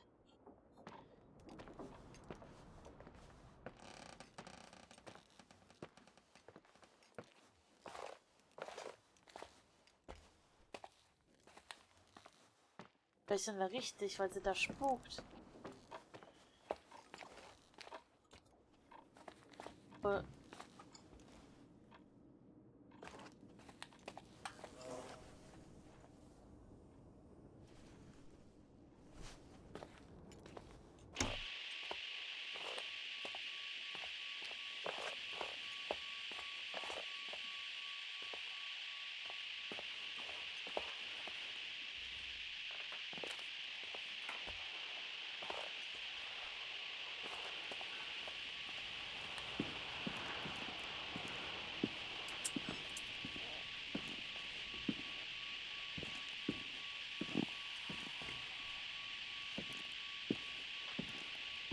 Haben wir schon Halluzinationen, oder?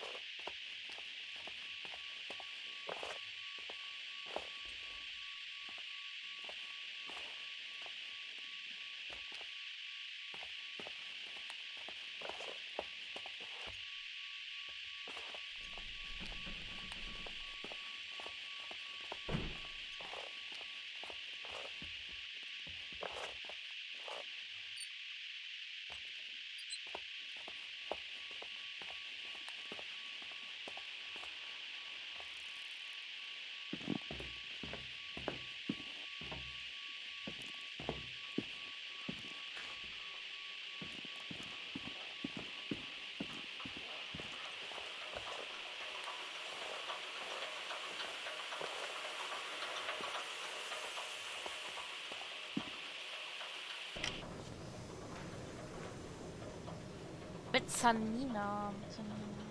Ich verstehe es jetzt gerade nicht. Oben.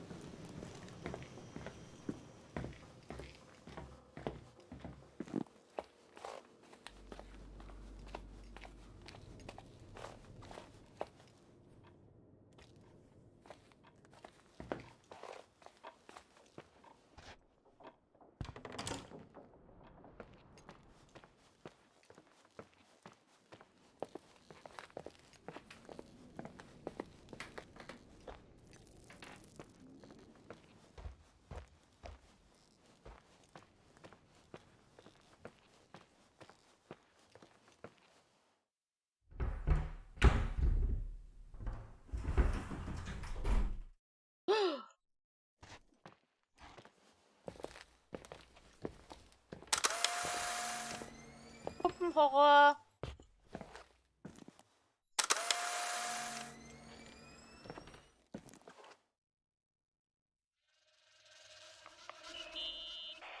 Irving? Hello? Can you hear me? I'm on the mezzanine, and it's a nightmare. There are mannequins everywhere. They're set up like in a scene. There's one with a hockey stick. Wait, what the fuck? That's my stick! If you're listening to me, whoever set up this representation, I think they want to tell me that Rachel was killed? But why my hockey stick? Hello? Hello? Oh God, why isn't he answering? Irving, I swear I'm not kidding. This is a huge deal. If you can hear me, it's time to make that phone call. Aussieht, liegt die Ermordete.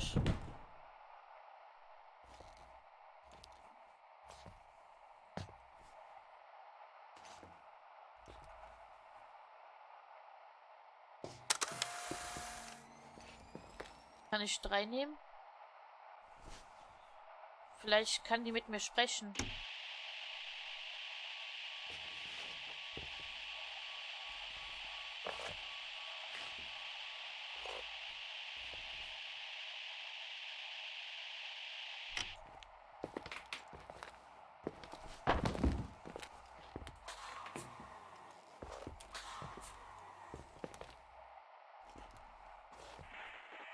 Where are you, Nicole? It's about time.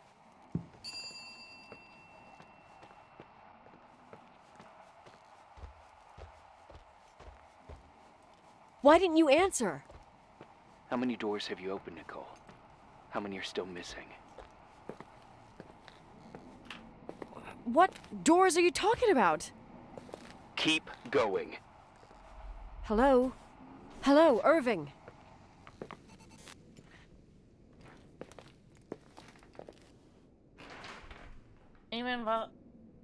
Was tust du? Was verbirgt sich hinter der verschlossenen Tür im 2. Stock? Okay, wir gehen 2. Stock. Eben hat hier gebimmelt, ne?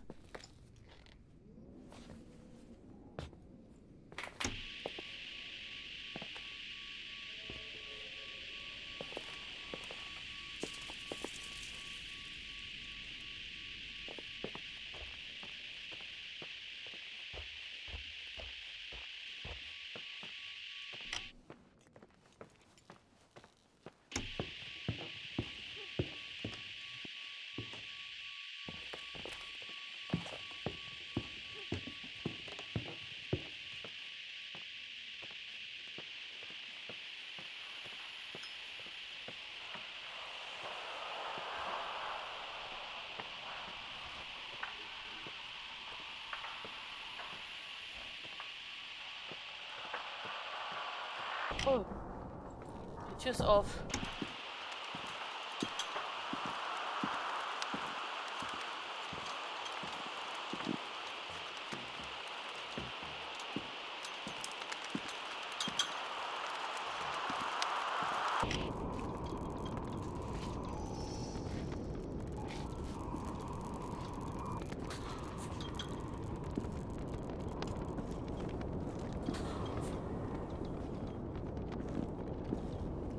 Hier ab.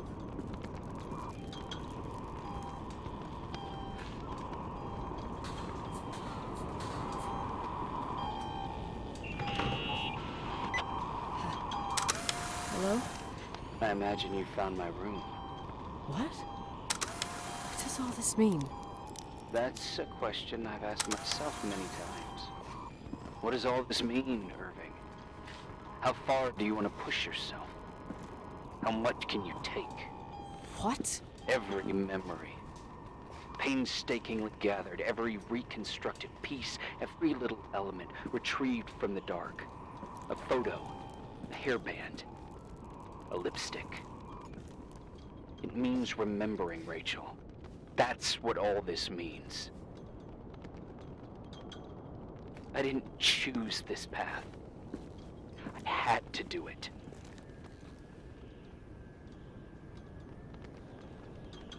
What did you do, Irving? These walls oozed with memories. The memories get into the walls. Under the floorboards, they creep into the crawl spaces. You're not with FEMA. You... Jenkins... You never talked to him. Your boss, the phone call, all those weird events. You were behind all of them. Someone had to bring the last piece of the memory puzzle here. The most important one. You. Me? I... Your father wanted to keep you out of it. I convinced him that only you could resolve the equation, as he called it. I don't understand. How could you? Over the last few days, you got a little taste of what it means to dig around in the past. Hunting for memories that scratch away behind every wall in the night. We did it for years. Day after day after day. All lies. I have nothing against lies. I grew up around lies. But now it's time for the truth to come out. Finally. Who are you, really? I want to tell you a story. There was an invisible boy. Like everyone, he just wanted to run on the grass, ride a bike, swim in the lake in summer. But his father had other plans for his soul. In his dark world made of silence and prayer, there shone only one star. His wonderful sister. A heavenly creature that spent hours telling him fairy tales in secret. She who told him what a free and strong man he would become one day. Rachel? She was like that. Free and strong. At the time, I didn't understand her dyslexia. Or what retard meant. That's what they called her at school. I could hear her cry at night. I wanted to protect her, but I couldn't. One day, that beautiful, luminous creature met someone. A human being that saw her for real. My dad. Yes. And I was the invisible witness of what happened. A love. Simply a love. Nothing more, nothing less. But that love was too much, and it would be punished. Who paid for this love, Nicole? Rachel. Rachel was your sister. Now I remember you. You were too caught up with your hatred for Rachel to notice the innocent little kid that sometimes tagged along. I didn't hate your sister. I was just jealous. Doesn't matter. Those days are over. How could I have forgotten you? I was raised to be forgotten. What do you want from me? The day my sister paid with her life for her love, we all died. We make up the history of the Timberline. It was a tragedy. But you... We all got frozen there, in that very moment. In that confined horizon of events. As you'll understand. As you've already begun to understand.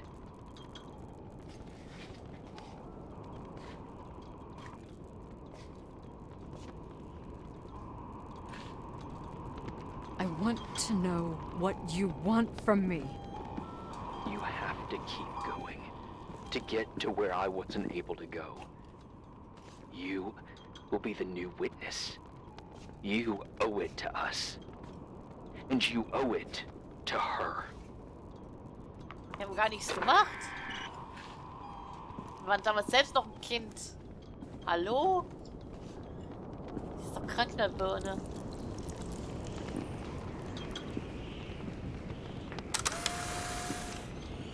Geht. Ich will nur hier raus. Was sagt unser Plan? Was wir machen? Ich muss den Attic erkunden, bevor er mich erkundet. Die werde nicht. Was ist ein Attic?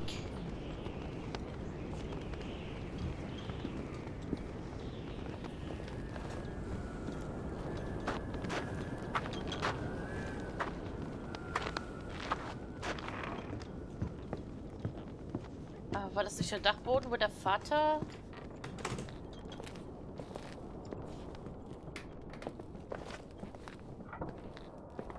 sich zurückgezogen hat?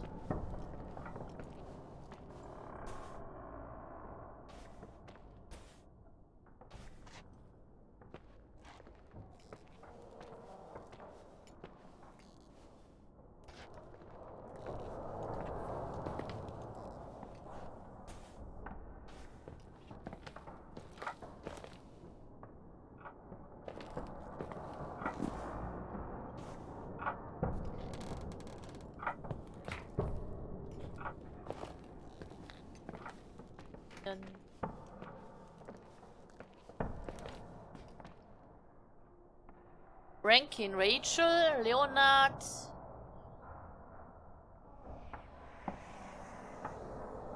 Checkwarts, Rachel, Leonard. Warte, ich nicht mehr alle Schrauben locker.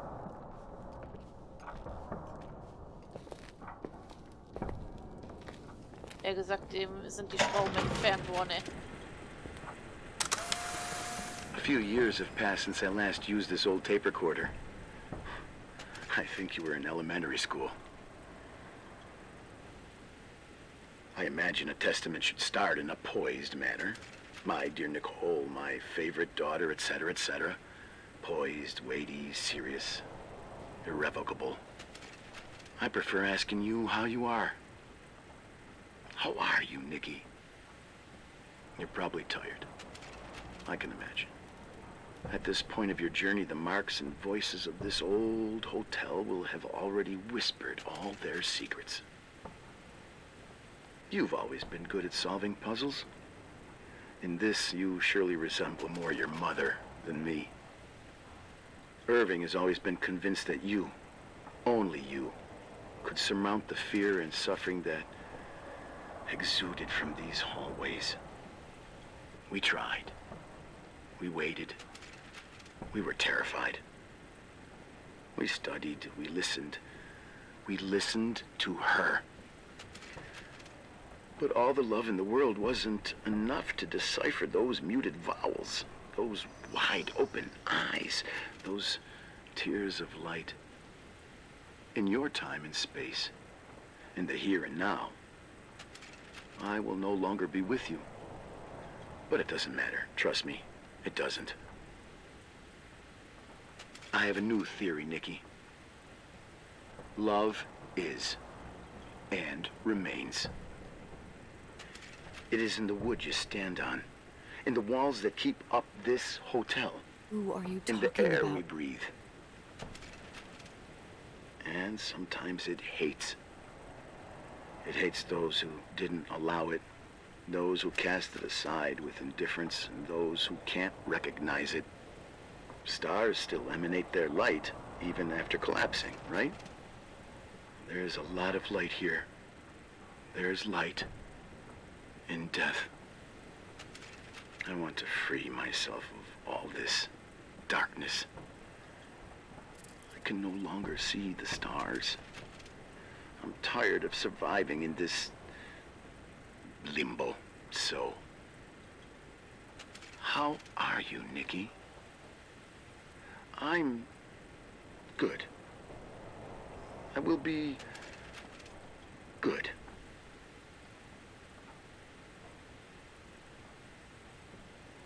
Figure out what Rachel is saying, Nikki. She's here.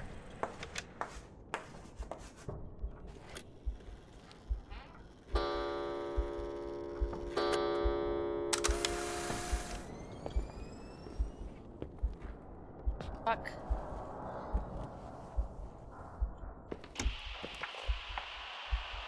Förderer.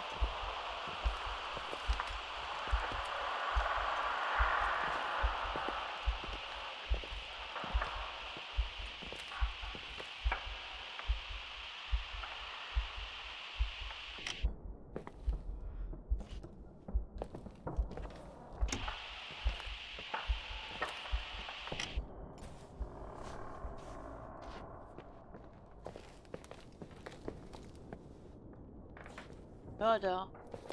Der Vater, nee, der Vater liebte ja Rachel.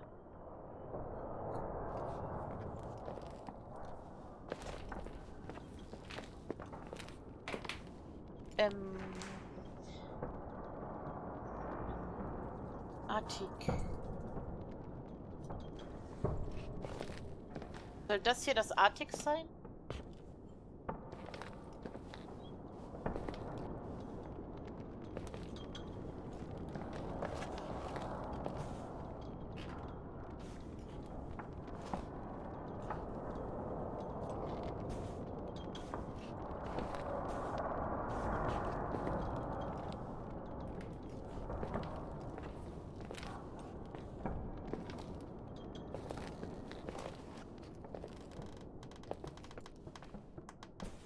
Schüssel. Kläre.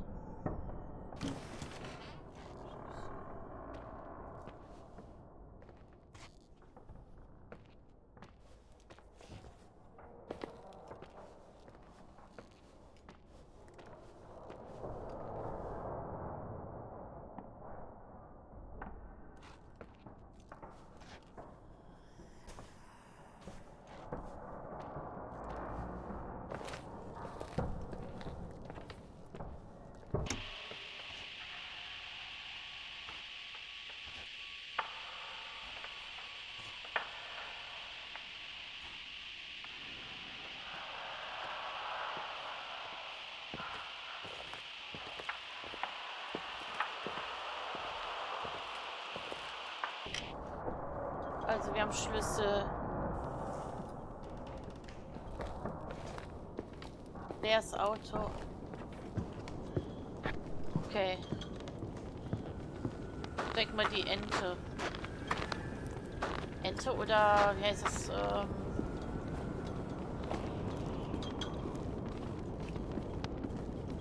Ente muss das sein, ne? Das Auto. Das verrostet ist.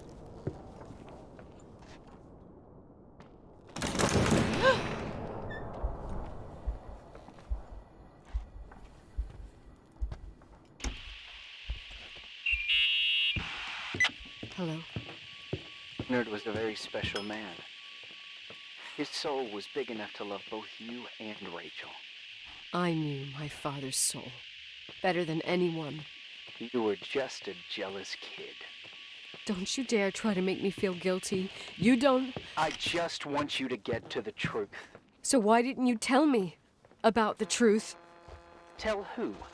The Nicole who thought eating beans was the worst tragedy and couldn't wait to finish this business and run away, forgetting everything all over again? You don't know anything about what my mother and I went through. But you're different to when you got here. Now you can discover the truth, a truth that otherwise would have destroyed you. I didn't lie to you. I protected you. Listen, I'm sorry about Rachel. I hated her, and I hated my father, but I never wanted it to end like that. I understand your pain, maybe better than anyone. Betrayal, shame, death. My family was destroyed, just like yours. How much longer does this pain have to last? It'll be over soon. What else is there to know? You want the truth. Well, I can't give it to you. I've already given you everything I could. Now you have to tie the pieces together. What does that mean? Your father always said we are the sum of the people we take with us, and you abandoned these people. Here, in this place. Enough riddles, Irving. I'm tired. Me too. You're the only one who can give a finale to this story. It's time you open the last door.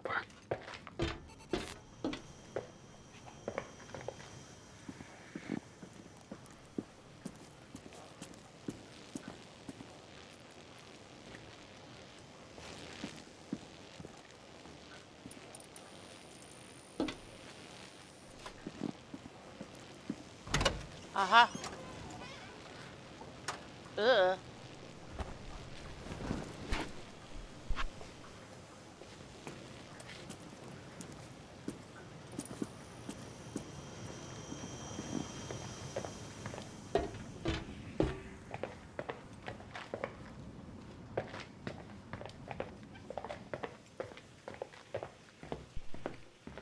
Oh nee.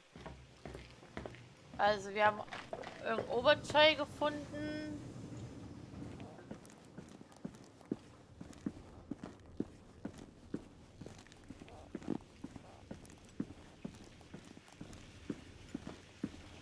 Von Rachel.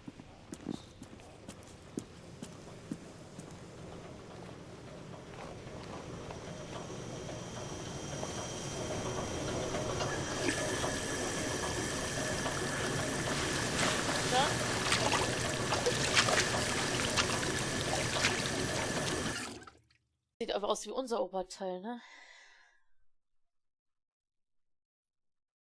Und ne?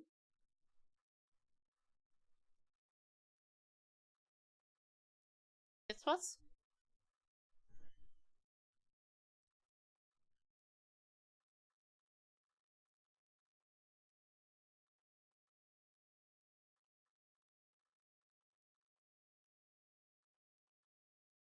Scheint ziemlich verbuggt zu sein, ne?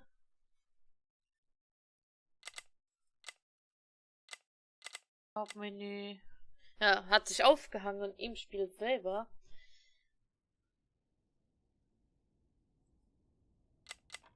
Liegt nicht an mir. Fortfahren. Jetzt müsste er wieder da sein. Einmal Hauptmenü und einmal zurück. Gut, was müssen wir denn alles wieder neu machen, ne?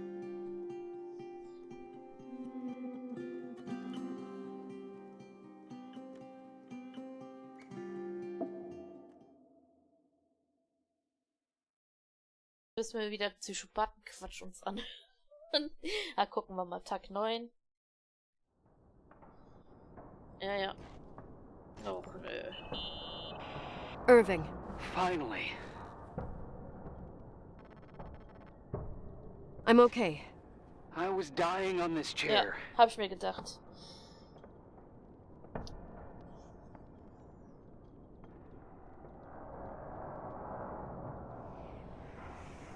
Let's keep going, if you want. Together. So, I looked around the entire hotel, and if there's still a chance of getting to the bottom of the story, then it's gotta be behind the locked door on the last floor, in the attic. That Mach wing has been weiter. condemned for years. I know, I'll be careful. Okay. There are too many things that I took for granted. It's as if someone was putting pieces of my past in front of me, to show them to me under another light. Who are you talking about, Nikki? Maybe it's my father. In my music box, I found the medal I won the night Rachel died. Dad could have put it there, and if he did, there must be a reason. It all sounds insane. The night Rachel died. Maybe I have to start from there. I played in that really long hockey game. But what was going on in the meantime? You remember that night, Irving? I think I was at church with my family. Church. That night we had a mass for the poor here. We held one every year. As usual, Mom volunteered to take me to the game, but she was so busy with the soup kitchen that I was afraid she was going to be late. I remember while she ran around, she said she ordered me to close the mezzanine. You mean the intermediate floor above the reception? What's in there? A storeroom. Have you been up there? No, I'd forgotten all about it. I'd better take a look before moving on.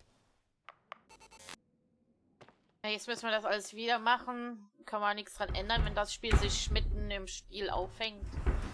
Also zumindest, ne? Ja.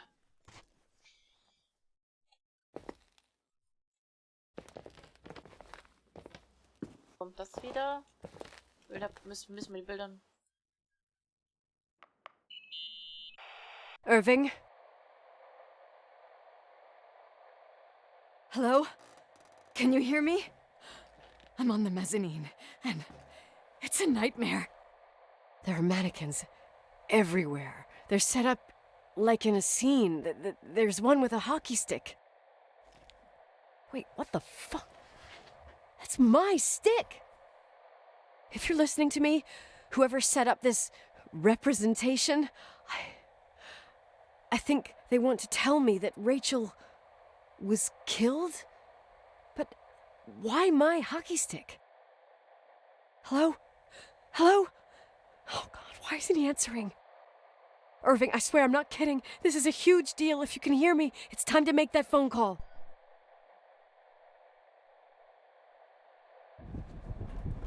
Ja, das kennen wir ja.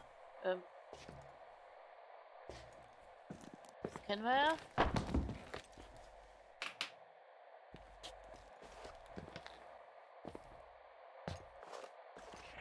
Ist er wieder erreichbar? Where are you, Nicole? It's about time.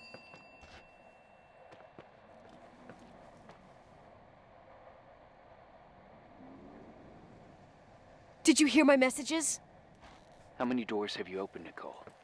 How many are still missing? What doors are you talking about?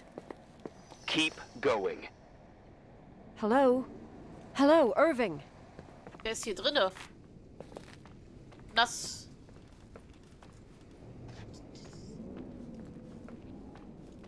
hatten wir eben nicht gesehen gehabt, ne? Das sind seine Schuhe. Der ist schon hochgeschlichen, hat aufgemacht. Ist Psycho. Mit uns irgendwelche Spielchen am Spielen ist, ne? Gehen wir hoch. Machen das. Dann gehen wir nochmal zum Auto.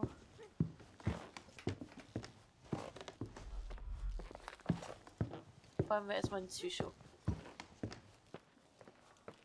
Also der Bruder von der Rachel ist im Haus.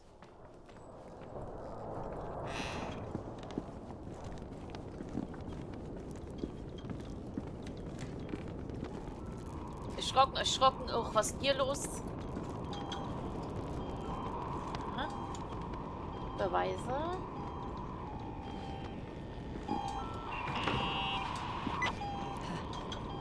Hello? I imagine you found my room. What? What does all this mean? That's a question I've asked myself many times. What does all this mean, Irving? How far do you want to push yourself? How much can you take? What? Every memory. Painstakingly gathered, every reconstructed piece, every little element retrieved from the dark. A photo, a hairband, a lipstick. It means remembering Rachel. That's what all this means. I didn't choose this path. I had to do it. You realize you're talking like you're crazy. These walls ooze with memories. The memories get into the walls. Under the floorboards, they creep into the crawl spaces. You're not with FEMA. You... Jenkins... You never talked to him. Your boss, the phone call, all those weird events. You were behind all of them. Someone had to bring the last piece of the memory puzzle here. The most important one. You. Me? Your father wanted to keep you out of it. I convinced him that only you could resolve the equation, as he called it. I don't understand. How could you? Over the last few days, you got a little taste of what it means to dig around in the past. Hunting for memories that scratch away behind every wall in the night. We did it for years. Day after day after day. All lies. I have nothing against lies. I grew up around lies. But now it's time for the truth to come out. Finally. Where are you now? I want to tell you a story. There was an invisible boy. Like everyone, he just wanted to run on the grass, ride a bike, swim in the lake in summer. But his father had other plans for his soul. In his dark world made of silence and prayer, there shone only one star. His wonderful sister. A heavenly creature that spent hours telling him fairy tales in secret. She who told him what a free and strong man he would become one day. Rachel? She was like that. Free and strong. At the time, I didn't understand her dyslexia. Or what retard meant. That's what they called her at school. But I could hear her cry at night. I wanted to protect her. But I couldn't. One day, that beautiful, luminous creature met someone. A human being that saw her. For real. My dad. Yes. And I was the invisible witness of what happened. A love. Simply a love. Nothing more, nothing less. But that love was too much, and it would be punished. Who paid for this love, Nicole? Rachel. Rachel was your sister. Now I remember you. You were too caught up with your hatred for Rachel to notice the innocent little kid that sometimes tagged along.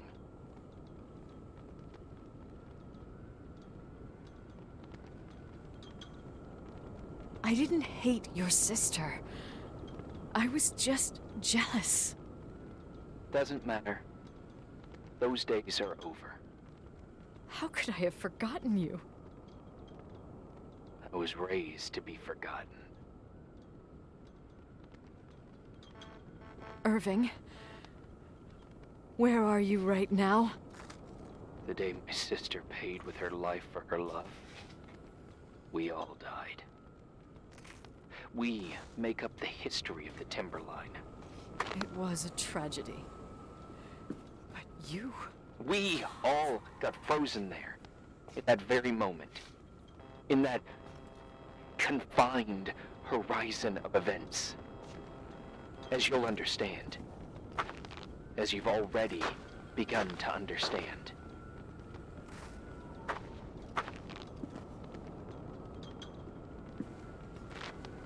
I want to know what you want from me. You have to keep going to get to where I wasn't able to go. You will be the new witness. You owe it to us. And you owe it to her. Also, der hat nicht mal alle Schrauben locker. Wir haben ja nichts gemacht, wir waren ja selbst ein Kind. Also, ne?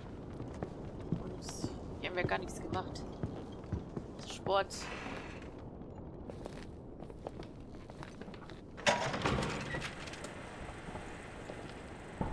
A few years have passed since I last used this old tape recorder. I think you were in elementary school. I imagine a testament should start in a poised manner. My Nicole, my favorite daughter, etc., etc. Poised, weighty, serious, irrevocable. I prefer asking you how you are. How are you, Nikki? You're probably tired. I can imagine. At this point of your journey, the marks and voices of this old hotel will have already whispered all their secrets. You've always been good at solving puzzles. In this, you surely resemble more your mother than me. Irving has always been convinced that you, only you, could surmount the fear and suffering that exuded from these hallways. We tried. We waited. We were terrified. We studied. We listened. We listened to her. But all the love in the world wasn't enough to decipher those muted vowels, those wide open eyes, those tears of light. In your time and space, in the here and now, I will no longer be with you. But it doesn't matter. Trust me, it doesn't. I have a new theory, Nikki. Love is and remains. It is in the wood you stand on, in the walls that keep up this hotel, Who are you talking in the air about? we breathe. And sometimes it hates. It hates those who didn't allow it, those who cast it aside with indifference, and those who can't recognize it. Stars still emanate their light, even after collapsing, right? There's a lot of light here. There's light in death. I want to free myself of all this darkness. I can no longer see the stars. I'm tired of surviving in this limbo. So, how are you, Nikki? I'm good. I will be good.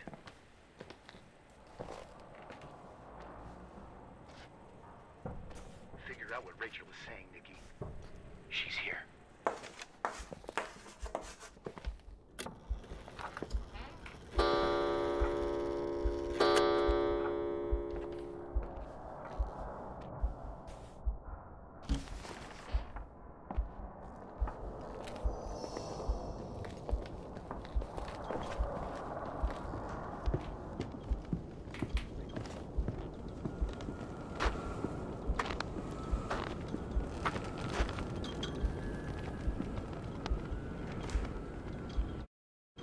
Okay, ihr Auto finden? Ja, nach unten. Der ist das Auto. Gehen hier die Tür.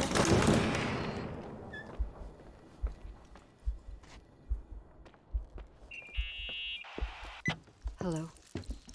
Leonard was a very special man. His soul was big enough to love both you and Rachel. I knew my father's soul better than anyone. You were just a jealous kid. Don't you dare try to make me feel guilty. You don't... I just want you to get to the truth. So why didn't you tell me about the truth? Tell who? The Nicole who thought eating beans was the worst tragedy and couldn't wait to finish this business and run away, forgetting everything all over again? You don't know anything about what my mother and I went through. But you're different to when you got here. Now you can discover the truth, a truth that otherwise would have destroyed you. I didn't lie to you. I protected you. Listen, I'm sorry about Rachel. I hated her, and I hated my father, but I never wanted it to end like that. I understand your pain, maybe better than anyone. Betrayal, shame, death. My family was destroyed, just like yours. How much longer does this pain have to last? It'll be over soon. What else is there to know? You want the truth. Well, I can't give it to you. I've already given you everything I could. Now you have to tie the pieces together. What does that mean? Your father always said we are the sum of the people we take with us, and you abandoned these people. Here, in this place. Enough riddles, Irving. I'm tired. Me, too. You're the only one who can give a finale to this story. It's time you open the last door. Ich hab mal wieder den Weg zu der Garage vergessen. Ich bin echt dusselig.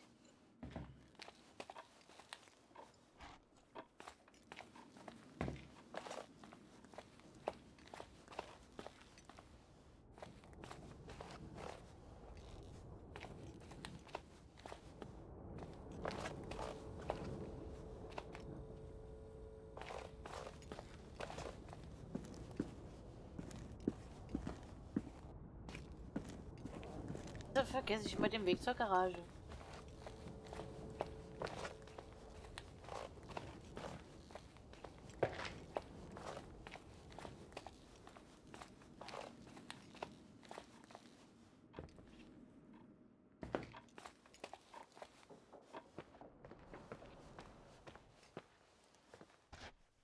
Was war?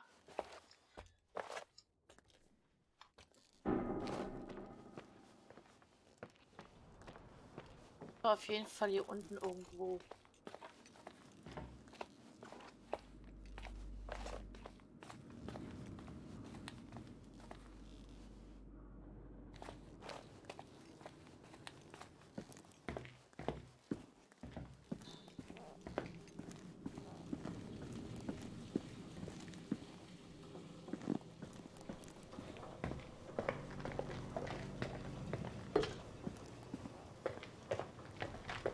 Ja, hier.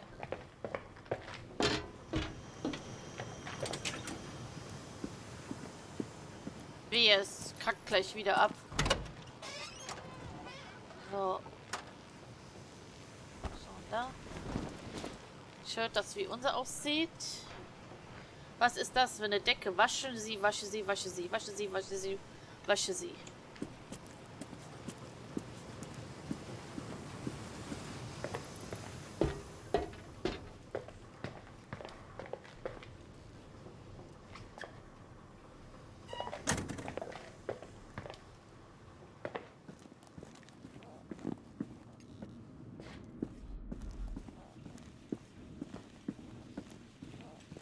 Wasche sie, wasche sie, wasche sie.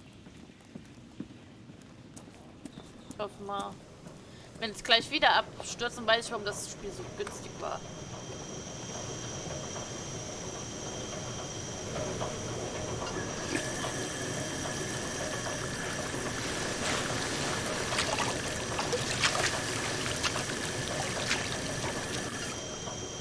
Aha.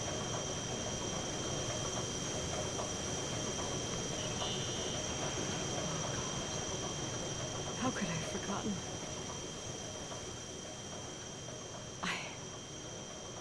I saw everything. I was there. All the pieces were in front of my eyes. A kid's eyes. It was the same night as the hockey game in Missoula. Reverend Foster was so busy with the preparations of the meals for the giving to the poor at the Timberline Church. And my mother, Claire, said that we would get back from the game in time for the distribution. She convinced my father to help the Reverend, and he'd come with his whole family. You and Rachel. Yeah. I remember it like it was yesterday. I couldn't find my stick. I panicked and I went down to the garage. Claire was there, red in the face. Her look. Her look?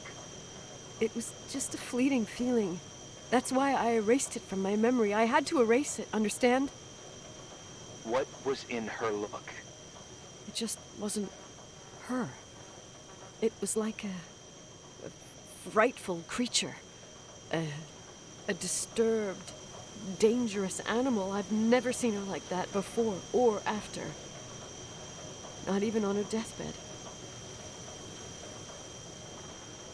And then she put her hands on her hips, exhausted. She smiled. And there she was again, my mom. I thought it must have just been the impression of a moment. I had the finals against Cold Springs High awaiting me. I climbed in the car, throwing my bag into the back seat. My hockey stick was there. Claire said she'd cleaned it. She'd cleaned it. Go on. No, I don't. Go on! We got there on time and I played.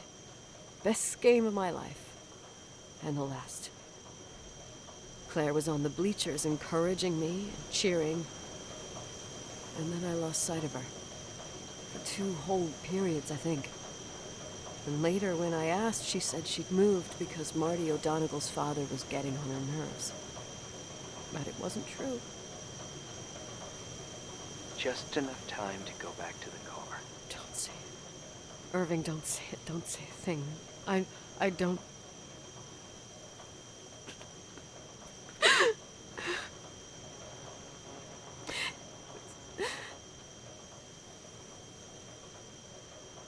I traveled all the way with Rachel's body and the baby she carried inside of her in the trunk, rolled in the blanket. God, oh my God.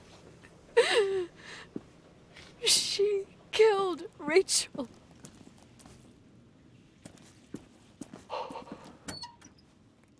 Thank you, Nikki.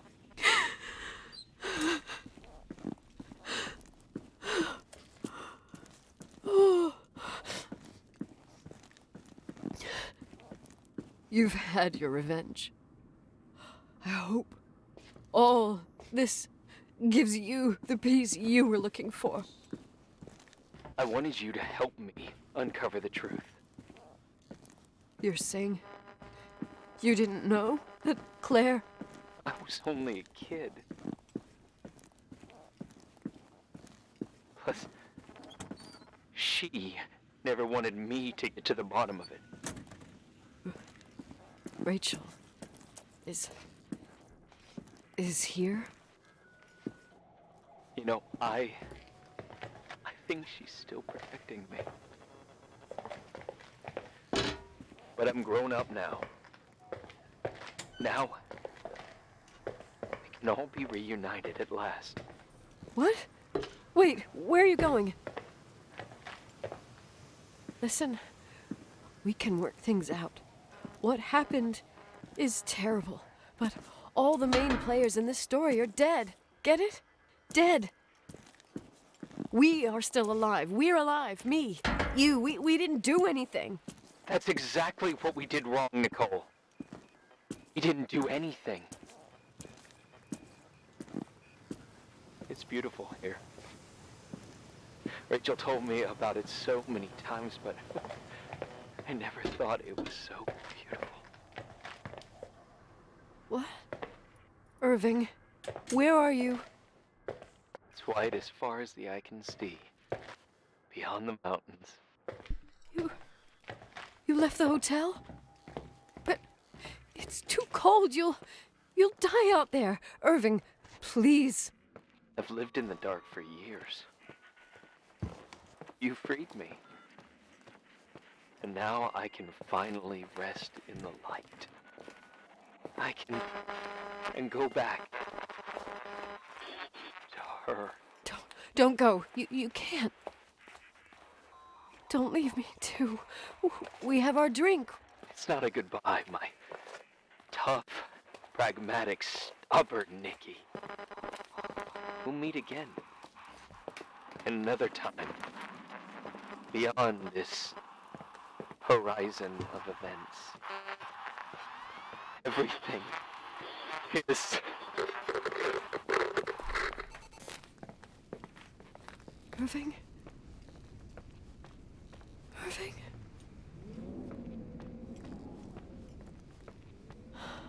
I don't want to stay alone here.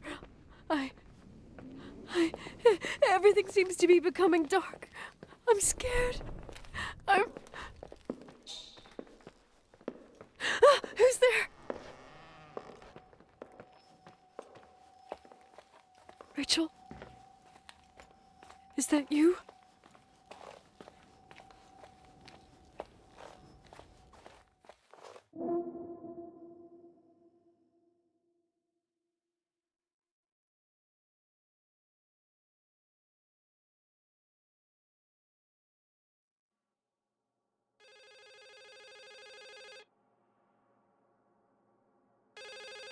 Hä? Nee, ne? Ist doch nicht ihr Ernst.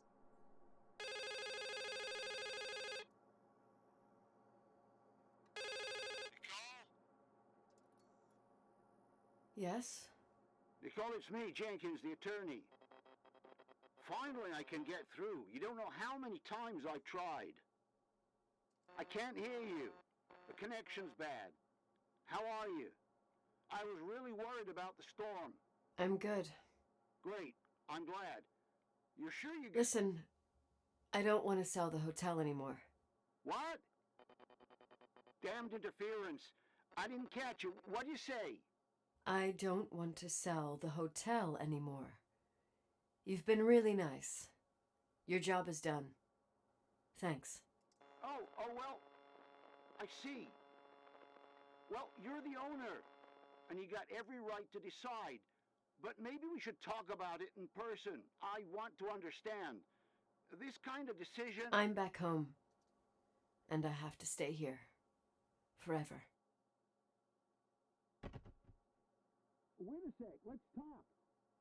And there's also my fee. Machen. Ist doch nicht ihr Ernst. You know, Mom, I was thinking about going to the lake. Remember where we went with Uncle John last year? Daddy and I started talking about the stars. You can't see them during the day, but they're always there. You feel like it? I would so like it. And we can have dinner at Doc Smith's diner on the bank. Rachel and Irving could come with us? What do you think? It would be so nice to be all together. Mom, Dad, it would be so nice. Ich glaube, wir haben keine andere Wahl. Wait, I did all that you asked me.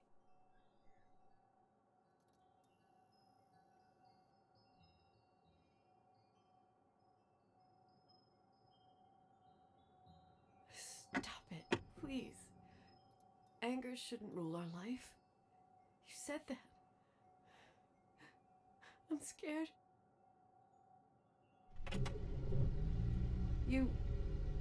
I don't want to die. It's getting dark. I can't see the light.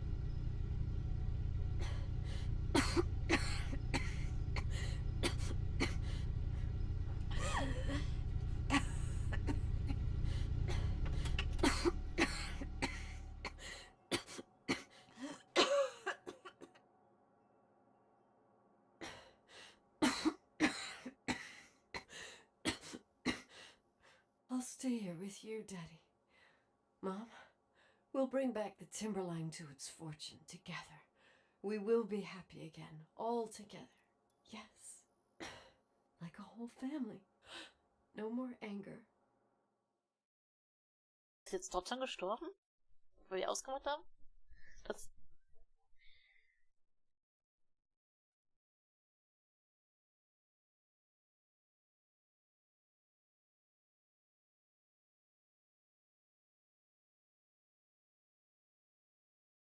Jo, das war das Suicide of the Rachel.